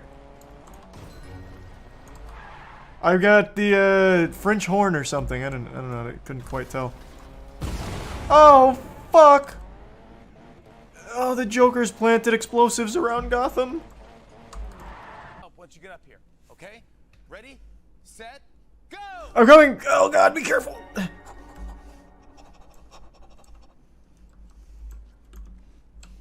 I'm coming. Jimmy, just wait. Oh, Galaxy power bonus! Galaxy Watch power bonus. Oh, I see. Oh god! Alright, thank god for my Galaxy 5 power watch. I did it! Alright, where to? Where to? I'm low on time. Oh! Another Galaxy Watch 5 checkpoint. Oh my lord. This studio's going to shit without me.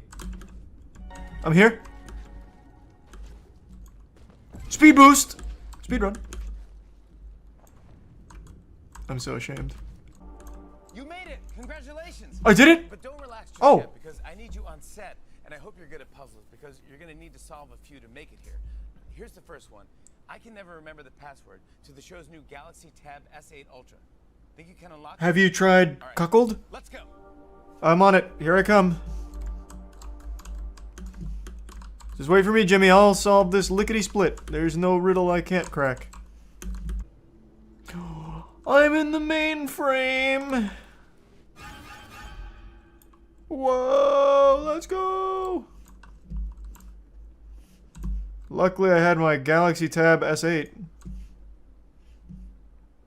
The third digit is 1. Okay, I really don't feel like fucking finishing this. Oh my god. Jimmy, I'm so sorry. Jimmy, I'm so sorry. This is what celebrity guests go through to be on the Tonight Show. Yeah, they have to play Jimmy's Fortnite map. How much did Samsung pay for this?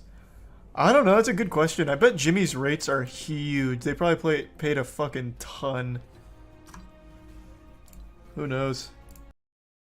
I've said for months now, many moons, that Andrew Tate is one of the most entertaining clowns the internet has to offer. But today, the circus finally closed, Andrew Tate and that zit that has latched himself on to Andrew Tate like a leech, Tristan, his brother, have both been arrested on human trafficking charges. The clip of Tate being escorted to the police vehicle instantly went viral, and I really love how the officers are dressed in this video because it looks like they're ready to fight the Teenage Mutant Ninja Turtles, but then it's just this goofy goober Andrew Tate. Now, this isn't Tate's first rodeo with human trafficking charges, but last time he just blamed it on swatting, calling it all just fake and a hoax, and all the meat riders that attached themselves to Andrew Tate's butthole like a hemorrhoid of course wrote this off as corruption and a bunch of baloney, but now it's happening again, and this one seems a lot harder to just dismiss. But you know what they say, fool me once, shame on me. Fool me twice, well then you're just breaking out of the matrix, am I right, hustlers?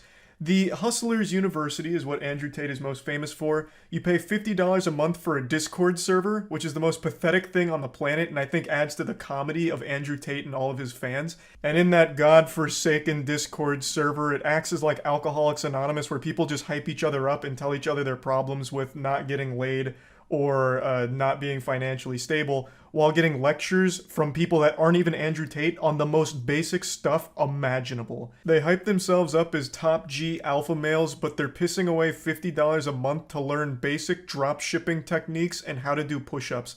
I'm gonna let all of you in on a secret. Even the people that are very successful that like Andrew Tate are not stupid enough to be paying $50 a month for advice you can find on WikiHow. It is so embarrassing. It's a scam, and you're not in on it. You're the victim, and yet you're so brainwashed you continue to swallow his whole meat for it with a smile on your face. He is preying on insecure men, and he is doing everything he can to keep you a virgin. When you're a virgin, you're a Hustlers University student. When you're a virgin, you're an Andrew Tate supporter because he's feeding you things you want to hear, and you're taking it as, you know, telling it like it is. Meanwhile, you're unhappy and still not getting laid. And he's also giving you bad financial advice because when you're making money, you'll learn that everything he's saying is fucking worthless. So he needs to keep you just broke enough to afford the $50 a month that you're wasting on his awful, awful techniques and awful advice. Andrew Tate's entire business and career relies on you being insecure and financially unstable. So obviously he doesn't actually want you to succeed. You're just paying money for hopium. Snap out of it. You leaving Hustlers University is you leaving the Matrix, goddammit. Just think about all the money you'll save not paying for that shit. You could afford a gym membership. Then you could access free information for workouts online that'll actually give you results. You can get big and strong like me. This is very long-winded. I'm sorry, I got sidetracked because we're talking about Andrew Tate and it's such a wacky situation. I couldn't help but throw all this in here. But yeah, Andrew Tate, Tristan Tate, they've been arrested on human trafficking charges following an investigation that's been ongoing for quite some time. And the way that they actually apprehended him is extremely silly. It all ties back to a Twitter argument he had with a teenage girl. I'm sure you've all seen it. It was very public. He made this statement to Greta Thunberg about the emissions and his supercars and all that, and then she responded with a dunk on him that went viral. It's one of the top 25 most liked posts on all of Twitter right now. It's got about 3 million likes and counting, basically just saying he has small dick energy in response to what he said to her. And this sent him into meltdown mode. He very clearly got a bit hurt by this response, and one of his immediate tweets after this was talking about having sex with her, where some fucking lunatic on there is like, Andrew Tate and Greta need to fuck already. And he just responded saying she isn't ready, which is super creepy and weird, just actual degenerate shit here.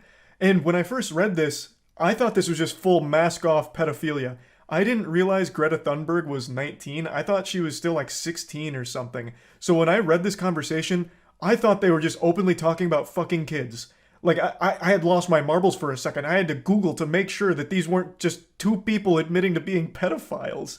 But yeah, it turns out that she is 19, but that doesn't make it any less awful to say shit like this. But all of this stress of being dunked on in such a big way was clearly very taxing on the smooth brain of Tate. So he then made a response video.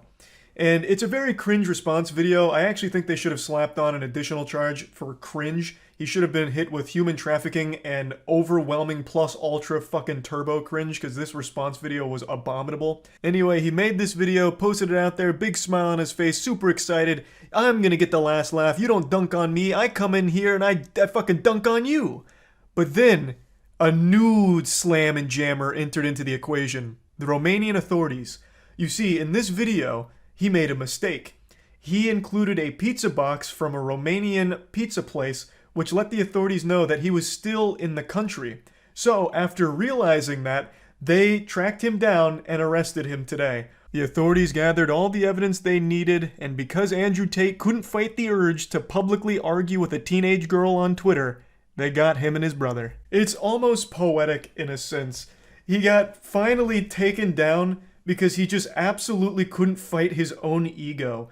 It's a guy who gets a lot of credit for being smart despite being an absolute fucking buffoon. Like a legitimate goddamn troglodyte. He made this emotionally charged, absolutely pathetic response video to try and look cool once again for his audience, and in doing so, he led the authorities right to him and his brother, who had been, I guess, evading them for quite some time. Pretty wild situation, honestly. He begged, he whined, cried, threw a tantrum, demanding he get his Twitter account back, and that ended up being the thing that put the final nail in his coffin here, it seems. Now, of course, we'll have to wait and see what happens with the charges and where this goes from here, but I think it's a little hard to explain away 2 instances of human trafficking with Andrew Tate here and raids on his property. That's not just a common occurrence. That's not something that just happens like a whoops-a-daisy. I guess it wasn't human trafficking. We made a mistake here. We got wires crossed. He's actually completely innocent. That's not something super normal. Of course, mistakes do happen when it comes to law enforcement, but human trafficking is one that doesn't pop up all that often. And I know a lot of people like to say it's just because Andrew Tate was so powerful and telling it like it is. He was revealing the truth and breaking out of the Matrix. What the fuck are you talking about, you goddamn idiot? All he was saying is like, oh, you need to treat women this way, and they're gonna treat you this way, and you'll get pussy this way. And you need to do this kind of drop shipping in order to make this kind of money. Like, that's not exactly something that the government's gonna have a huge issue with. Him feeding you bad information on getting pussy and bad information on making money. Like, he's not revealing any kind of crazy secrets that the government would try and come after him for. He's just an internet asshole. He's just a troll who found a way to milk money out of insecure dudes. That's not something that the big eye in the sky, you know, the man behind the curtain's gonna come after him for to silence him with false charges. This isn't some giant espionage movie. It's all pretty simple to follow stuff. Like, if you stop to think about it for a couple of seconds, it just doesn't make any sense why they would come after him if there's no real charges or any, like, real stuff, shady stuff going on. But yeah, the human trafficking charges are extremely concerning now. It's some very serious shit, and I've already seen some extremely hard cope from Andrew Tate's fans saying that human trafficking's not even a big deal anyway. Like, it's blown way out of proportion, or, you know, it's not a real issue, which is super alarming to read. Like, goddamn, to think human trafficking's not a big deal is mind-blowing. Very brain-dead stuff. But again, we'll have to wait and see what happens now going forward since he's been arrested. We'll see what comes from it. But I still find it to be a wacky situation, and, you know, it's a little odd that it's happened twice now. So, yeah, pretty crazy stuff that I thought was important to talk about, and that's about it. So, yeah.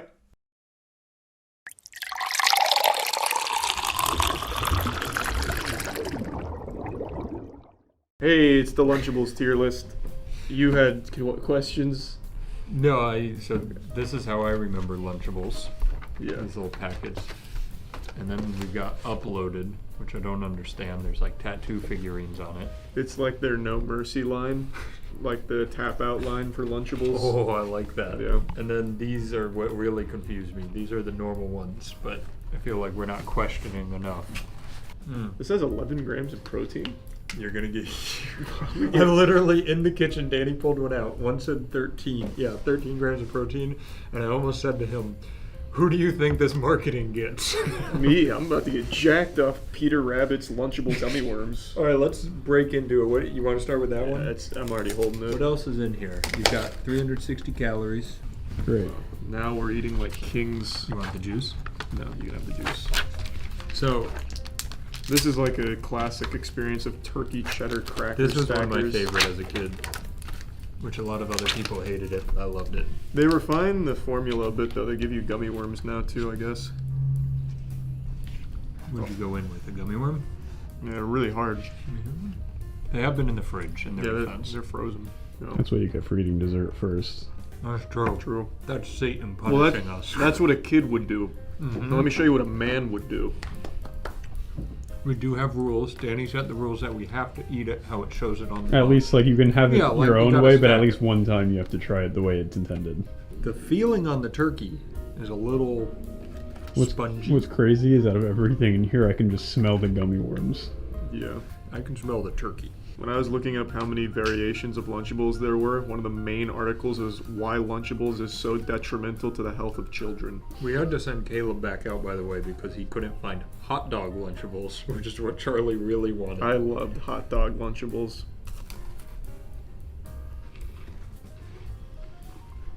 Good. That is exactly how I remember it. Yep. I mean, exactly the same, which is good because it was good. Yeah, I used to love it. I don't get the point of diet channels. Buy a Lunchable, don't drink the juice, you're good to go. That's a life hack right there. Well, I really wanted to drink it down and make the old cell phone like you always would with the Lunchable. Do you remember that? What? What the fuck is that? Oh, he's chugging it. This guy's going in. Bro, right now the lunch table would be cheering you on so Are you hard. gonna get one of those in every single Lunchable? Fold it over. And then you fold this. One sec. Oh, I see. That's the antenna. Yep. I never saw that either. That is the biggest loser lunch table shit of all time. That's probably just S tier. It's an S tier. It's classic. You know, you can't. Here's one that I remember. I can distinctly remember biting into these nuggets as a kid because they're cold. You can't heat your nuggets up. You're 4. And this one comes with the Oreos, which I do remember. 8 grams of protein. Oh, this is for those chunky little stupid glue sniffing idiots. Not enough protein. I like that you just called toddlers idiots and fat. I was gonna say toddler's a little young. Yeah, it's like, it was like mean, elementary children. school. Yeah, they were a big elementary school meal. That's not the color I like ketchup to be. I was never a toddler, to be fair. Ooh, that born a ketchup man. is pungent. Oh, that's good. That's a cold chicken nugget, baby. That's good. I don't think I ever had this when I was a kid. This is going in. This is better than half the other shit we tier list. I will say, they found a way to make a cold nugget enjoyable. Mhm. Which, if I went and grabbed a cold nugget, I wouldn't like it. So I don't know how they did that. This is a S tier as well. I think all Lunchables could be S tier for me. They are just really good. So I'm gonna dive into one of their new series. One that looks like shit. Yeah. Uploaded. It's like Supreme and Lunchables did a crossover. Yup. This one comes with some upgraded shit, brand name food. We've never seen that before. Oh wow, that's bougie. Look at that. You get one deep dish pizza to make. You get sour gummy worms. Oh, that's so much better. Cheez-Its. Oh wow. As a kid, we would have gotten cheese nips. Let's be honest. Kool-Aid singles. Oh my god. And a water. I'll do all of it if you'll put the pepperoni on it. All right. Are you a lot of sauce or a little sauce kind of guy? Oh, that's a lot of. Their sauce I remember being very good. I do too, because it's mostly sugar. It is all sugar. They learned how to market to kids. No, they tell you what. even advertise it. Their ketchup is ketchup with starch. Why? I don't know. It smells like pepperoni when you get close to it. Maybe it was the gases they used to seal it. That's fine. Yeah, It'll be fine. smells normal. Thanks. What'd they give us for dessert? They gave us Trolley Bowly Goalies, the sour crawlers. Ugh. Now they're ruined. Ugh. This lunch sucks. Okay, so when you were a child, is that also how you like made your entire pizza? I don't ever remember getting pepperoni with my pizza. I very distinctly remember it. It's just the other pizza's better. Oh. It's not bad. We made like a cool little snow angel out of it. We did. That was pretty cool. I don't dislike it. That's great. Oh, blow up your Right? hand. Yeah, take a bite from that corner, make it symmetrical. Here, I'll put this one in my mouth. You put that one in the middle. I'd give it. That should be. Yeah, I was thinking beef. I was gonna give it a number, and then I remembered what we were doing. Yeah, that's a beef. Here, don't forget. I've got some controversial takes here. I think Cheez-Its are fucking weak compared to Goldfish. Yep, I said it. I love these. I don't regret it. These are not good for you. Well, that's what the internet says. If you believe those assholes. Why drink Kool-Aid when you could drink G Fuel? We should get Lunchables to put your G Fuel flavor That in would it. be so massive. It wouldn't be that expensive either, since they could get 30% off with code MOIST. Good, but oh my god, you're so fucking right. Yeah.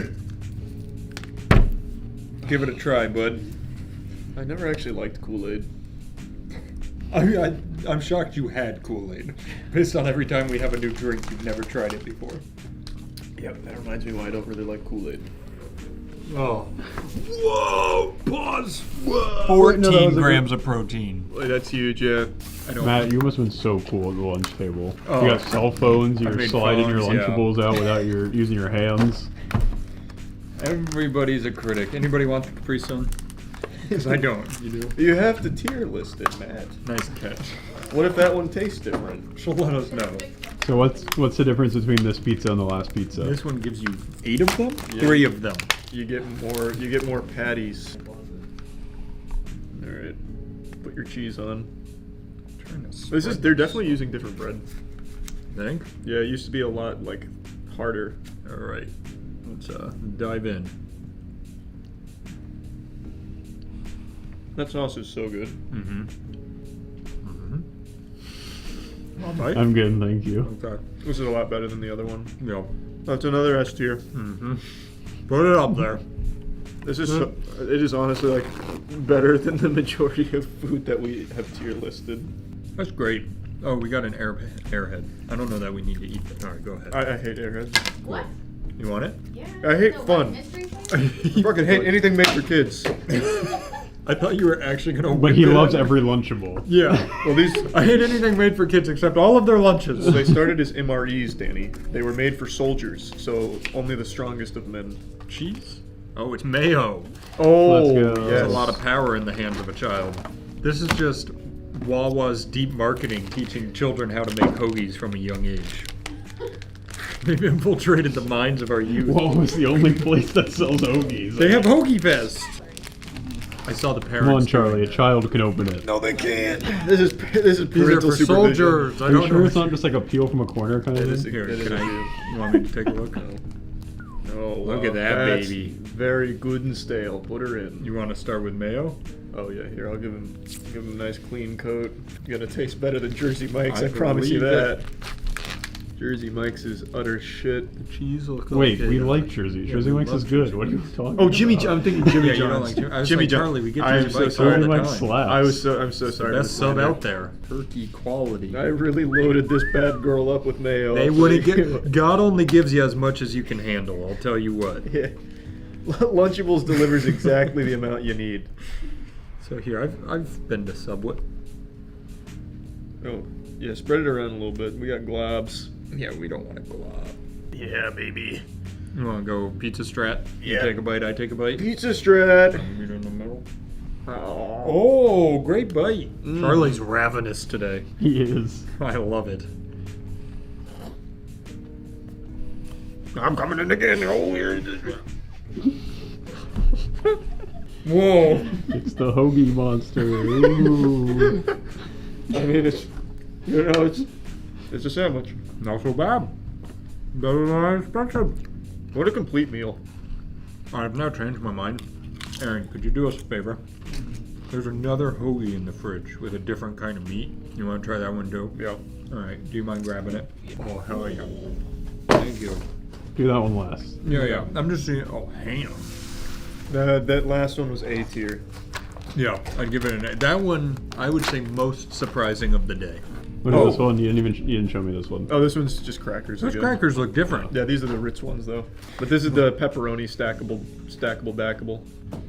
You know what? I remember having this exact problem as a kid. This fucking cheese. The cheese is always tough, especially mozzarella. It's a soft cheese. It's hard to. Only hard cheeses It's in lunch. not even perforated. Wait, no, it is. They're tricking you. Look, it's perforated this way. Oh.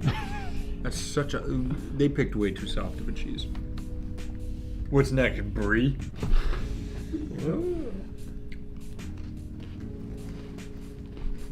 The cracker is good. It's like a graham cracker. Yeah. That's odd. It feels This good. is meat, cheese, and a cracker, and it's got only 3 sugars. Oh, that's not bad. Only 3 sugars total. I'm actually shocked. That might be Boar's Head. They might have changed it up when They- they picked up the Ritz crackers. They refined their formula.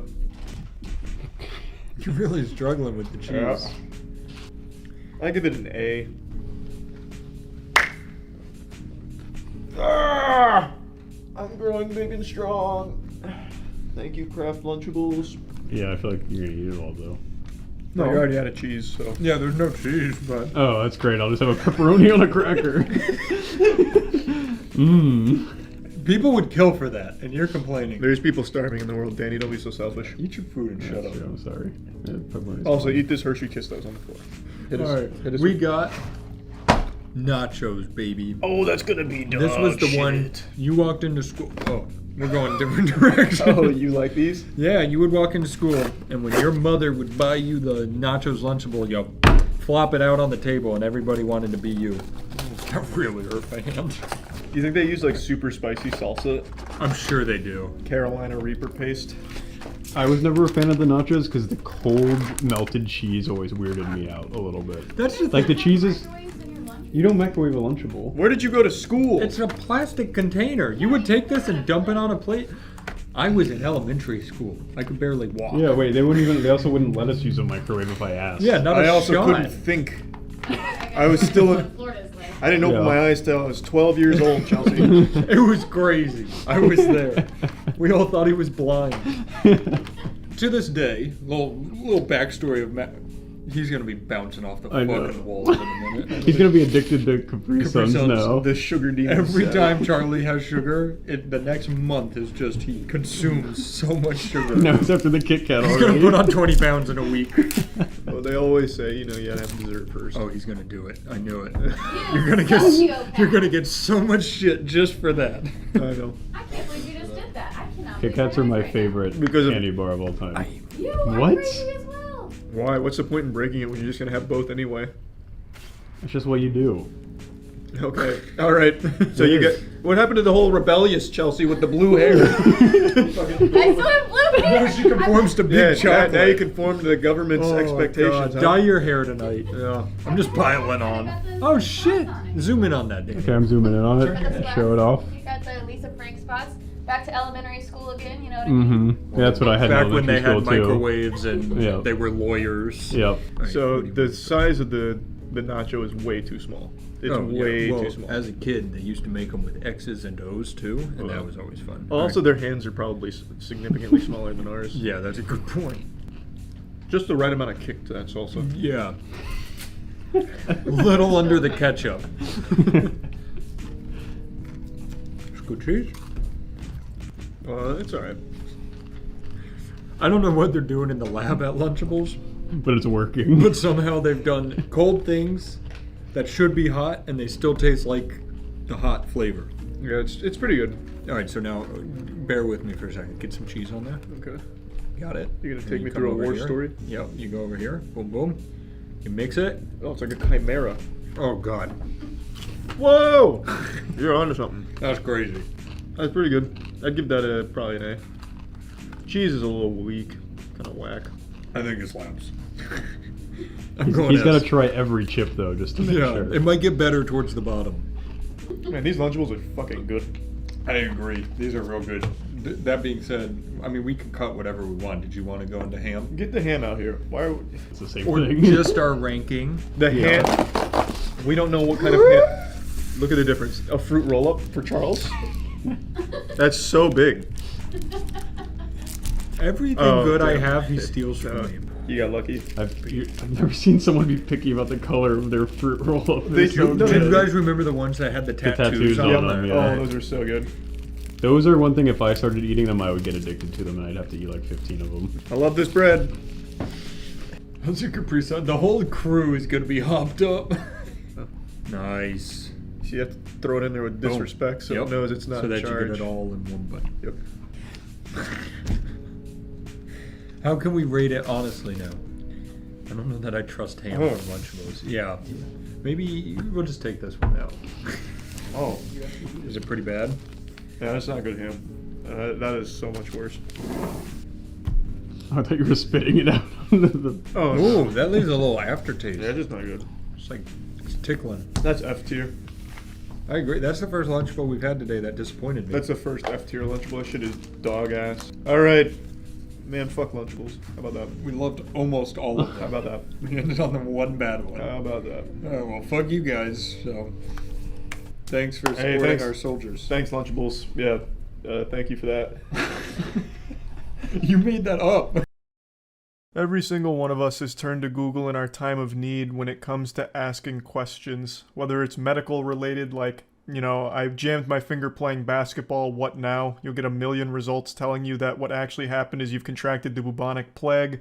Or you ask for simple tutorials, how to replace your air filters, and you'll get WikiHow guides that just have you taking apart your air conditioning unit.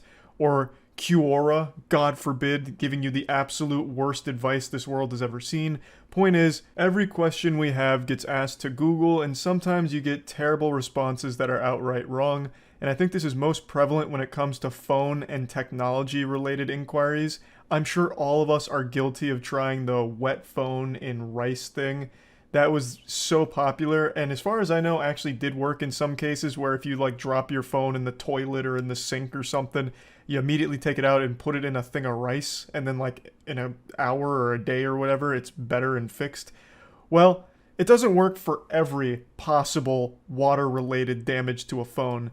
And that was a lesson that this guy learned the hard way and was not ready to accept, so he made a massive fucking scene about his phone being repaired. Someone just told me phones. Someone just told me this morning, I'm talking about a water-damaged phone. Okay. Someone told me this morning that they put a whole video camera in a bag of white rice and it solved the problem. Okay. Why would it not solve this? This guy looks so familiar, and I can't figure out why. I don't know if it's this leather biker jacket he's got on that makes him look like one of the greasers from The Outsiders or what. Maybe he just resembles a famous actor, like a young Bryan Cranston is what I keep coming back to, but I can't quite put my finger on it. But anyway, he's upset because his phone got repaired, but he's thinking he got scammed because someone said he could have just put it in white rice and fixed the whole thing as if it's some kind of panacea. Like white rice is this miracle potion that'll fix any phone damage. Because white rice does not repair an electrical connection that's damaged. How do you know what was wrong in there? I went through You didn't need to. I went through it and looked, and I found the problem. I asked you if white rice would repair it. You said no. So you're saying the difference between brown rice, which you tried, I didn't and try white brown rice. That's I really wish we had the beginning of this because it seems like they got into an argument of white rice versus brown rice and what's better at repairing damaged phones. Like, I feel like we've just gone back to the Middle Ages as if I took a phone back to, you know, the Shire and I have to consult the local hobbit shaman when my iPhone's damaged. Like, hey, how do I fix this? I dropped it in the pond over there washing my clothes. And he's like, oh, well, Charles, have you tried white rice? Like, I understand the white rice strategy life hack has worked maybe once or twice or even more. I couldn't tell how effective it is, but it's not going to fix everything. If his phone was left in the water for a while and all the electrical circuits were kind of fried, white rice isn't going to somehow magically repair that. It's going to dry it out, great, but it's not going to all of a sudden like reassemble those connections. I'm not an expert here, but I would trust the person who is. And this is such a nonsensical argument on brown rice or white rice. Neither one of them is going to solve that problem, which this guy just does not seem to understand. it's on camera. That's what you said yesterday. I said brown rice, but I did not say. I said I said rice. I did not say white rice. White rice will repair that. You have said 3 different things since you've stood here. And you lied to me. No. You lied to me. Not once. Let's just wait till the cops get here. Okay. Okay. God, I hate that stupid smirk he keeps doing here. Just so smug. Gives him the most punchable face on the planet. Just a face that's begging for a knuckle sandwich. His attitude too, oh, it's so repulsive. What a piece of shit. You can tell he's having a great time arguing. He's getting off on it. You can actually just feel him busting nuts in his tight little trousers there at how much fun he's having, making this worker's day a little worse, just arguing over nothing. His phone is repaired now, but he's upset because he could have done it with white rice, he says. Well then, break your phone again and prove your point. I want you to now go into that employee bathroom, drop it in the toilet, leave it there for a couple minutes, take it out, put it in white rice, and see if it fixes it. And when it doesn't, I'm charging you triple. I'd also love to know his thought process on getting the cops involved. What are they going to do? Sir, what seems to be the problem? This scam artist, this snake oil salesman fixed my phone. when I could have just put it in rice. Throw him in the slammer, please. I could take it apart and show you exactly. I don't care what was wrong because all it did was slide in water, sir. You told me flat out, white rice will not repair that. Flat out. Exactly. It won't. Okay. That's not what I'm hearing. I don't know what this fucking guy thinks white rice is capable of. Does he think they're like little nanobots that go in there and repair electrical devices? Like, I don't get it. I don't know why he thinks white rice is just this all-powerful entity that can fix all phones. I know for a fact he's not talking to people in person about this conundrum. He absolutely consulted his reptilian Facebook group and all of them were talking about white rice and chemtrails. So now he charged this place just to be an asshole here. Like, it's so upsetting to see. He fixed your phone already, man. Leave him alone. If you want to go use white rice and brown rice, or, Jesus Christ, even wild rice if we're talking, magic, then go ahead and do that next time. This guy's such a confusing, stupid asshole as well. He said that the employee lied to him, telling him that rice wouldn't work, which it wouldn't, I imagine. But if you went to this store to get your phone repaired, why would you even ask about rice without trying it yourself? Why would you drive all the way there and then ask them about rice, when apparently all your friends know better than the expert? Why not just try the rice first and see if it worked? And when that didn't work, go to this guy. Why do this first and then come back complaining about, rice was an option? Well, what you hear and what I actually did are two different things. I don't care what you did. Yeah, you. No, I don't. Okay, so what kind of world do you live in where what is actually repaired and what you're told are two different things, and you don't care to know the truth? I do care to know the truth. Okay. You can't handle the truth, you fucking wax statue. This man has told you 1,000,000 times rice wouldn't work, and you don't know if rice 100% would have. I'm very confident that rice probably wouldn't have, and I don't even know the situation here. So, I don't know why he's even having this argument. It's so fucking worthless. He's just here to make a scene because he's got nothing else going on in his life, and he's just one of those people that thrive on controversy, so he's here, and he's just enjoying the misery of this whole situation. I've been told by many people that white rice will do it. Okay. I come in here to your business, you tell me it won't. I can tell you the world is flat. A lot of people will tell me it won't. It isn't. Exactly. Now the NPC's glitching out here. He can't wrap his head around what just happened. He made himself look like an even bigger fool. Is such a stupid douchebag. This again just highlights my point that there is no winning when it comes to customer service. This guy did his job well, did exactly what the customer asked him to do, fix my phone. He did it, and there was still a problem. The man came back the next goddamn day to make a big hoopla about it. It's so frustrating to watch. Again, my heart goes out to anyone working in a field that involves dealing with customers. Like, it's miserable, and I'm wishing you the absolute best. I also hope that the second this video ended, this guy left the store and it was a torrential downpour. Just an absolute monsoon. A biblical storm blew through and once again waterlogged his phone, immediately breaking it. And then he went home, tried rice, and the whole goddamn thing just blew up. And now he's gonna have to get a new phone. That's if there's any justice in the world, that's how that played out in my fanfic. Anyway, that's really about it. So yep. Initiating moisture.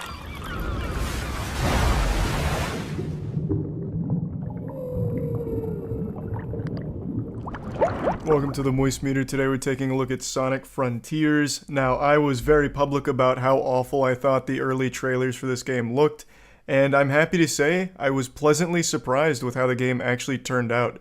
So, let's just get into it right away. Now, I think the game overall has a lot of great ideas, but the execution is lackluster in a lot of areas. It has wonderful ingredients, but the recipe's a little fucked up, so it ends up tasting a little shitty at points. But overall, I still really enjoyed the meal. So, the big thing with Sonic Frontiers is its open world. Obviously, that was like their main selling point. And it was the most concerning thing for me. From all of the early footage, it looked like a bland, empty, lifeless open world with nothing to do, nothing in it, and then just random obstacles thrown all over the place for some rails to grind and some pads to bounce off of with no rhyme or reason. And now that the game's fully out, I can say with confidence that's exactly what the open world's like. But it's still a lot of fun to play, and I see the potential for the formula here. The worlds are huge, so there. Well, I don't want to get into spoilers, but there's more than one world. I'll tell you, there's at least 3. And they're all pretty similar. They're large, and they just have a ton of haphazardly thrown together boosters that'll take you on like a short little adventure in order to get a memory fragment, which you use to progress the narrative. So you collect these memory fragments by going off of the rails that are throughout the levels, and when you collect enough, you use them on your friends in order to help save them. And on paper, it sounds bad, but playing it, it's really not. I really enjoyed it, especially in the first world. The first world I actually thought was the most fun world, but it is very empty. There's some enemies in there, but not many. There are mini-bosses, though, in these open worlds, and the mini-bosses are very fun to fight. I actually found the combat to be a breakout, like, joy for me. I thought it was going to be pretty uninspired and pretty boring, but it's not. It's fucking hype. So fighting the mini-bosses was always enjoyable because there's actual mechanics to it. It's not just a DPS check. You can do some fun stuff. There's some fun combos to experiment with. The skill tree's simple. It's quick to finish, but it is enjoyable. So fighting the mini-bosses in the world is the most fun to have in the open world. But yeah, there's not a lot in there, and it also has a huge problem with pop-ins, especially on World 2. Oftentimes with these floating rails and shit, you won't even see them until they're right in front of your fucking face. So you'll be going through like the booster, you hit the bounce pad, and then it seems like there's nothing there until you like do a double jump and then some shit pops in. It seems like the game had a really tough time rendering everything at the speed you go. So there's just tons and tons of pop-ins, which is super rough and noticeable when the game open world hinges on you being able to figure out what path you want to take next. It really feels like there wasn't a whole lot of design thought that went into doing these things because they don't really connect to each other. Like you'll go through one of them, you hit the booster, you hit the bounce pad, you jump off a wall, you take another booster, you grind a rail, it sends you through 3 rings and then you get your memory fragment at the end, and it's just you floating above like the open world. And then you come back down to earth. They don't connect to anything, they don't go to anything. Like in most games, there's a rhyme and there's a reason for why things are placed where they are. Here, it just seems like they dumped a ton of these assets all over the place in order to make you farm these memories. And it was fun at first, but by the time you get to like World 3, it really starts to lose its luster and becomes more of a chore. But of course, they're not the only thing in the open world, like I mentioned. There's also a fun progression system where you can even increase things like Sonic's speed, his overall speed, his power, his defense, ring capacity, shit like that, by getting the materials through fighting the mini-bosses or through fighting just normal enemies or finding them in the world. There's even fishing minigame with Big the Cat, which is great. So there is stuff to do in the world, more than I expected based on the early footage, but overall, yes, the open worlds are pretty lifeless, and it does feel pretty uninspired from a design perspective as well. But I don't think it's trash or anything, and I can absolutely see the potential because going fast, like you can collect 400 rings and you get like a fucking turbocharged super boost and you're just going at light speed, fucking Mach 25,000, and you can zip around the map and it's fun. Like it is super fun to do that. But it's just not fully realized yet, and I do think they can get there in the future as long as they commit to like improving this formula. They got the great groundwork right now. Now, I want to highlight World 3 in particular because I think that's this game at its weakest. World 3 is some of the worst design I've seen in a fucking open world game. There's a bunch of islands that are not connected super well, so you have to go way out of your way to go from one island to the other or find a bird to take you there, and it's just such a fucking headache. It completely puts the brakes on this entire experience and does not go way past cool. It goes way past fucking frustrating. It's miserable to play World 3. It slows everything down, and it is awful. I hated World 3. Everything's too spaced out, and you have to go to very specific paths in order to find the right rails to get where you want to go. And when you're doing like the little exploration stuff for the memories, it'll lock you into the 2D camera perspective so many times, and you can't break out of it until you get out of that little section, the rail section, or that whole area. And that's another complaint. The camera has a mind of its fucking own, and it hates you. The camera wants to make your life as miserable as it can. You are not only fighting enemies in this game, you are fighting this camera. The camera loses its fucking mind, especially starting in World 2. That's when it really started to stand out to me. Now, the highlight of this game, I think, is the cyber worlds. So that's the shit within the open world where once you defeat like a mini boss, you get your portal access and you get the key in order to unlock a cyber world of your choosing that's throughout the world. And that's the more focused traditional Sonic levels. Some of them are 2D, some of them are, full 3D, everything. And they are really fun. There's only like a couple cyber worlds I thought were kind of shitty, and that's only because they were really, really short. Now, they're super forgiving. This game's not a massive challenge by any means, but to get an S rank in a cyber world, you actually have to like try to suck dick in order to fuck it up. The only hard ones to S rank are World 1-1 and 1-2. After that, they just become super, super easy. They're very, very generous. You'll be getting S rank by like 45 seconds. You'll have so much time left over. But that doesn't mean that they're not enjoyable. I think the cyber worlds really stand out, and I liked it a lot. And another big standout to me is the soundtrack. This game's got an amazing soundtrack, especially during their Titan fights, which are their massive boss battles at the end of each world. Those go so fucking hard. Really reminded me of Metal Gear Rising: Revengeance at certain points. It dials up the hype. It's really fun choreography. Sonic goes like fucking Turbo Insano style, murders these Titans while some great metal's playing in the background. They have like screaming, which I didn't expect in a Sonic soundtrack. It was so fun. The Titan fights are amazing. And the soundtrack is just great across the board, especially in the cyber worlds.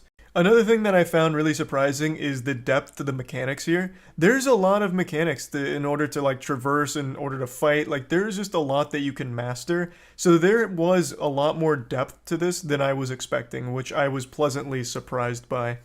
Now, I don't know how important the narrative is to Sonic fans, but I will talk about it here because, there's a story, and it's not bad by any means, but it's very standard, what you're expecting kind of story. The power of friendship, I'll do anything for my friends to save everyone. Sonic's got his classic snark, but none of the other characters really get a chance to shine except for a new character named Sage, who is introduced in here as kind of like the antagonist, and I think that character's pretty solid overall, and, Eggman's great, but the story isn't anything that anyone's going to be like writing home about as like a powerful, profound piece, but it allows for really hype moments. It gets you from point A to point B to allow these amazing set pieces in the world, and I think it succeeds at what it wants to do, so I don't think it's bad.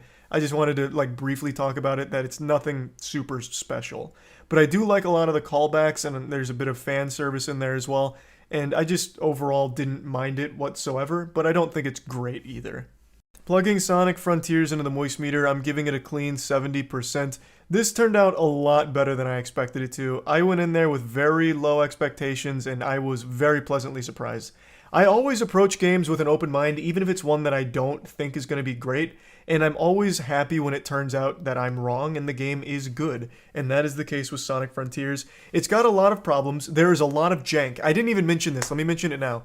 The combat when you're fighting a lot of these bosses is fun, but so fucking janky. Sometimes you just shoot across the world for no reason because momentum gets carried in a weird way after you use some of the combos.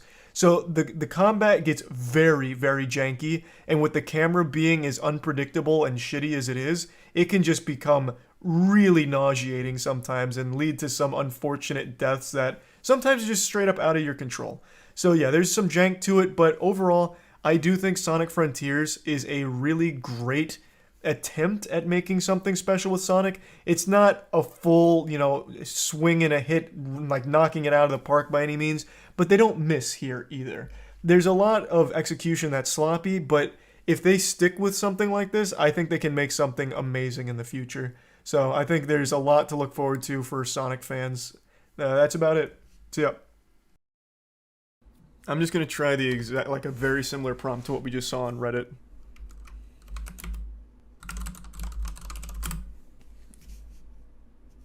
Just one. Oh my god, it works. Okay, let's go. That looks nothing like what we saw on the subreddit. Where's the cat? And what is this? A pool cue? Well, we finally got a different style. That's good. Alright. A Michelangelo original. This actually looks kind of cool. Like the DVD cover for Dragon Ball Super Season 6. Alright. James Corden punching himself We lost Vegeta, but we got something even better. Very cool. That looks nice. That looks very nice. We'll try Yu-Gi-Oh, sure. How about Yugi Moto drives riding skateboard, eating apple, blue eyes, white dragon. Holy fuck, that's awesome. It's missing like almost everything. You love to see that. Okay, let's start taking a few things out here to stop confusing it. How about Yugi Moto riding skateboard, eating apple? Jesus Christ. It's like Yugi and Bart Simpson did a fusion dance. And there's no apple. Alright, how about just Yugi Moto riding skateboard? That, who is that? Alright. We ventured into a different realm now. Commas don't do anything. I've tried with and without commas a million times now. I don't think commas do shit. My god, that's actually the closest we've come so far. Had things like 4K trending on ArtStation, etc. I did that already, though, with Unreal Engine. It didn't work, but here, we'll try it again.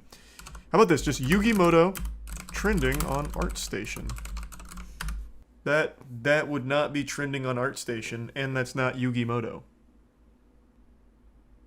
It's the same guy. They just gave me the same guy on a different side. 60 steps is not enough. Or 80 steps is not enough. Cranking it all the way to the max didn't really seem to do much last time, but we'll try. They really like this guy. Why is the AI so married to this design? They were so close when I was misspelling Yugi's name. It really is attached to this character. Okay, let's switch it up. Optimus Prime, Unreal Engine. Oh. We're getting somewhere, alright. Now let's get a little more descriptive. Oops. Optimus Prime shooting laser beam from chest at statue. Dealer's choice on what statue, and we'll do it 4K. Not terrible. Looks more like that rock villain from Courage the Cowardly Dog who eventually got a coat and calmed down, but we're getting somewhere. How about Optimus Prime shooting green laser beam from eyes? Not at anything in particular. Concept art 4K. Not bad, I guess. At least this time it's close, though. Like, we're getting there. Oh, who is it shooting? They just threw a victim in here for some reason. It's like Pacific Rim made in Roblox. Whoever it is, they're wearing a fedora. The AI does not like Redditors, I guess. The AI is wanting to kill humans. Maybe. Maybe that's what it's trying to say. Who was like a really cool person like long, long ago? That's not Jesus Christ. Okay, we'll do Tony the Hawk. He's not that old, but we'll do Tony Hawk. Tony Hawk. This is as simple as it gets. The person, the style. I don't know who Edgar is. Let's look him up. Maybe this is right on the money. Tony Hawk. What if I just do Tony Hawk, nothing else? What did they do to his face and his hands? He's got little snakes on his hands. And he's skating on notebook paper. What the fuck went wrong here? That's his newest trick. Yeah, maybe. Moist esports. Yeah, let's see how this goes. This is gonna be a disaster, I already know. This is kinda hype. Where are we? They didn't even get our logo in here. Oh, come on. Photo of Tony Hawk 4K realistic studio light. Sure, let's try. I'll just copy that verbatim. Thanks, the resub Funky. You see the update to the dominant developer drama? Yeah, I did, Tappy. Wow. Goodness me, Mr. Hawk. Interesting. Very interesting. Alright. It's not doing a great job with faces, so let's give it something that's not superhuman-like. Let's do... How about an animal? We'll do lion. Fuck, that actually looks good. Why does it have two extra... Oh my god, what are these? 4 noses? No, the more steps isn't going to change much. I've done max steps, I've done low steps, it's all kind of the same. Wow, that actually had a huge difference this time around. And there's a spaceship now. I guess this guy broke his leg. Oh, wait. The lion's got 3 normal lion legs and then 1 human arm, which he's surprising this guy with. Alright, that looks like a pretty good fight going on there. It's doing a lot better with animals, so that's something to build off. Alright, I'll try this.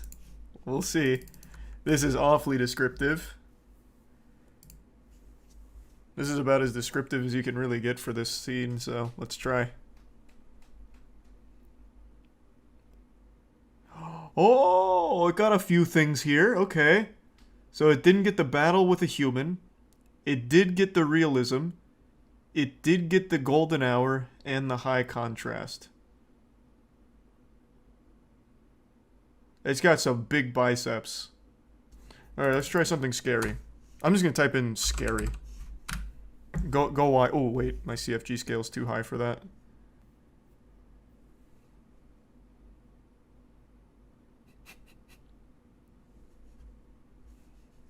That's pretty good. Let's try horror. And let's lower the CFG. I'll give a lot of liberty here to the to the AI. Yep, that has absolutely nothing to do with the prompt, but it's pretty cool. That looks nice. Old Western town. Neon lit. Just throw neon into everything here. Alright. Claude Monet. The AI is really mastered. Alright. Alright, it is absolutely killing it with landscapes. It's really like people or anything organic. It is dropping ass on anything with a pulse. It just can't get it. But it's doing a really great job with, like, cityscapes and shit. Okay, I don't know why people keep saying this one. It's not going to work. Like, there's a 0% chance that it works, but here. One of your descriptors is beautiful. How is an AI supposed to interpret beauty? Wow.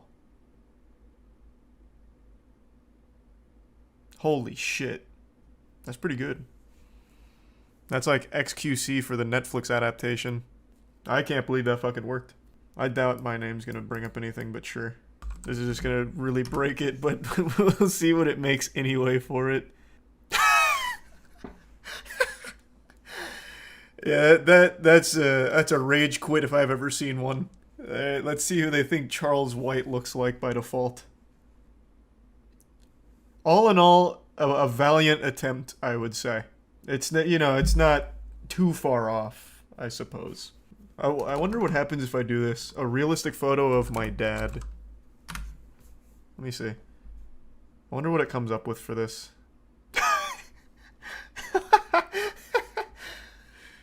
Hey, Pops. This style, though, the indicators here are actually working somewhat. The style has remained consistent overall. I'll try this one, but I gotta tell you, I'm not a super big fan of your last descriptor here, wet meat. But sure. Let's see how it goes. Oh, that is some wet-ass meat. That looks good. We'll just start adding Thomas Kincaid,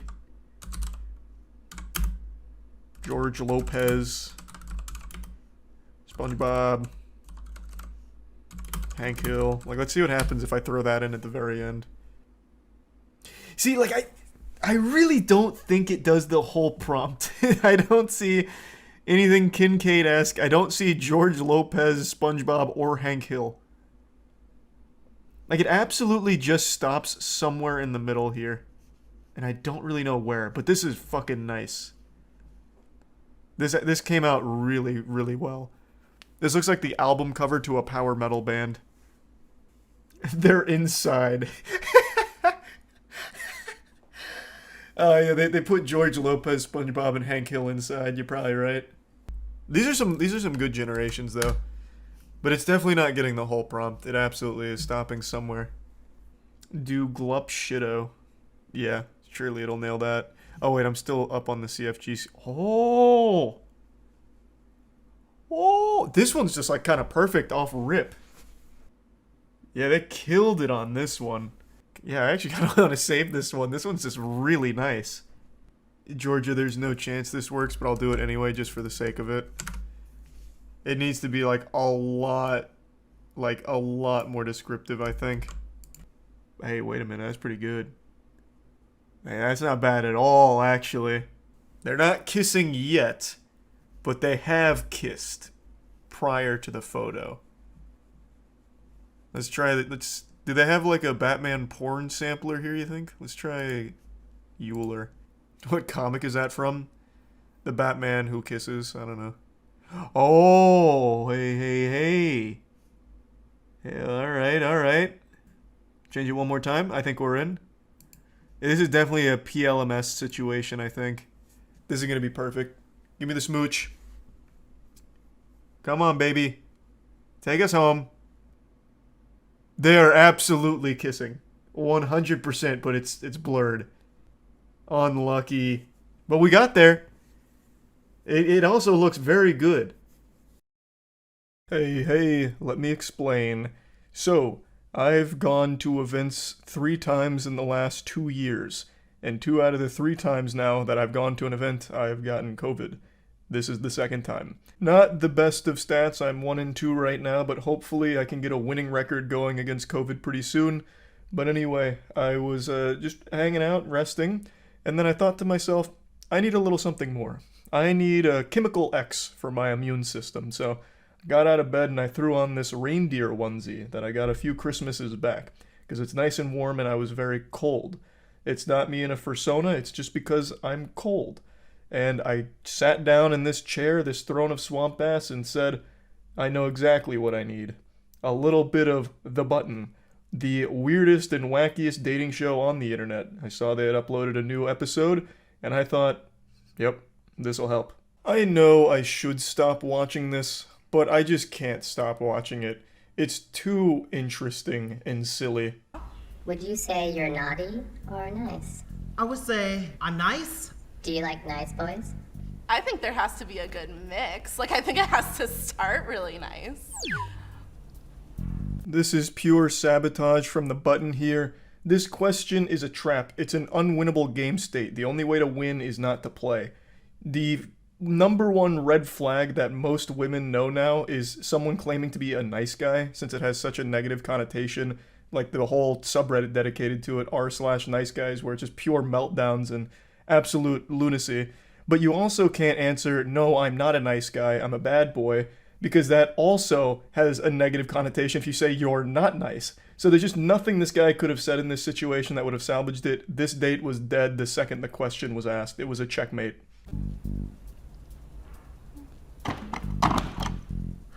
Ooh, not ready anymore.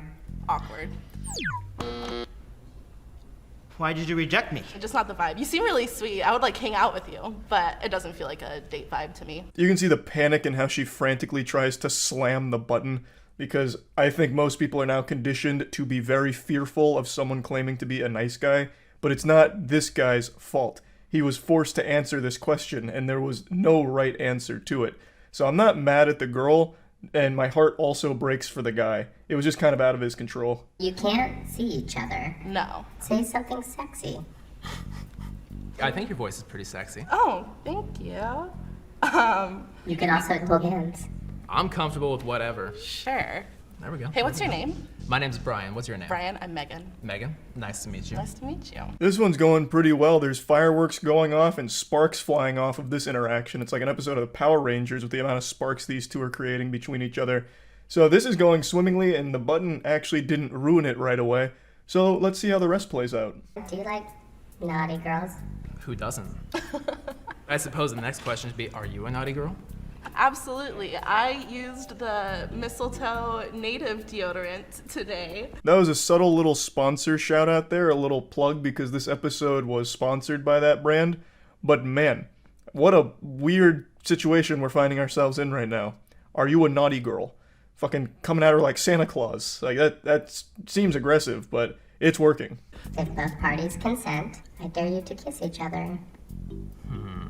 Okay, sure. Where are you? I'm standing over the button. Okay, I'm standing too.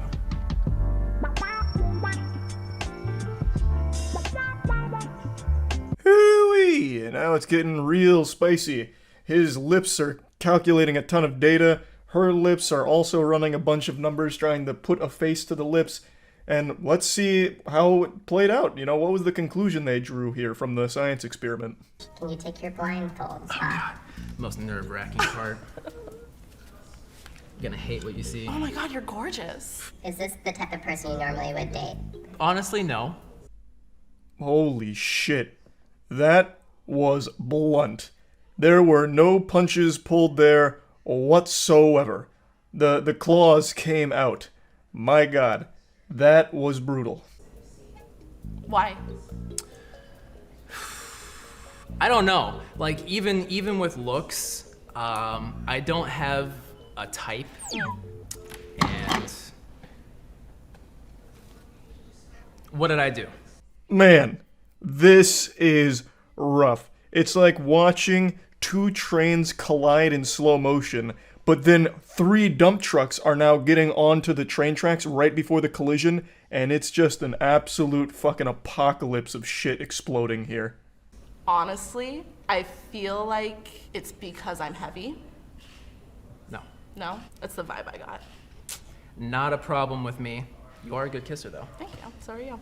Yeah, I don't think this could have been any more uncomfortable, but, you know, we're also just starting, so there's plenty of wiggle room for even more tragic stuff to unfold. I'm Megan. What's your sign?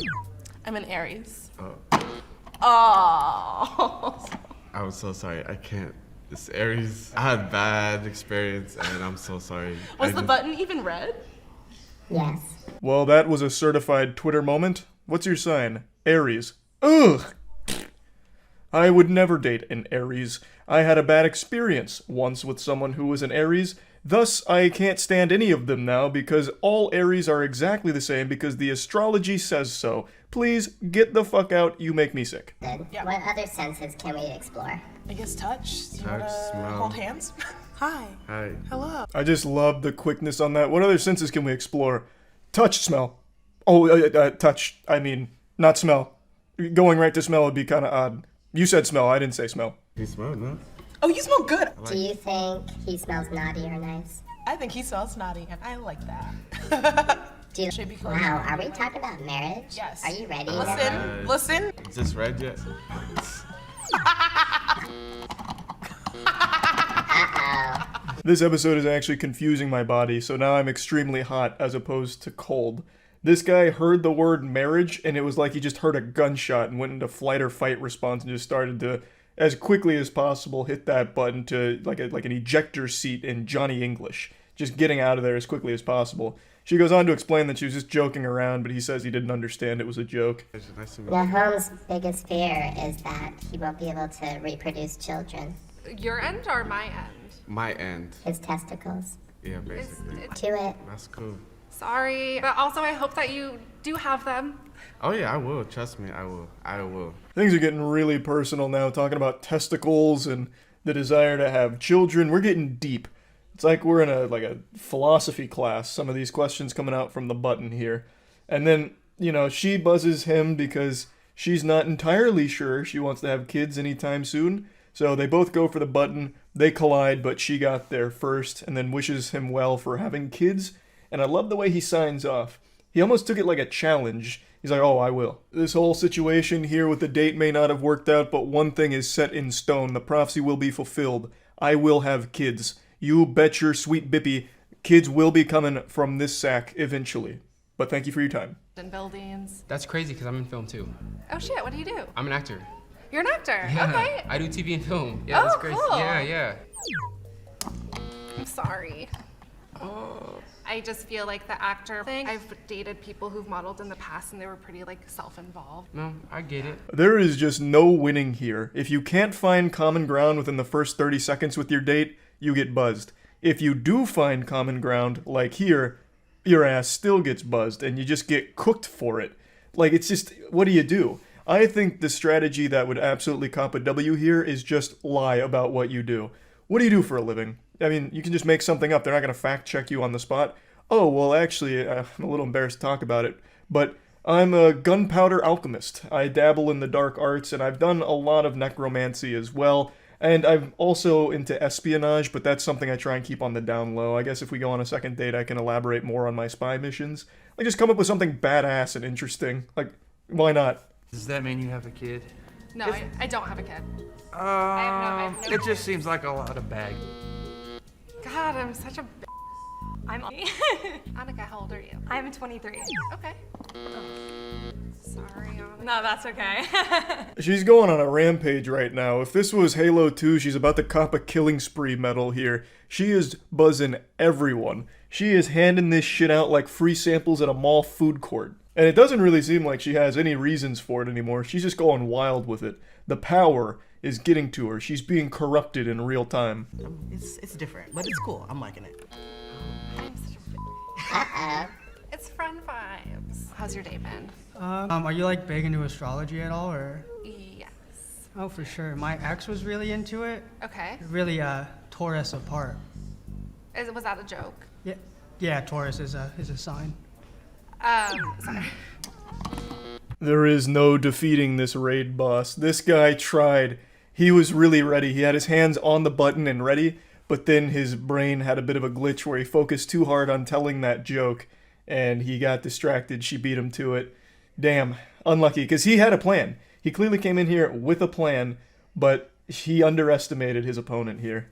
I think we didn't have any matches this round. Too many naughty, not enough nice. Humans. Experience naughty and nice holiday scents by native. A not surprising conclusion here. There were no winners. She ran through the entire list here, buzzing each and every one of them. And then it gets into the sponsor plug once again to send us out. So this one ended in a fat L all around, unfortunately, but I do appreciate the spin on the button formula by adding the blindfold. I actually think that adds a lot to it and hope they do more of that for this. And yeah, that's really about it. So yeah. I haven't heard many good things about Warzone 2, but we'll see. It's not like I was a huge fan of the first Warzone either, but we'll give it a whirl. Be careful, proximity chat. I've seen a lot of streamers in like they all have proximity chat on, and it hasn't been nearly as racist as just open mic in a normal lobby, so I'm optimistic I can actually keep it on this time around, but if it ends up getting racist, then yeah, I'll turn it off.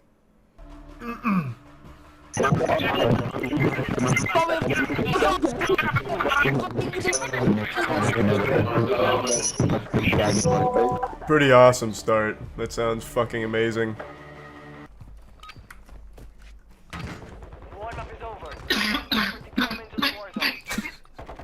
It doesn't even sound like he's coughing. It sounds like a dog choking on a bone or something.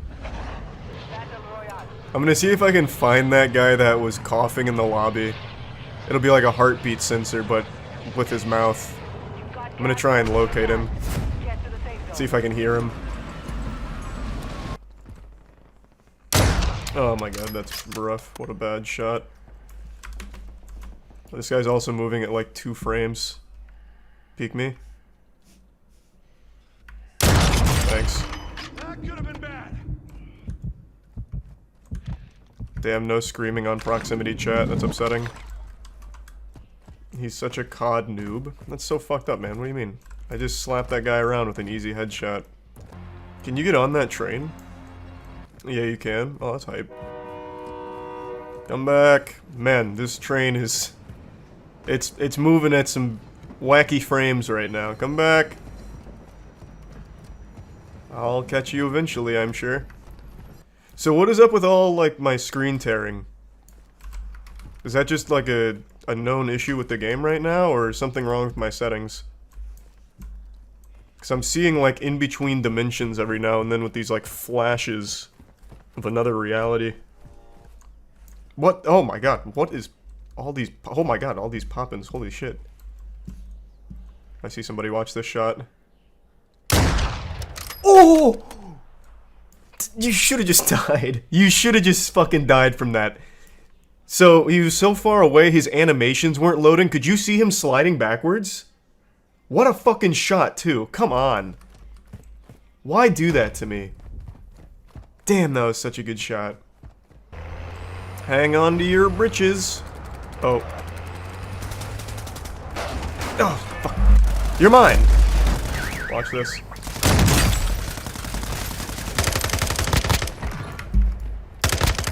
Should've just left. I don't even know what I looted, it doesn't matter. Give me your car. Get this self-res. I don't even know what I was looking at there, it's not a big deal. I really wish he had whined on Mike, though. So far, proximity chat's been a bit of a letdown, no one's been screaming.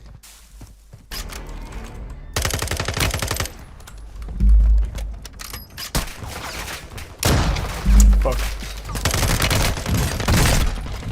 Damn. How low is he?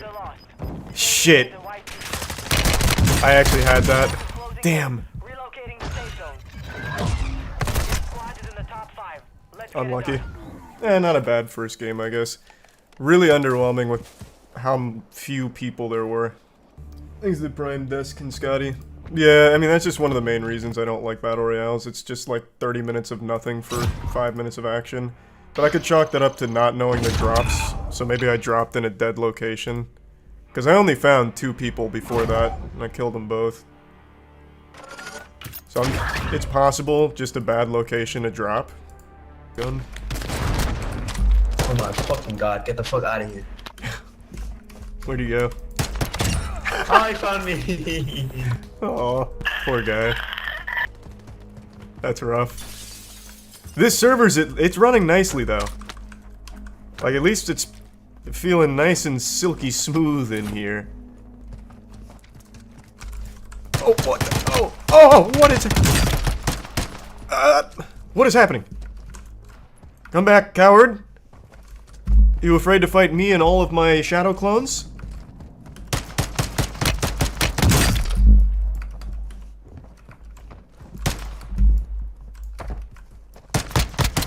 Oh, god damn it, battery load, unlucky.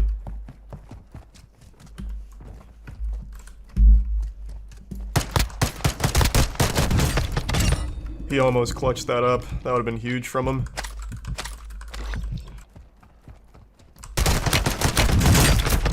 Oh, that is so embarrassing for you. You had an actual gun. Yikes. Straight to the gulag. Unlucky. The bearded shroud is back. Oh god. I just saw that. Watch this.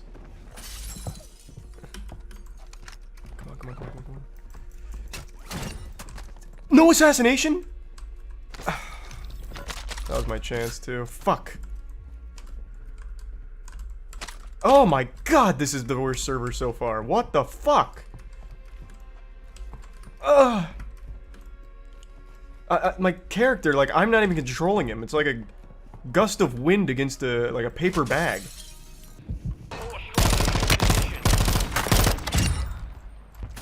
Got one.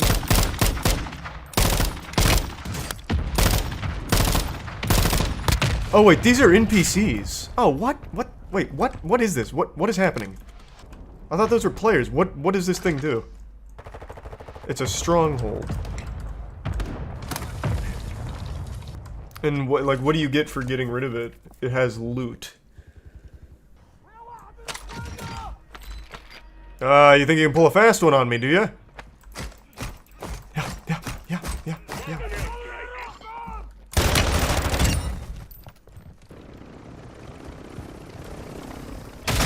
Oh God, Ravenous! Sweet heavens. My precious boy. You're an American hero, a patriot. I'll never forget what you just did for us. Charlie just observing. Well, these are bots. They're fighting just NPCs that we've already killed. They just keep getting dropped off. And for some reason my team doesn't know that or doesn't care. So they just keep coming over here and killing these NPCs. He just died to the NPC. I'm coming. You actually, waste yourself revive. That's a good idea. Yo.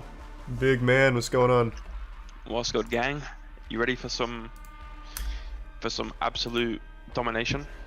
Yeah, are you good at this game or shooters in general? I don't think I've seen you play a shooter. I used to be good at COD when I used to bash it out before Rocket League happened, but I've played like 2 games of this COD so far. Nah, you play one COD, you've played them all, you'll be fine. I hear a tiny toy car or something. Oh God! Blown up. What's good? We're gonna get hard push now. It's gonna be fun. I got you. Okay, I picked up all of the fucking loot around you. Perished.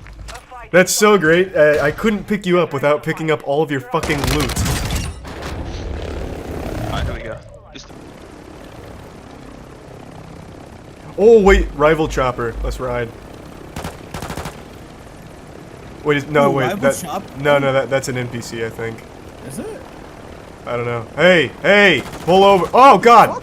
What the? Moving team. Okay, despawn. Yeah, I think that was NPCs. We're yonder.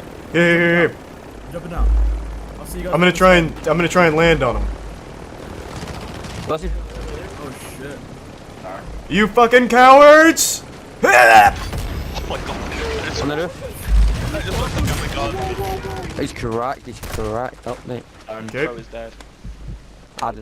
That did not go down as quickly as I wanted it to. Charlie, no! Everything loses. Oh! Get him! Push him! Push him! Oh! Oh! He fucked him up. That's so clutch. Holy fuck. That's so clutch. So good. I told you I'd never seen you lose any of those, bro. Yeah, I don't lose that. I'm ice cold in there.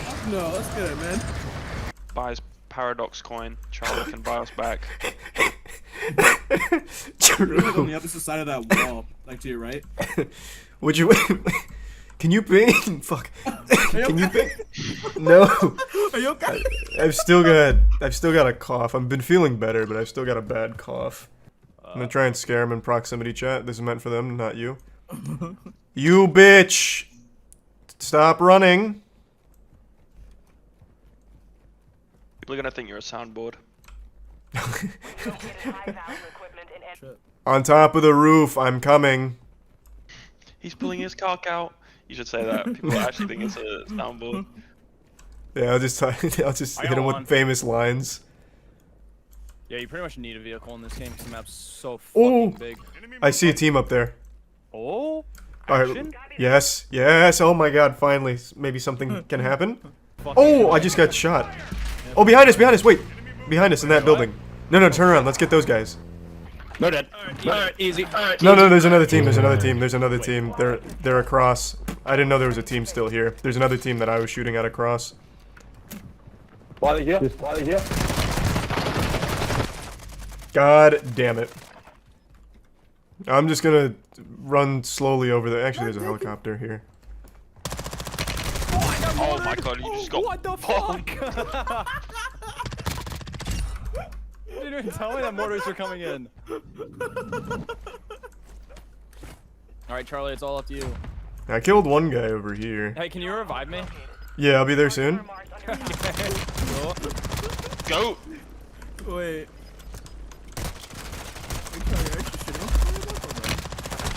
Oh, it's a whole team coming in. That's so unlucky.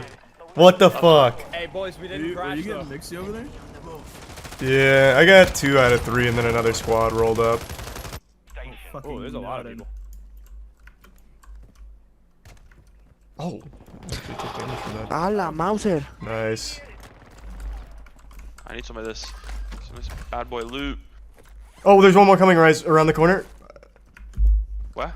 Dankin's on him. Got him. Interrogate him. Oh, never mind.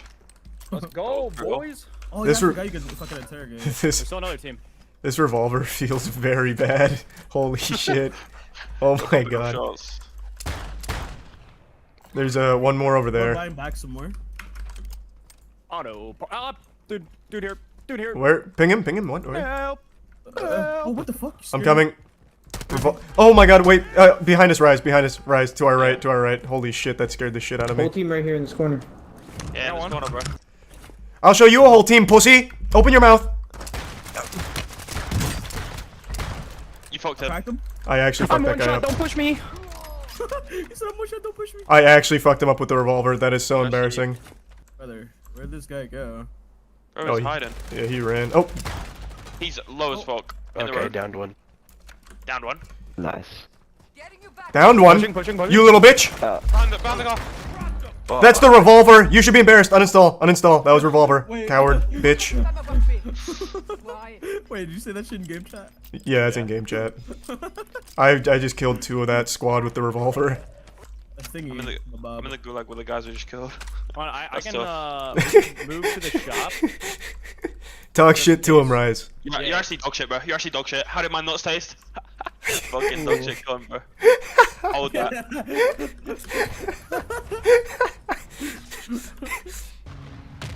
the fuck are they? Whoa, behind, not behind. He's down on the hill, down kind of hill. behind. Diablo. One squad. It's gonna be the team to the left, I bet, unless we finish them. Oh my god. Nice. Dude. Hey. I got so many snipe kills at the end. Good shit. That was fire. Hey, good work, squad. Let's go. GG. Carried. God carried. Now where are these fellas? There's the people in there, right there. I'm just gonna hit him with a precision airstrike. This guy right there too. Right here. What? Whole team in that. Oh, yep. Dude. Yo, this guy down here is so hurt. Knock. That guy's shooting down. at, but I'm letting it rip. Oh my god, team wipe, easy. I got one. Oh my god, that's a win. Never mind, no, it's not. I lied. I pulled out my airstrike. Right here. My UI. I precision airstrike them. I got one. Team wipe, Again. team wipe. Yep. Sure. Down here. Where is he? On ping. He's got self-revive though. Oh, money bags. Money bags. Hey. Team objective. That's Danny, baby. Yes, sir. Let's go. Survivor. Let's go. I thought that would be unless for sure. Sniper gang. That should have been me.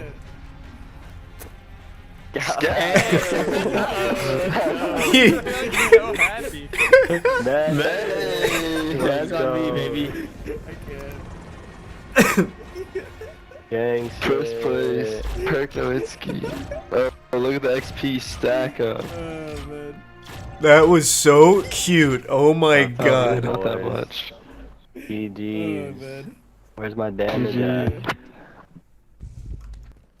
Just let me know. Hey, Doc. Yo, can you hear me? Let's all be friends. Yeah. Yo, wait, do you guys? Let's go.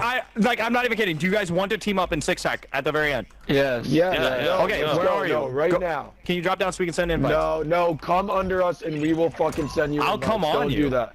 Alright, we're coming. Don't do that. Come on, we have loadout here for you guys too. You guys Did you can get literally that? get your loadout. Okay, I sent an invite to the guy up top. Did you get that? Here. I'm sending it to you guys. Wait, right here. Dankin, right here. They're right here. Okay, cool. Yeah, boys, this is gonna be big. Like, I'm not even kidding. If we 6-hack, we win. Well, we might shoot each other later, though. No. Just stay with each other. At this point, we're just staying next to each Yeah, other. let's just roll out. Listen to me. If anything at the end, we'll No. Don't you dare. At the end. Don't you dare. I think we should stick each other. You guys get right, we get left, and we just like Don't ransack people. I agree. Let's ransack them. Okay, No, I don't think so. Up there. Yep. I can hear the sincerity in his voice right One of now. them sounds. The guy Fuck man, I wish we could be on teams right now. That's so ass, but whatever. I'm gonna trust. Somebody took my sniper. I'm not sniping them while I'm Hold on. Oh, it's another team. Just got out. Beamed one. That guy's one shot. Go for it. Come on, who's there? There's one more deep. There's one more deep. I'm pushing. Yo, there's one on top. Mortars, of mortars, mortars. We gotta get in. Precision. All right, push that then. Push that then. Follow my precision. Follow my precision. Follow my precision. Heat precision strike. Heat precision strike. Good precision. Good precision. No, that's yeah. They knocked it. Deep. Hey, they're deep on my ping. There's one. Okay, right there's here. 3 squads. There's one on this end here. Yeah, they're. I'm pushing in. I'm pushing in with you. Onto garage 3. That's us. Yeah, top. Just lasered me. We got this, boys. We got this. All right, boys. Let's go. We got this. Oh. Whoa. Oh, what the fuck? I thought we were gonna like talk to each other and. Like, I didn't. Yeah, I thought we were gonna talk to each other, and then everything just popped off. He just started blasting me with a minigun. Yeah, I guess he started pulling out his fucking minigun. Nice. That still felt good. Another dub. Where? He's literally in the fucking corner. What a loser, man. I got him. Alright, I got the gulag. I just crashed again. Why can't this game fucking work? Oh, that's annoying. Okay, let's see the Liver King response. This is, again, a follow-up to the big expose from More Plates, More Dates that revealed in an email that Liver King isn't natty. He was communicating with a coach to get advice on his stack, referring to like the HGH and everything he was cycling. Which is a big deal because Liver King has always defended that he's 100% natural. All you need to do to look like him is follow the 9 ancestral tenets. And he has a ton of companies, claims to make $100 million a year, but it's all based on being able to look like him through natural stuff, which isn't the case. So this is him coming out about it. If I had to spitball a guess, I would imagine Liver King takes this directly. I don't think he's going to try and like claim it's all deep faked. He's not going to claim it's reptilians behind the scenes of the puppet master that faked the emails. He strikes me as someone who's going to try and take it head on and just hope that the majority of his audience doesn't care. That's my guess. Primals, I'm making this video to apologize. Because I fucked up. This is kind of quiet. Because I'm embarrassed and ashamed. I've stated that this is a complicated as fuck topic, at least to me it is, because before social media, I was rich and anonymous, and after social media, I'm still rich, but no longer anonymous, and I never expected this kind of exposure. That was very frank. From the public eye. That's what I mentioned briefly in the video. Way before he was the Liver King, he was still super rich. Like, he was still very rich. Clearly, I did it wrong, and I'm here now to set the record straight. Yes, I've done steroids. Classic YouTuber sigh. And yes, I am on steroids, monitored and managed by a trained hormone clinician. Liver King, the public figure, was an experiment to spread the message, to bring awareness to the 4,000 people a day who kill themselves. The 80,000 people a day that try to kill themselves. Our people are hurting at record rates with depression, autoimmune, anxiety, infertility, low ambition in life. This is all very sweet and everything, but you deliver a message and then sell products based around the message, of which you just admitted a large portion of it, your physique, is a lie. Now, if you were just like a motivational speaker or just like a normal YouTuber, Instagram guy who delivers positive messages, that's one thing. You being on steroids and everything, like, that's not that big of a deal. But the fact that you constantly defended being natty and sell all these programs based around it, and then aren't actually the result of those things you talk about, is pretty misleading, which he does admit, but spinning it as like this positive thing where I'm only here to try and help all these people who are struggling isn't super genuine when you're making so much money off them. Like, you could still just be delivering that message for free. They don't need to like pay for it if your main goal is to just deliver a positive message. I appreciate like the very upfront honesty, like, yep, I am on steroids. He didn't try and tiptoe around it. He just came in there and spread the cheeks wide open and letting us see the filthy truth on it. That's admirable. But this immediate spin about how it's all for the people that are struggling and wanting to kill themselves, that I don't put much stock into when you're making so much money off of these programs. Like, that's clearly not the main goal when you're very much taking as much money for it as you can. Hey, Charles here with a little post-game aftermath reflection. After watching the video, I get the impression this is more of an I'm sorry I got caught situation as opposed to an I'm sorry I did it. I'm still not 100% sure, but after watching it, that's more the vibe I got. I wanted to put this towards the beginning of the video just to get this out there before continuing with the apology video. And I want to also let it be known that this isn't some shocking revelation. No one heard that Liver King was on the juice and was like frantically Googling for the evidence because they couldn't believe it. Like, pretty much anyone with eyes and anyone that knows anything about fitness realized that his body wasn't naturally achievable. Like, Jesus Christ, just look at his abs. They look like Lego blocks. That shit looks like it's made out of titanium. You could hit it with a sledgehammer and it'd probably just break the sledgehammer. Most people could tell that he had more juice in his body than a Snapple factory. It wasn't a naturally achievable body type, but he always defended tooth and nail that he was natty 100% and he'd never touched HGH, steroids, anything of that caliber, but that's just a blatant lie. And when his whole product is being sold based on this physique that he's lying about, it seems exceptionally scummy to me. Just lying to his audience and getting them to buy into things under a false notion. And when asked if I've ever taken steroids, I've always said no. I don't touch this stuff, not gonna touch this stuff, never touch the stuff. Mm-hmm. That was a lie. Yeah. I've convinced myself that this had nothing to do with the ancestral message. I convinced myself that I'm not a competitive athlete of any kind, so who the fuck am I cheating?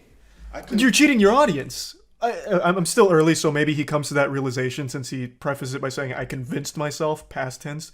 But, like, yeah, you're not competing. You're not going to jail for taking steroids, but you're cheating the people that believed in you and believed in the message about looking like you, or at least something comparable. You are cheating them. So I continually dismissed it, and I dug myself into a bigger and deeper hole. True. I have only myself to blame. I did that. That is And true. it was all wrong. I will be better. I will talk about it openly because I believe that there's a time and a place for pharmacological intervention monitored and managed by a trained hormone physician. Nope. The liver... See, like, had his message... Had he come out from the genesis of Liver King, from the primordial ooze of liver and a king, if he had come out and been like, look at this physique. This is not a naturally achievable physique. I am on steroids. And then started preaching his message, I don't think he would have ever had a problem. He probably still would have found a very similar level. The spiritual pressure of the Liver King was too much for my internet to handle. It took out the entire power grid, so stream cut out there for a moment, so I'll finish my statement here. What I was saying is he would have still found a high level of success if he was just upfront and honest about his PED usage, because he still has an absurd physique. He has a body that looks like 3 Gears of War characters did a fusion dance. So people would have still went to his content for like workout advice and like general life advice, and he has preached some positive stuff as well as some genuinely wacky stuff that people eat up. They love it. So he would have still found an audience while being open about using these HGH steroids and stuff like that. And he wouldn't have had to lie to them and mislead them about what the human body is capable of achieving naturally. But if you're going to say, I'm natural when you're not, and then sell programs under the belief that they too can look like you, that to me just screams like scam. Like knowingly just misleading them. Yeah, I feel like Liver King's just living in the past where everyone was demonized for using PEDs. I feel like in the modern landscape of the fitness industry, like fitness influencers, most of them are super open with PED usage. I think most people know the majority of fitness influencers are on some level of juice, and they're okay with that. Why did I, or why do I do them? Well, it's not a When hard I talk question. about the 85% of the population that suffers from self-esteem issues, that's me. I'm part of that statistic. This is why I fucking work myself to death in the gym. This is why I do 12 to 15 blood-burning workouts a week, just to feel like I'm okay. that have shed light on this complicated as fuck topic. I knew I needed to take this opportunity. I just don't think it's complicated. He's probably being very honest about self-esteem issues. That's very common when it comes to bodybuilding. But it's also not hard to understand why you would take them in his position. He needs to stand out in the fitness industry. Well, how do you stand out in the fitness industry? You need to carve out a niche. Well, with so many fitness influencers out there, it's a saturated market. What niche? How about something primal? Something like very old school. Paleo diet was huge, so why not something even harder in that realm? And I'm going to really need to look super special to stand out. So you turn to enhancements like HGH and everything. It's a pretty easily understandable reasoning for taking it. Of course, self-esteem probably does play into it because body dysmorphia is so common with fitness. But I think probably the main driver, especially with the emails, makes it sound like it was a manufactured idea from the get-go. I need to get super jacked. I need to be super standoutish. So I need these pretty impressive stack to do that for my business. Seems more like a business decision. But of course, I do imagine he's being honest that there is a self-esteem element to that. But it absolutely, undeniably, was the main reason his brand was so popular. I am as sorry as a man can be. And all I can do is take extreme ownership right now, be better, and lead myself to a better life as a better human. Again, thank you to everyone for the support, the criticism, the love, the hate, and above all else, the loyalty. Liver King. I do think he's minimizing the magnitude of misleading people when you run a business like this, because you're selling them a false idea and you continue to lie about it. I think that's a much bigger issue than he's letting on, or maybe he doesn't realize how scummy that is. But overall, it seemed like he accepted responsibility for all of his lying, which is a good start. He didn't try and put that blame elsewhere. He didn't really try and deflect it. He downplayed that quite a bit, but it wasn't a horrible apology by any means. You think he's going to keep using it, or will he quit? And what's your guess on how much muscle he'll lose? He's not going to stop using it. I still think, even though his audience, judging by the comments, is very much on his side, if he didn't look like this, they would probably stop watching. And he knows that, so he's not going to stop. I think he's just going to be more open about it. I think that's the only path forward for him, but I don't see a world where he stops using. I'm ashamed to admit this, but I've already confessed to this sin numerous times now, and I'll do it again in front of you and God. I use Twitter. Actively. I spend a decent chunk of time on Twitter. It's this beautiful cesspool that acts like a portal into the dimension of pure, unhinged lunacy, and I can't look away. It's like a curse that keeps drawing me back in. And you'd think that after spending so much time on Twitter, I'd seen all the stupidest shit the world had to offer from all of the dumbest people in this godforsaken dimension we live in. But you'd be wrong. Somehow there are still videos that shock me with the pure level of absolute insanity that's put on display. You may have heard this story already, or you may not have, but regardless, I'm gonna drag you kicking and screaming into the light and show you an imbecile that's so stupid they're a legitimate danger to the people around them. You remember Ed from Ed, Edd n Eddy? Yeah, he was a big fucking idiot, real silly, but he was a harmless moron. The goofy goober I'm about to show you nearly got a woman killed for no reason and left her with permanent injuries that will haunt her for the rest of her life. A Colorado officer pulled over and arrested a woman on suspicion of road rage, and she put the suspect in the back of her police vehicle. A police vehicle that was parked on fucking train tracks. Something that an actual child, a baby brain, would know not to do. In Mario Kart, no one would even park on the train tracks. Yet, in the real life, a police officer parked their vehicle on train tracks, put the suspect in handcuffs in the back of the car, and then, guess what happened? A fucking train came and obliterated the car, with the suspect inside. It's a miracle she didn't die. Somehow she survived with very serious injuries, but this officer pulled off like a Looney Tunes level assassination plot here. Like, parking your car on train tracks with a suspect inside, that's like something you do in Red Dead Redemption 2 as a way of like torturing someone, like tying them to the tracks or some shit. This honestly feels like an elaborate attempt at murdering the suspect. It's actually fucking wild. I'm going to show the video now. There's nothing graphic in the video, but it is still disturbing knowing that there's someone inside this vehicle that gets hit by the train. So just a fair warning there. Is that Hart? No, that's Tom check. Oh my god! Officers noticed what was about to occur. A freight train colliding into a Platteville police cruiser parked on train tracks along Highway 85 and County Road 36. Dispatch Central 346, status medical emergent. The suspect was in the vehicle that was hit by the train. You'll never guess the outcome for the officer that did this. Paid administrative leave. So, nearly kill a woman by having them be hit by a train and then take a little paid vacation. It's crazy how this happens every single time like clockwork. It's a fucking joke. I'm not here to even really talk about that. I want to focus on this situation in particular.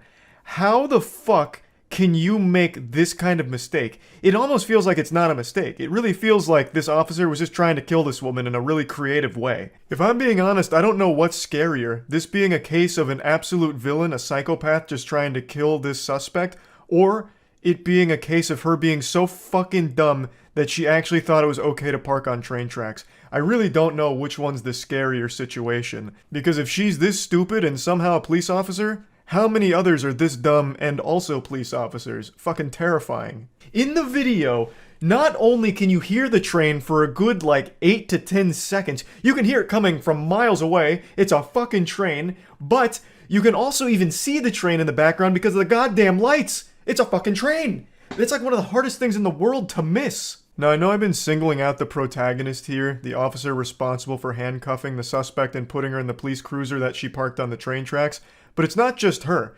Every officer at the scene is at fault here. How could not a single one of them use their brain for even a fraction of a second and rationalize that this is probably not good? You don't need to be a turbo nerd with perfect scores on your SAT, pass the bar, and solve the Millennium Math Prize problem in order to figure out that something's gone awry if your vehicle is parked on train tracks. It's a dangerous situation. Not one of them stopped for a second and just looked around like, these tracks. What are these peculiar markings? They look man-made. I don't think these are naturally occurring Colorado dirt tracks. What uses tracks? Alright, trains. Oh my god! Like, how? How are the neurons not firing in this situation? Like, do they just have no survival instincts whatsoever? Obviously, they don't care about the suspect. No one really gave a spirited attempt to save their life or anything. But even still, they clearly didn't recognize the danger here, so I'm assuming they also could have just been hit by that train as well, because all of them failed to recognize the situation. This happened in the middle of the night. There is not a single other car around. There's not a single sign of life around. They could have parked those cars in any position for miles around that area and been safe. And somehow they chose the only position that was dangerous, on train tracks in the middle of fucking nowhere here. Like, this isn't a freak accident.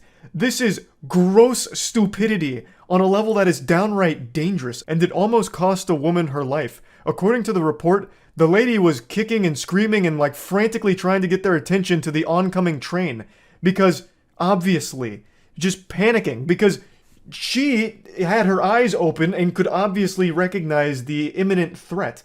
Whereas apparently all of the officers, I believe it was 3 officers in total, somehow all of them went deaf at the same time, as well as got hit by like a flashbang and couldn't see the train somehow and just missed it and let it hit their car with the suspect inside. It's just crazy to me. Like, it is actually wild. But hey, at least they're investigating themselves. Those usually go well and turn up fucking nothing.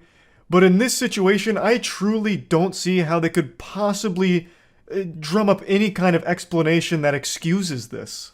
Like, this is just so fucking dumb. I can't possibly think of any kind of explanation. Like, you can't even blame the suspect here. Like, well, while the woman was in custody, her road rage took over again. The demon came out, and she started planting a railroad system underneath our car in order to divert a train onto the path of hitting our cruiser in order to blast herself out and free herself and escape. So, this is her fault. Like, there's nothing and no one to blame except all of the officers at the scene here. They're all so fucking stupid. And I don't know how this investigation could prove anything otherwise. But anyway, just wanted to talk about this a little bit because this one got my blood boiling a bit. That's about it. So yeah. I don't understand what's going on. Perhaps the ozone layer is fully withered away, but instead of being blasted by intense heat and sun rays, we're being blasted by drama right now. It has been about 8 days of non-stop crazy shit happening all across the World Wide Web. I'm not a meteorologist, but I'm just going to make a prediction that this isn't the last of it. The rain will continue to pour until it floods. It's like the movie Snowpiercer with that perpetual motion train, the train that never stops. That's what we're in right now, except our train is powered by drama. So we have to keep shoveling drama into the train like coal in order to power it. With the rate all of this internet drama is going, I wouldn't be surprised if tomorrow I woke up to an Instagram live of Mark Zuckerberg unzipping his fucking face and revealing that he actually is a reptilian lizard man. It hasn't even been 2 days since I made a full breakdown on all of the Twitch drama, and already 1,000 new things have happened over there. But that's not even what I want to focus on with this video here. I just want to talk about the last 8 days worth of stories that have come out outside of Twitch as well. Because it's not all localized to Twitch situations. However, I would argue that this was the patient zero here. This was the genesis of all internet drama over the last 8 days. All starting with Shit Camp. That was like the nexus event for us. And from there, the cup runneth over. So all of the controversy that started on Twitch started leaking out elsewhere like a plague. And then all of a sudden, drama from all places on the cyberspace, the cyber realm, started to surface. And it's just been almost indescribable. It's like reading a book, and by the time you finish it, the sequel has come out. And then by the time you're halfway through the sequel, the next sequel comes out. And then before even getting to that follow-up third entry into the trilogy, the fourth and fifth book have come out on the same day in a surprise double drop, double fist. It's just overwhelming, almost daunting to try and get a handle on all of it and keep up. Like a toilet that blew up and now it's just spewing shit non-stop. So let's just go ahead and start with Twitch since I already made that video breaking it all down and a lot's changed and a lot's evolved since then. So I briefly mentioned a very serious thing that happened on Twitch involving sexual assault, a potential cover-up, all kinds of moving parts to that story. That's not something I treat as goofy drama. So again, I'm not going to like go into super big detail on that whole situation, but I will say that story has had a lot of twists and turns to it where now all of a sudden the focus isn't even on the victim of the sexual assault or like the perpetrator accused of committing it. It's now shifted entirely to big streamers just pointing their fingers at each other and calling each other names and throwing as many debate term buzzwords at each other as they could possibly muster. And it is just kind of a mess. I, again, don't really treat this super lightly, so I'm not going to talk too much in detail about it. I'd recommend listening to Adriana Lee, the victim of the case, and get it from her. I know that was pretty brief and a bit vague, but I think that situation is one that is very serious and deserves to be treated with quite a bit of respect. And in this video, I'm just going over like a lot of wacky shit that's going on. There's nothing wacky about all of that. So moving on, let's get into something that is wacky. Twitch killing itself.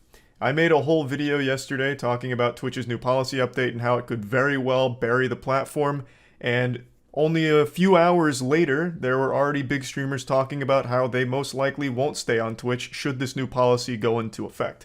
One of the biggest ones is Jerma. Jerma is one of Twitch's most creative streamers. He does some of the best events the platform ever sees. He has a massive audience, and this is what he had to say in response to the Twitch announcement. If I am forced to run ads on this platform, I will leave this platform. 100%.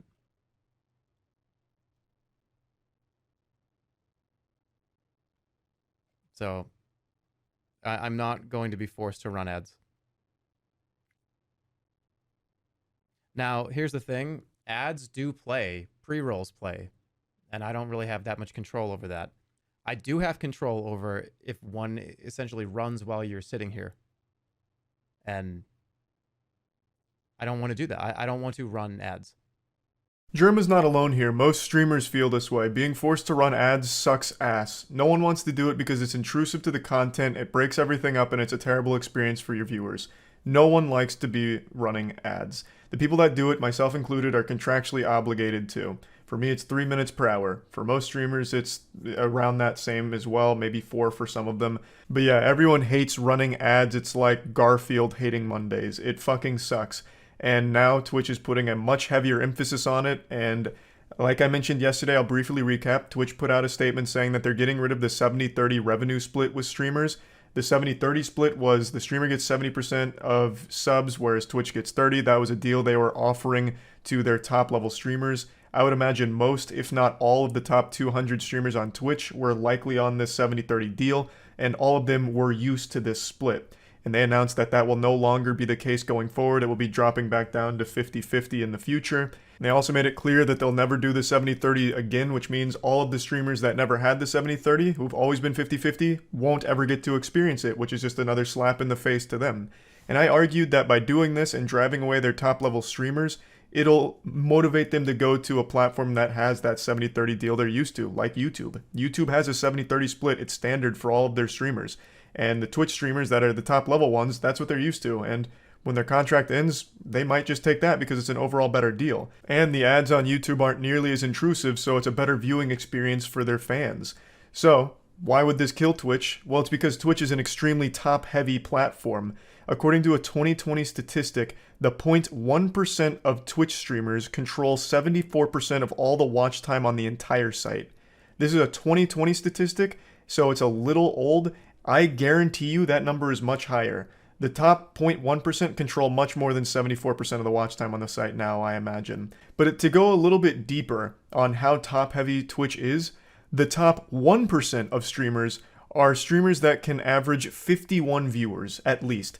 51 viewers. If you get 51 viewers, that puts you in the top 1% of the entire site. That's crazy. That is insane. I don't know if you're as blown away by that number as I am, but I think that is wild. So going by the 0.1% controlling 74%, you'd have to imagine that the top 1% control like 99% of all the watch time. You know, those viewers aren't trickling down to like 1 or 2 view streams. It's just not happening. They're staying with the larger streamers. So once those larger streamers are driven off the platform with this terribly greedy idea from Twitch here to take 20% back from their revenue split that they're used to, once they're driven away, where are those viewers going to go? Normally what would happen is one big streamer leaves and some of his audience follows him, but some of them just stay on Twitch because it's what they're used to, and then they just go to the second most popular streamer in that same category. But let's say more than just one big streamer leaves and now it's 2 people in that category. Well, now they're starting to run out of options because clearly these viewers aren't trickling down to the smaller streamers that are less than 50 viewers. It's just not happening, clearly. And I think a large part of that is currently their pre-roll ad system. I think Twitch themselves is hurting their viewership for smaller streamers because, as I've mentioned twice now, no one's going to click on a stream they're unfamiliar with and watch 6 ads before getting to see the content and figuring out if it's a streamer they even like. They'll get those ads and immediately leave, and now that small streamer has lost that viewer forever. They probably won't come back. And it's not their fault. Twitch put those pre-roll ads there. So, like, they're not even able to share these viewers on their own platform because of their own ad practices. So if the top streamers start leaving, the ads keep piling up, making it a worse experience to stay there, the viewers are going to leave too. They're going to follow the streamers they're used to on whatever site they go to because now Twitch is just in the dumps. The streamers they like aren't there anymore. If they try and find a new stream on there, they're just inundated with ads, so they'll just go somewhere else. And I don't think Twitch fully understands that, so I truly do believe that this will have a massively detrimental effect on the platform. And this is just the latest unfolding. Germa's not the only streamer threatening to leave. Nick Paulum also talked about, focusing on maybe doing YouTube. Code Miko mentioned it. There's been quite a few large streamers that are talking about, maybe looking at other options because they're not confident in Twitch's ability to actually stay a good streaming platform anymore. So the signs are there. The cracks in the armor are there. It looks like Twitch's reign as king of streaming is soon to crumble should this actually go through.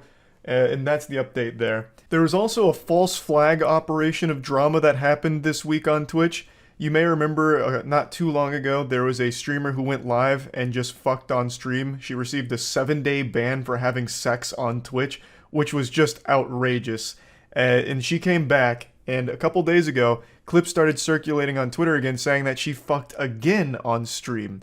But what actually happened is some people just released the director's cut, the extended cut, Snyder cut of the first time she fucked on Twitch and claimed she did it again. So people were a little misled there. She still only fucked on stream once, but she may do it again any day now. But right now, it's just once. Now let's move on to some butt plugs and anal beads. This is the follow-up to the Hans Niemann versus Magnus Carlsen cheating allegations, where a large part of the community is talking about how Hans Niemann may have cheated against Magnus Carlsen in a tournament where Hans Niemann beat him.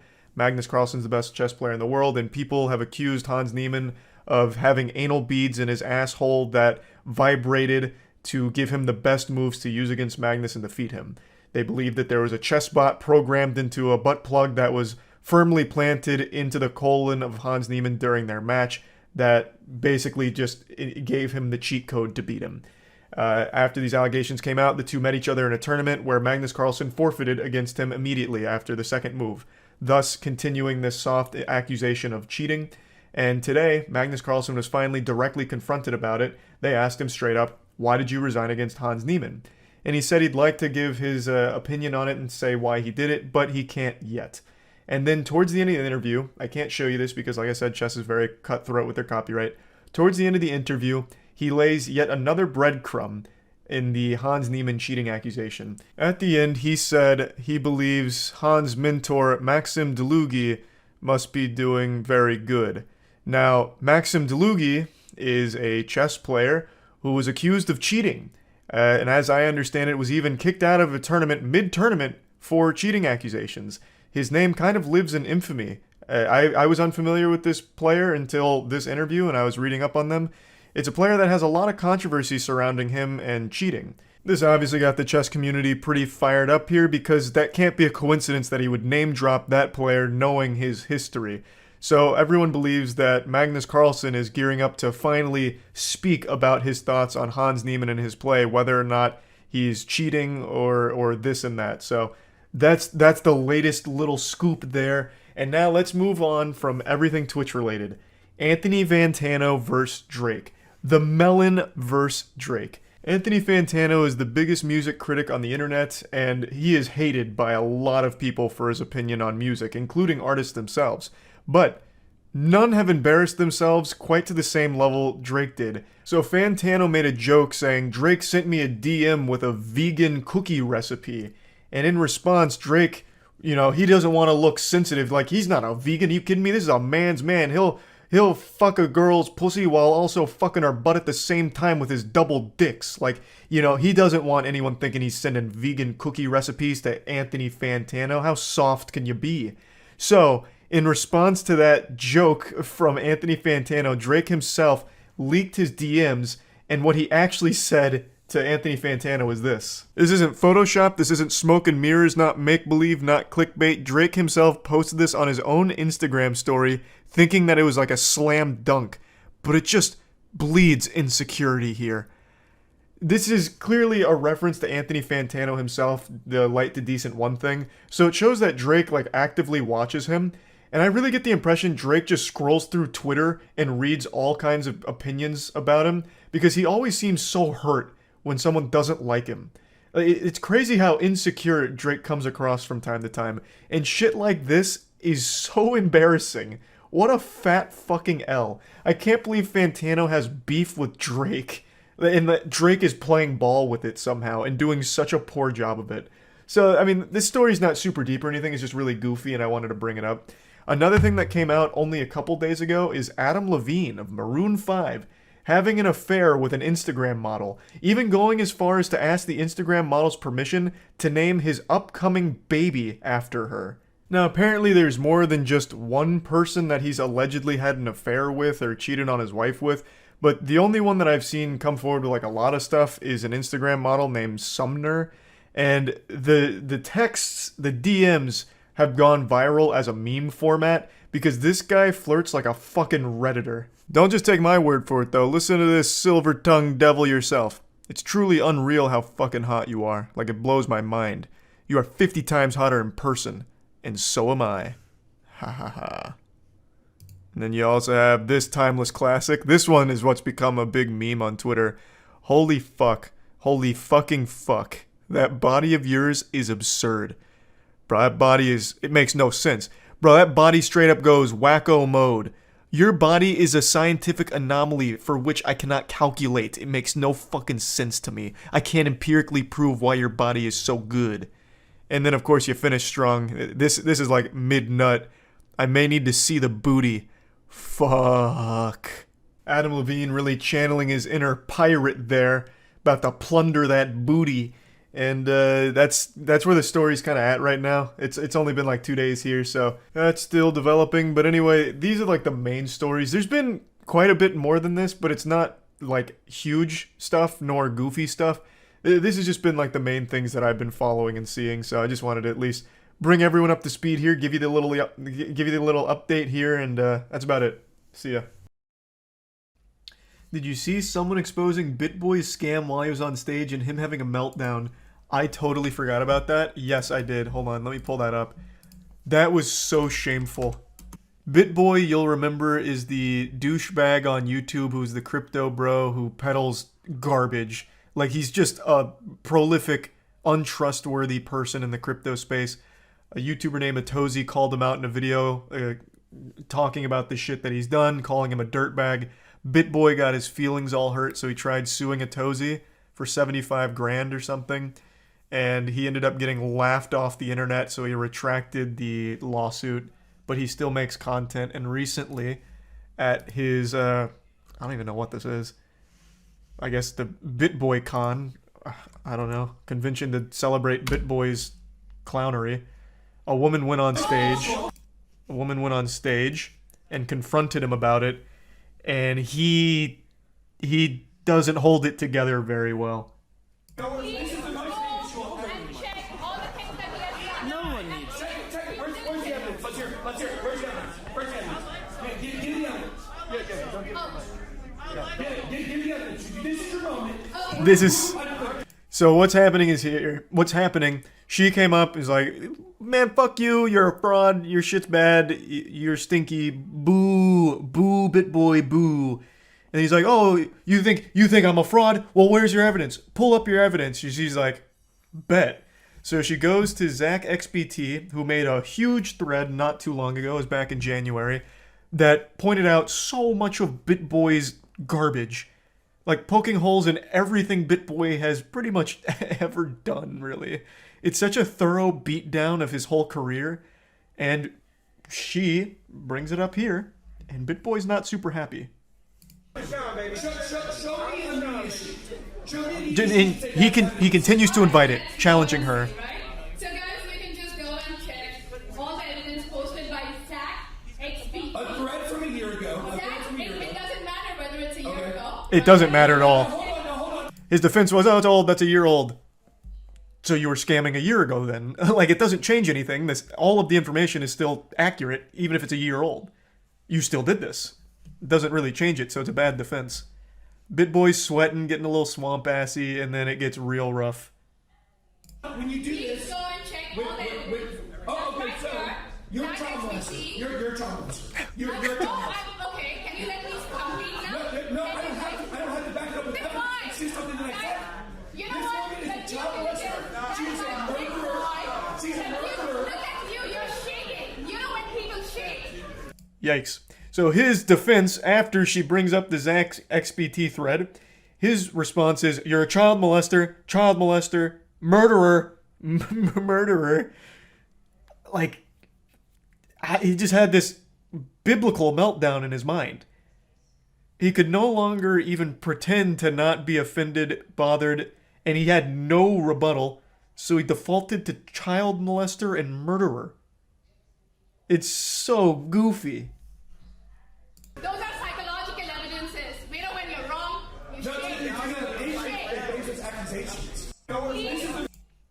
Baseless accusations. Pretty big BitBoy L today. But if you go to his Twitter, he's still a man. You know, he still thinks pretty highly of himself. He's still, he's not disappointed in the man he sees in the mirror. He still talks a big game. So, like, here's him from only, what is this, 2 hours ago? 3 hours ago. Too big to care at the gym, baby. Yeah, getting swole out here. Might call a woman a child molester. Thinking about it. Bitch boy. Yep, after the Atozi drama, everyone started calling him Bitch Boy Crypto, which I think is a great nickname. He did address the drama, kind of. In one of his shows, he took like 5 seconds to say, it's just like snot-nosed YouTuber that I was suing, but it's not worth my time. Lawsuit's done. He made it sound like he was the good guy, and he's like, I just decided it's not even worth it. That was the only acknowledgement of the case that he ever did. Bro's pushing 50 and called BitBoy. I know. Like, if he wasn't such an asshole, I would actually find all of this adorable. Like, he's very clear. Like, I've listened to him. I watched the Tozi's video, so I did a little dive on him. He's very clearly not knowledgeable on this space at all. I pulled this up on stream. I don't know if I'll be able to find it now because it's been a couple months. Someone did a breakdown of all of the things that he told people to invest in, all of the crypto moonshots he told people to put their money in, and someone tallied up all of them for like 7 months. And on every single one of them, they were either rug pulls or you lost 60 to 90% of your money. Only 2 of them had any returns, and those returns were like 2 to 3% returns. 2 out of like 90 recommendations. Like, he's just fucking terrible at everything he does. Even if he's not blatantly scamming, he is still giving the worst advice in the space. You know, fuck it. I'm going to try and find that thread again because it was so good. Oh, here it is. It's the first thing that came up. This isn't the original thread, but it looks like they still circulate this around. This was the information. It's just this isn't the original thread. This is someone just responding to him with it. But the person who compiled this went through all of his like recommendation crypto moonshots, and these were the returns. So they went to the video, and then they went to where it is now to see what you will have made. And only 2 of them were green. Whole market was down. Is that why? I mean, that even still, like, it's all of them except for like, I guess, Ripple were just fucking crazy moonshots or just like blatant scams that he was peddling. This isn't all of it. This is just one of the screenshots. But no, it's not just the market being down. If you'd like to see BitBoy in all of his douchey glory, there's actually another angle of this train wreck, so I'll go ahead and play that for you, but just the end here because the audio quality is also a little clearer. You do this. Go and check all the evidence. Oh, okay, so you're a child molester. You're a child molester. You're a child molester. Okay. Can you let me complete now? No, I don't have to. I don't have to back it up with evidence. It's just something that I said. You know this what? woman is a child molester. She's a murderer. She's a murderer. Look at you. You're shaking. You know when people shake? Those are psychological evidences. You know when you're wrong. No, it's because I'm angry at baseless accusations. Watching BitBoy Crypto is a lot like watching your drunk uncle embarrass themselves on Thanksgiving every year, but somehow BitBoy has an audience that must hate money, because by following his advice, they're just perpetually flushing all of their cash down the toilet. And speaking of flushing things down the toilet, BitBoy has once again ruined his reputation to anyone that's not in his cult-like following. What he was trying to do here is call her names like child molester and murderer as an attempt to say, oh look, you can slap labels on anyone without proof. But it doesn't really work because she did bring proof and evidence to suggest that you have had a history of shilling scams, which you have. That's not defamatory, that's not slanderous, that is a provable fact. You have shilled projects that have turned out to be scams. Now, I want to quickly show the thread that she was referencing, the Zach XBT thread, because it's actually a very insightful thread into the character of BitBoy and how he does business. So if you're interested, you can look that up and take a bit of a dive on the history of BitBoy. Zach XBT was also the one responsible for tracking the return on investment from BitBoy's suggestions, and he even clarified that he did the year-to-date calculations pre-market crash. So all of this was without the market being in the shitter. Pretty impressive resume from BitBoy here. It looks like 1 out of every 1,000 projects he shills might give you a 5% return at best and a 92% loss at worst. Great odds. What a remarkable joke. But yeah, I just wanted to talk about him a little bit because I thought it was a very silly video, and that's about it. See ya. I played a lot of RuneScape as a kid, so I'm very well versed in scams, and it really shattered my trust in people and taught me early on that you can't always put your faith in strangers to tell the truth. Maybe they won't actually double your money. And I think that this led to me being better at identifying scams in real life, but it doesn't make me immune to them either. When I was a freshman in college, I fell for the oldest trick in the book, a timeless classic prank. Fake being homeless with a sign and beg for money on the streets. A scam that has stood the test of time. It's people that just panhandle on the street pretending to be homeless and try and get money that way. It's actually very lucrative. Sometimes people that do this make anywhere from 60 to 100 grand a year off of this shit. It's fucking despicable. The reason I'm bringing this up is because on Reddit this week, a video went viral, and it's from 2017. It's an older video, but it's a video of a woman in Richmond who pretended to be homeless and was exposed for it. She even eventually got arrested, but I'll get to that towards the end of the video. But I wanted to go over this video because I think it's not only a very entertaining video with the way she responds to being confronted, but also a bit eye-opening as to the depths people will sink to get a quick buck. This scam in particular has always greased my ass. It infuriates me. People that just take advantage of others' willingness to help, their good nature, it's just so fucked up. But I'll quickly tell my story since I was a victim of this scam when I was younger. I don't know if I've ever told it, I'm sure I have at some point, but when I was a freshman in college for the first semester, I used to commute to university, and I always took the same route, just like a little NPC that never deviates from the schedule. I would always go down one road in particular that had a guy standing at the corner of one of its major intersections.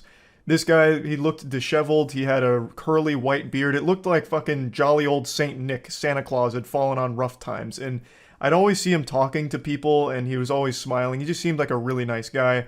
And he had a sign that had every fucking sad tale you could imagine. I'm a homeless veteran, my dog ran away, my wife divorced me and took the kids, I broke my leg in a bowling accident, and I have lung trouble from the time I spent as a coal miner. Any money you can spare is very much appreciated.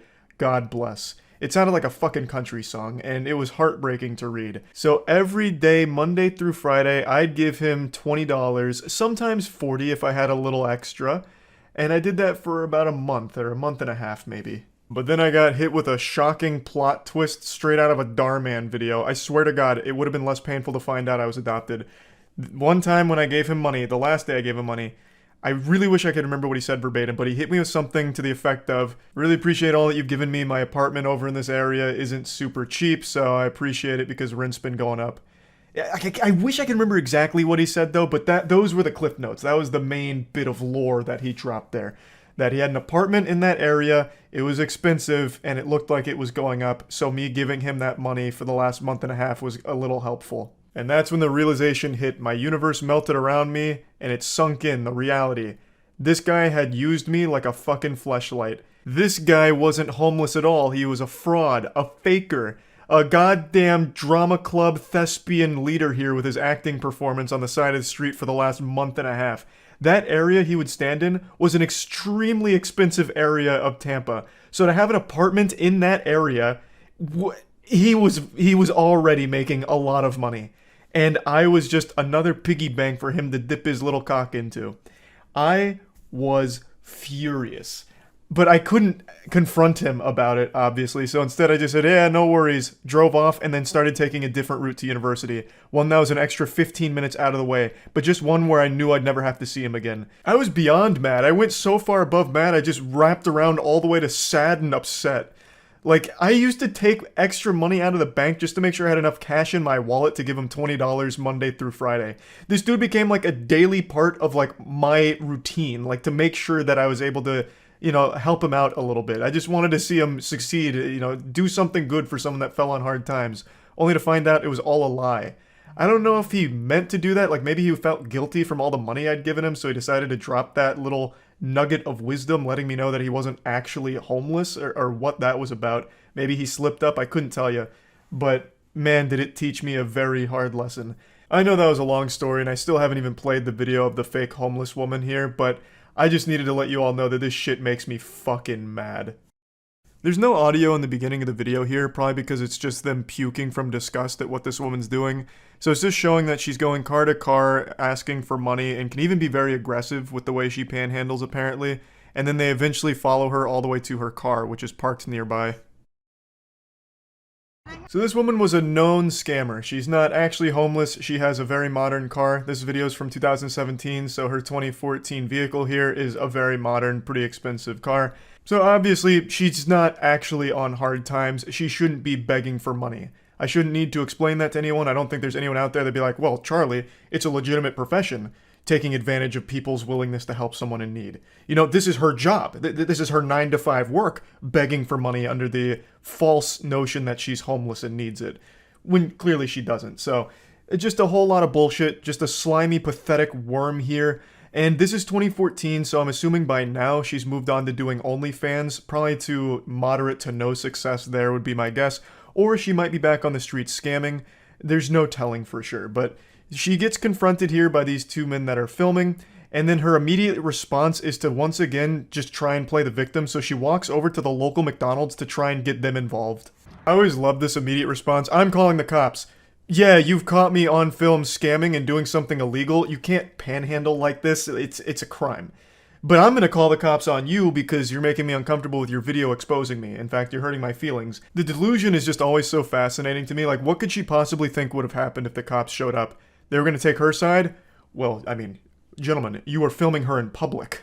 You're going to jail. It's a capital offense. Ma'am, please go back out there and keep scamming. Like, she had to have, at least for a brief second, had some neurons fire to tell her that it's a bad idea. Like, I'm breaking the law? Why would I call the cops on myself? It's a big fucking self-report. You know, maybe I should just get in my car and leave. But for some reason, that line of thinking doesn't compute with her. So instead, she tries to, like, get the police involved and McDonald's involved. God, I love the response from the employee here. Like, I don't know. What are you talking? I don't know why they're filming you. Who are you? Fucking crazy lady, a lunatic? You escaped from Arkham Asylum? Why are you asking me? Christ, I don't know what's going on here. Why are you making me open this window here and then bombard me with like an interrogation? I don't know what the fuck is happening. You know, like I don't know what the scammer could have possibly expected here. Knock on the window, Ronald McDonald answers and like comes outside to save the day. Like, hey, stop filming her right now, gentlemen. In my establishment, not at Mickey D's. That's exactly right. Ma'am, I don't know what's going on. I just work here. Like, she's just doing her job. She's not going to take your side. She doesn't know what the situation is. I don't know why you think she would all of a sudden try and, like, defend you or your honor or whatever. I don't know why you're asking her these questions anyway, like you're trying to report something to the principal of a middle school. It's just ridiculous. I feel so bad for the employee in this situation. That's got to be so uncomfortable. Just doing your job and then all of a sudden you get caught off guard by a completely unhinged, deranged goober. I'm gonna try and be a little armchair psychologist for a moment. Her continuously asking the employee, like, what is this guy saying? It must be her defense mechanism, like her cope of like, oh, no, I'm not doing anything wrong. Do you hear this? Do you hear these crazy people? Do you hear what they're saying? Me taking money from people? Like, what is that, huh? Do you know what they're saying? She just strikes me as someone that takes no responsibility for her own actions and views herself like an angel, a saint that never does anything wrong. She's perfect and morally beautiful. Nothing she's done is indefensible or bad. So when she's challenged on this belief of herself, she just completely crumbles and tries to, like, get other people in there like, no, tell me I'm good, tell me I'm right. You're begging for money.